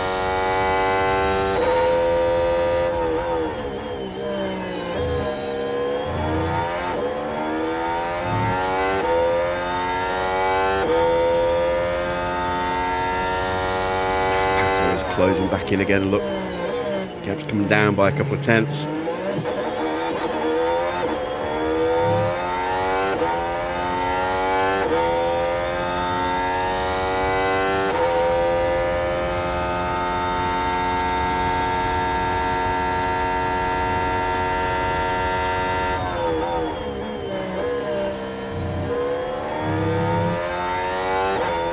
George has definitely stopped deploying his battery. I think he's in neutral right now.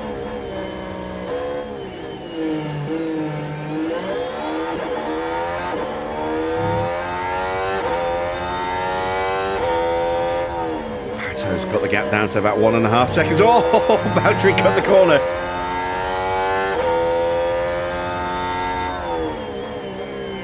And now George is right there.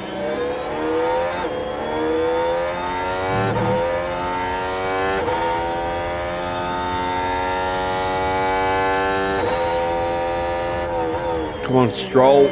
I need you to put some pressure on Pato and slow the pair of them down. I can see Hamilton ahead. That gap is not big enough. If there's a big lock-up from Stroll and slams into a ward, he will hit Hamilton if that collision happens too soon. It's back to scary time. Break out the brown trousers.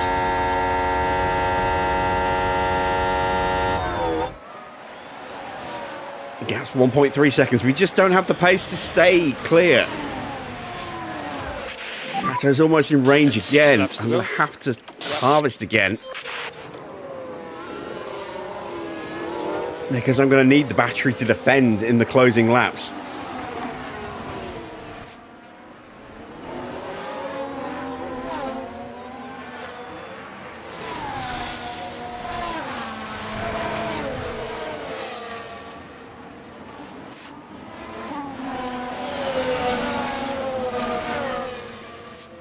I wonder if George has actually got enough downforce left, enough grip left to be able to... Well, he's got grip on the tyres, but everyone's got grip on the tyres.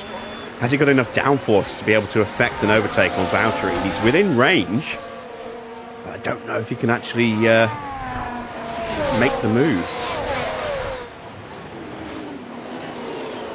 Stroll has been stuck behind a ward all the way through this period here. Hasn't threatened to overtake once. He's just been tucked up behind him. Maybe Stroll has just decided, you know, if I don't drive like I normally do, I could be on for some good points here. If I drive like a normal person, I might actually finish in 5th place. And 5 laps to go. Yep. I think Norris is probably going to beat Leclerc. I just don't think Leclerc... Again, he hasn't really threatened Norris at any point. Norris had a little scuffle with George before George had a whoopsie. But Leclerc, since catching the back of those two, hasn't really threatened Norris. He's just stayed close to him.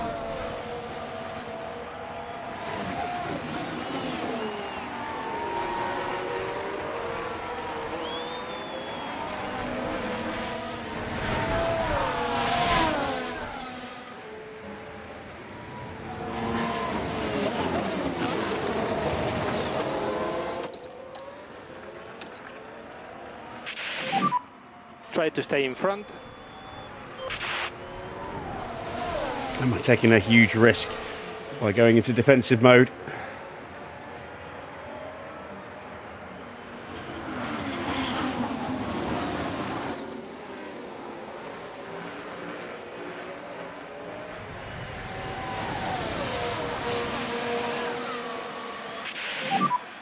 And 4 laps to go.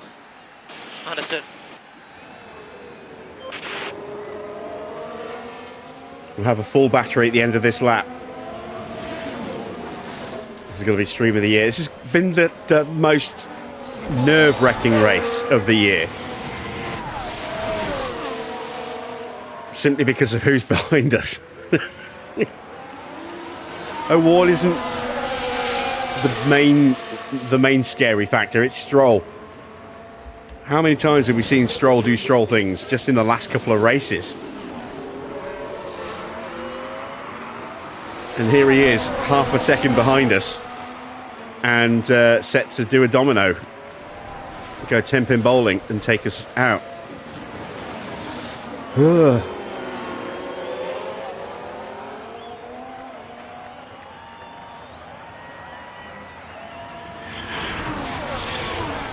I do not like it, Sam. I am.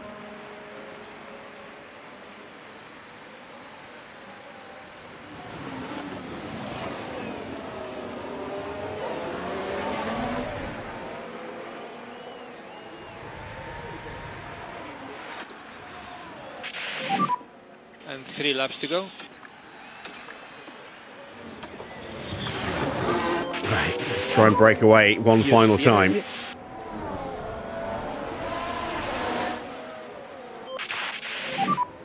Keep it tidy.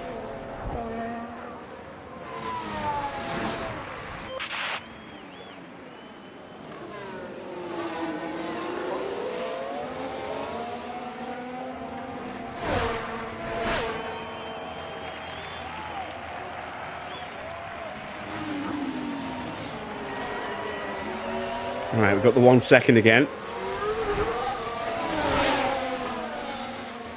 But Pato, if he's got any battery, he's going to be deploying it in very, very soon.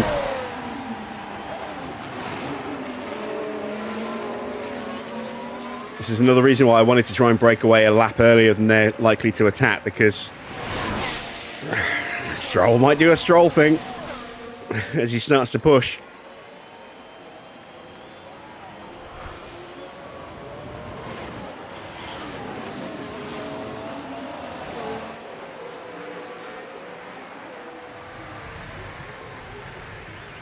I'm going to have pretty much no battery for the final lap, but if we're far enough ahead, it will hopefully not be an issue.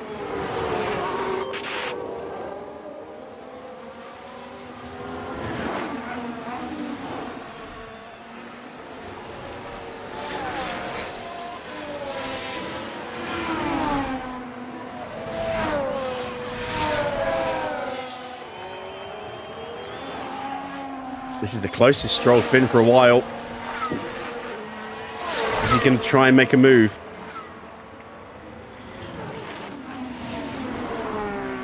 Oh, a little twitch. I thought he was going to step out for a second then.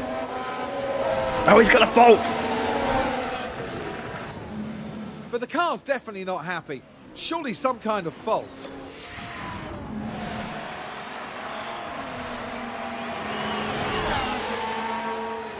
No, it's not the brakes.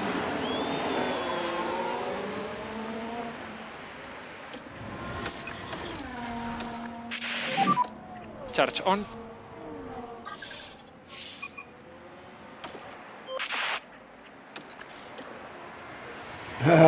Right, now we have a really nervy final lap. We bolted early to try and give us a little bit of leeway. O'Ward is going to close us down this lap, but hopefully we're far enough ahead that we'll be okay.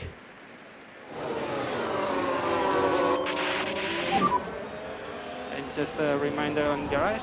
This is George's last chance to get Valtteri. Valtteri is just about hanging onto the slipstream, but he is vulnerable if George can put the pressure on him. It's going to come down to the hairpin, isn't it?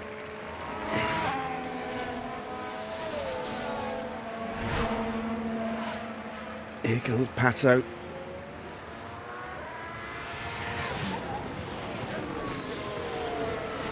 Come on, Lewis. You can do this. Ah, George gets through. No, he doesn't. What does he?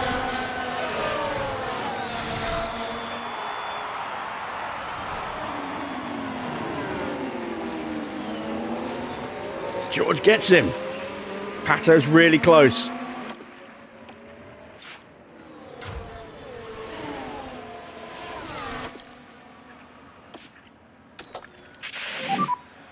and more energy available.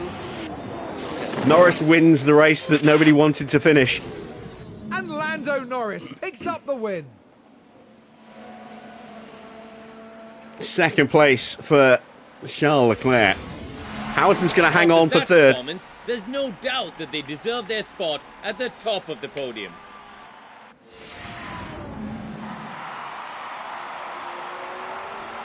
And George got himself back up into sixth place at the hairpin on the final lap in what has been the most nerve-wracking race of my life. Simply because we were shadowed for so long by drivers that have a propensity for getting into accidents. Max will be very unhappy after that race, I'm sure.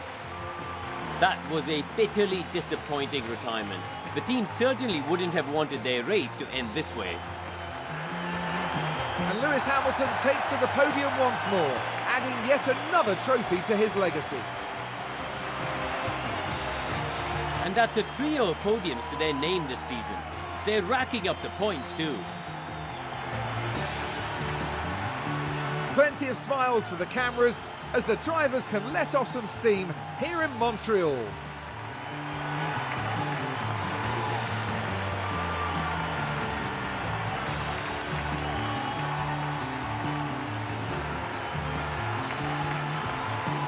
Well, Karoon, how do you think they'll be feeling in the team garage at the end of that?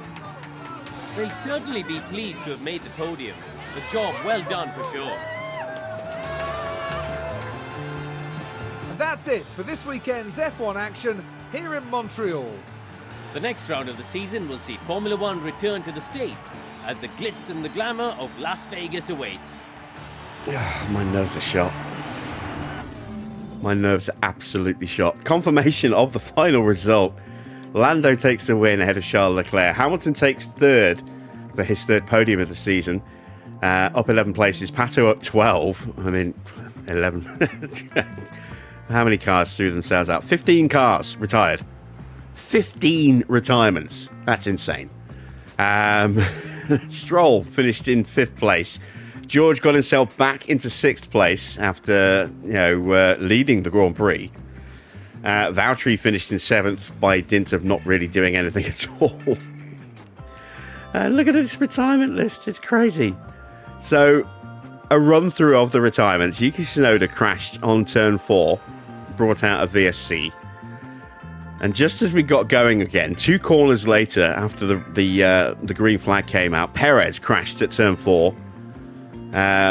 Spinning out at turn 4 and hitting the barrier at turn 5 to park the car on the side of the track. That brought out a safety car. Then Mick torpedoed into Colapinto and Max and took all 3 of them out, which brought out a red flag. Or was that a safety car? That might have just been a safety car. Then we had Liam Lawson and Ocon colliding. That was a red flag. That was definitely a red flag.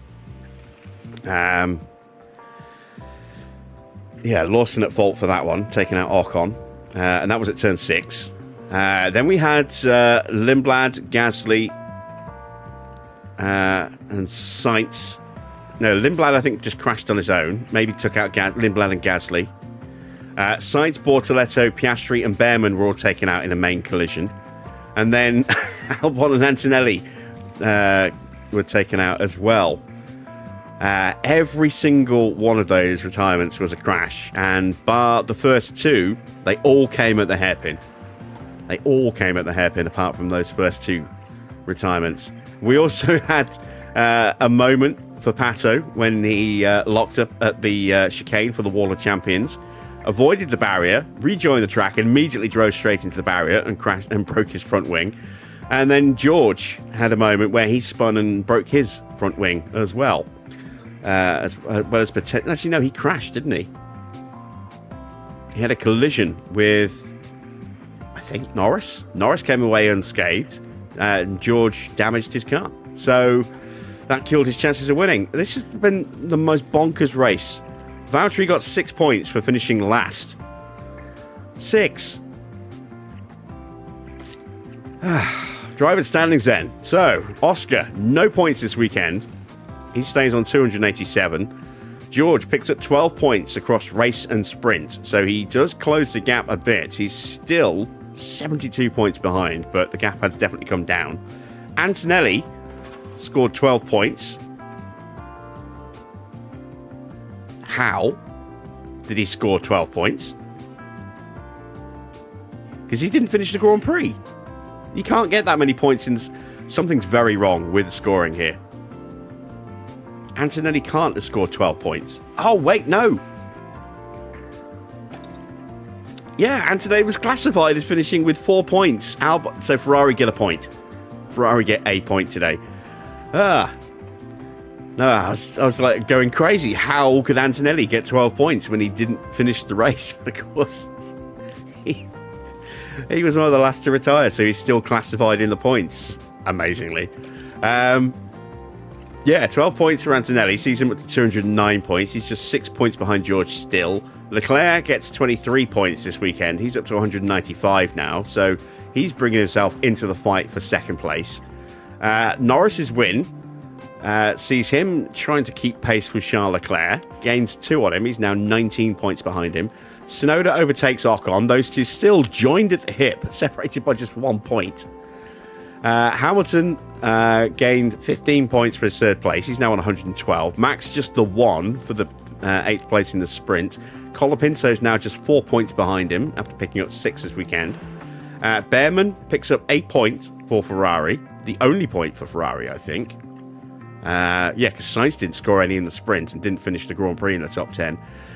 No points to Gasly, stays on 55 points in 12th. Then it's 42 points apiece for Albon and Bottas. Bottas up 2 places into 14th, overtaking Sainz and Bortoletto. They stay on 40 and 39 respectively. Lindblad on 30, 29 for Lawson, 22 for Perez, 21 for Schumacher. Stroll gains 13 points but stays in 21st place. Then Pato O'Ward up to 14 points, still in 22nd, still bottom effectively if you don't count Hadjar. Let's take a look at the constructors. RedBull top with 482 points. They pick up 23, mainly pretty much thanks to, entirely thanks to Charles Leclerc, because Piastri didn't score any points this weekend. 37 points for Mercedes. That has closed the gap to less than 100 points. They are now 97 points behind. So they are still just about alive in the constructors, but only just. McLaren, only 12 points for them, 254. They're now pretty much out of the hunt, I think, for second place, unless a miracle happens in Brazil. Aston are very close. They are 13 points further back in 4th place. We're now up to 192 points. So we have an 88-point lead now over Ferrari, which is very, very nice. Is this really legit? Did only 7 cars finish? Yes, absolutely. Most of them retired before we got to halfway. Go back and watch this race. It's been bonkers. It's been absolutely bonkers. 97 points for TGR. They picked up 8 this weekend. Maserati, 18 huge points for them. They are now just 8 points behind TGR. 2 points for Williams. They're on 71. Nissan with 51 points. Audi, huge points for them considering how their season's gone. They're on 39 now. And so we were not given any points in the pits. It's just given them in team order like that. I don't know why it's done in that particular order, but we got screwed out of points because nobody stopped. The only tyre changes that took place were on the red flags. Nobody stopped at all. So Ferrari get maximum points. McLaren get 3rd and 4th. Red Bull 5th and 6th. Mercedes 7th and 8th. And then Nissan 9th and 10th. I was hoping we might be in that, but I'm not quite sure why it's done it in that particular order. It would have been much more fair if it had done it in finishing order, but never mind. So, Red Bull pull away from us by another 18 points. Luckily, Aston do not close the gap because they didn't get any points either. So we are, let's see, how many points behind are we? 37 points behind Red Bull. We're still in the hunt, but we are definitely falling behind a bit. Aston are 28 points behind us, so they're still a threat. Mercedes are now Not too far behind either. They're only 5 points further back. Nissan now on 182. Big points for Ferrari. Big winners today. 43 points. They're up to 179. Just 3 behind Nissan now. McLaren have really benefited as well with 27 points. They've pulled away from BMW nicely. They've got a 31-point gap there. Then it's TGR with 95, 84 for Audi, and still just the 8 points for Maserati. Oh, how they needed those pit stop points today. They didn't get any at all. No stops and no finish for Max, unfortunately. So not only do we have a huge repair bill, we only got half of our sponsor money as well. This is going to be unpleasant.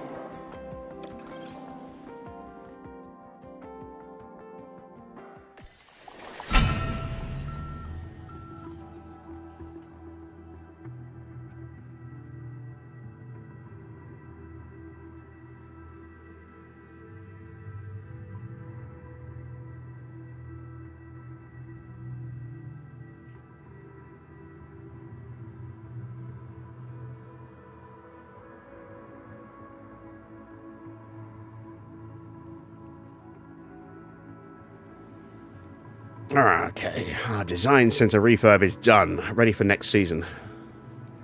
Glad we got that expense out of the way now, because there's no way we can afford to do it now. Oh, jeez. We've got sponsor money coming in a week. Less than a week. 5 days. Oh, how we need it. We have 1.4 mil in the bank, and I am terrified of looking at my inbox. But we need to. This isn't. I'm not going to look at this one yet. Board attendance, were they happy? They were happy. I forgot the board were coming. Oh my god! Thank God we got a podium. Oh Jesus, that could have been a disaster. Whew. Okay, there we go. Design center refurb is done, so we're back to full effectiveness for any research that we might possibly be able to afford to do now for the rest of the season. Let's check in with the board. They were delighted. That's 4 delighted results in a row. That's fantastic. And it's another race ticked off on the points for the long-term objective. We now just need 1 point finish out of the remaining 3 Grand Prix. So we've got a chance of actually knocking off the long-term objective, which I did not think we would have a hope in hell of doing this year. So I'm really, really, really pleased about that. That is going to certainly go a long way to keeping the board sweet, because we're about to go into a fuck ton of debt. Oh boy. I don't want to look at the inbox. We lost a chassis and a rear wing. Side pod has failed on Hamilton's car. Suspension's gone. Underfloor's gone. Another suspension's gone. It's the engine I'm looking forward to. Oh wow, we came out of that a lot better off than I was expecting. We've killed a gearbox. I think that was our only good gearbox left as well. So Max is going to have gearbox issues this season for the rest of the season. The ERS is still in really good shape. And the engine, it's taken a 10% loss, but that could have been worse. That could have been a lot worse. I was expecting we were going to have to buy a new engine. We can limp through the last of the season with that. And that now makes my decision easier. Now we're going to throw our weight behind Hamilton, because he's got the powertrain that's in better shape. So his car is theoretically going to be faster. So Max is going to have to perform miracles in a car with older spec parts, because we cannot cover these losses. In fact, we might have to roll back the suspension on both cars here. Let's have a look. What can we fix? That's it for spares there and spares there. Oh, look at that. We had a spare suspension. That's it. No more spare suspensions. All right, Max's car. Got to roll back the chassis.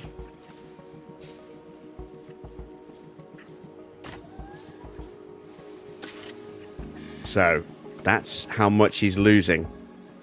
A little bit of speed, a tiny little bit of DRS and engine cooling, a little bit of high and medium speed downforce. Not too bad, but the loss of speed, not ideal. Front wing is okay. Rear wing.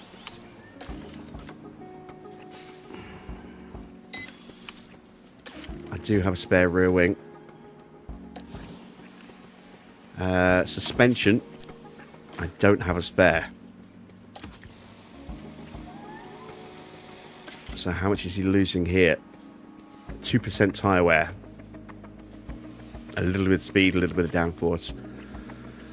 Yeah, well, needs must. I just don't have the money to spare. At least we don't have to drop 5 mil on a brand new engine. But what is my gearbox situation like? Yeah, that was my best gearbox. Damn. Okay, so we've got our practice gearbox, and then we've got 3 kind of shitty gearboxes left.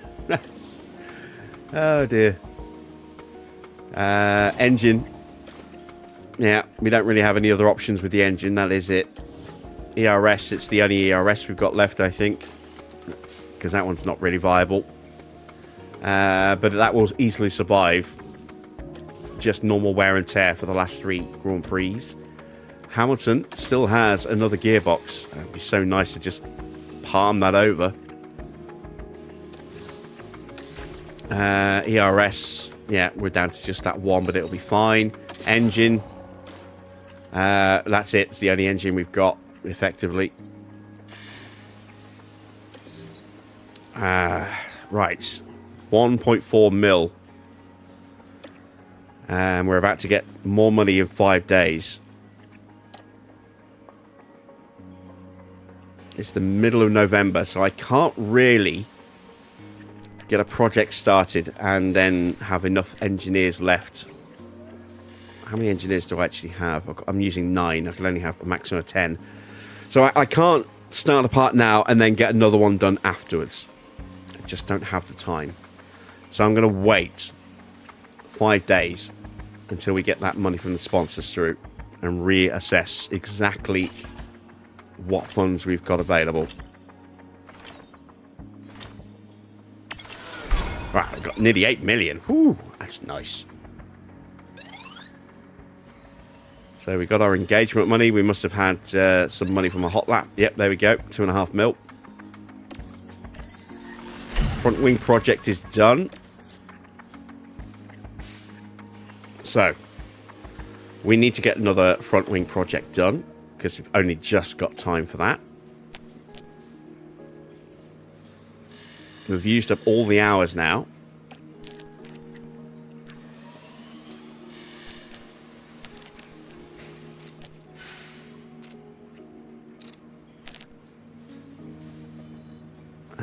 At this point, I'm just going to kill that airflow as well. Put everything into tyre wear.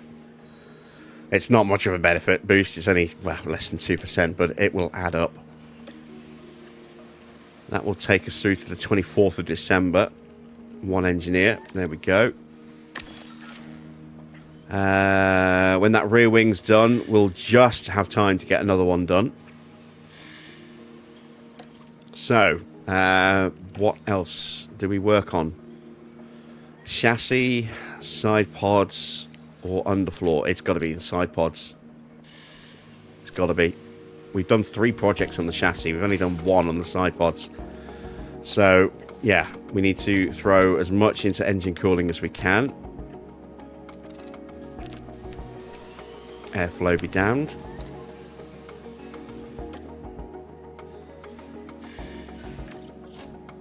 There we go. We've got 5 mil left. Might be able to afford a refurb.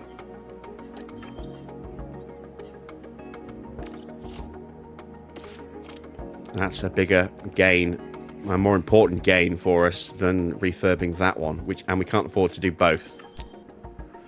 What about anything else? Is there anything else busted. Yeah, the race sim. Oh, I forgot about that. That is 3.7 mil. Memorabilia room needs a bit of spit and polish. Weather sensor. I'm not worried about the weather sensor. I mean, it would be nice to have that back up and running for Brazil. But we're just going to drop an upgrade on that next season, I think. Boardroom's good. Helipad's fine. Tour center's fine. Staff results. Everyone's pretty happy, apart from not being pleased with the car. No surprise there. So we've got a hot lap experience again for another 2.5 mil and another 4 mil from engagement. That's very nice. So another 6.5 mil to come. Let's get Danny Rick doing his thing.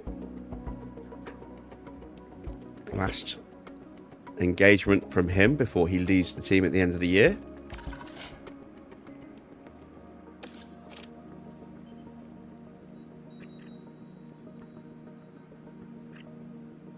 We should get that money at the very end of the season, I believe.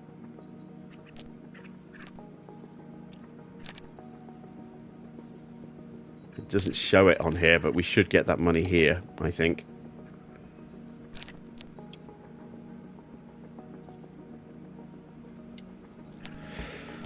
Ooh, okay, what a weekend this has been.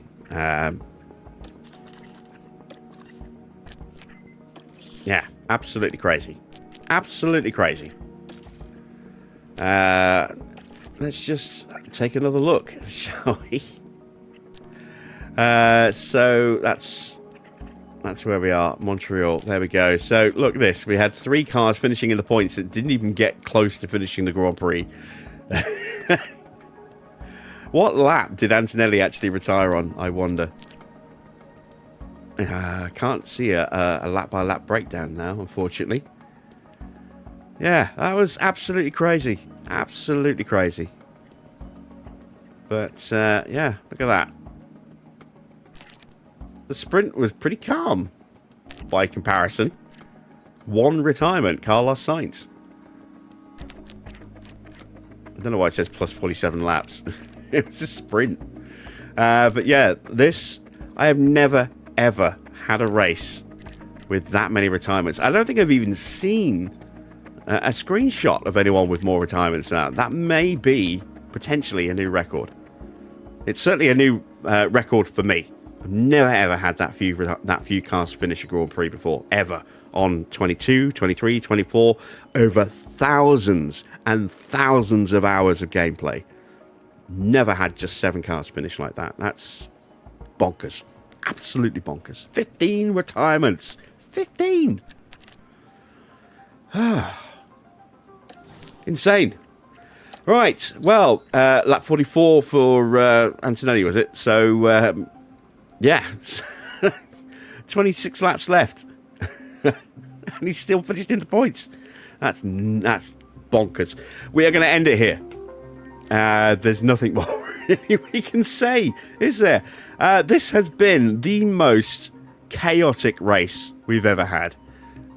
If you have missed a good chunk of this race, the replay will be up very, very soon. I highly recommend you go and watch it because, yeah, it's just bonkers. And I was terrified for most of that we were going to be involved in a second big pileup. So, yeah, you'll get to hear me shit my pants for about 50 laps. Fun. If you have enjoyed tonight's race, then a thumbs up would be much appreciated. If you haven't yet subscribed, then look at what you're missing out on. You know, all sorts of bonkers happenings. Make sure you hit that subscribe button and click that bell for notifications on the start of live streams as well. I will be back at the usual time of 8 p.m. tomorrow, assuming my heart doesn't give out in the night, for another sprint weekend as we head to Las Vegas. So until then, that's it from me. Thanks for watching. I am Jim Bob, and I'll be back with more F1 Manager very soon.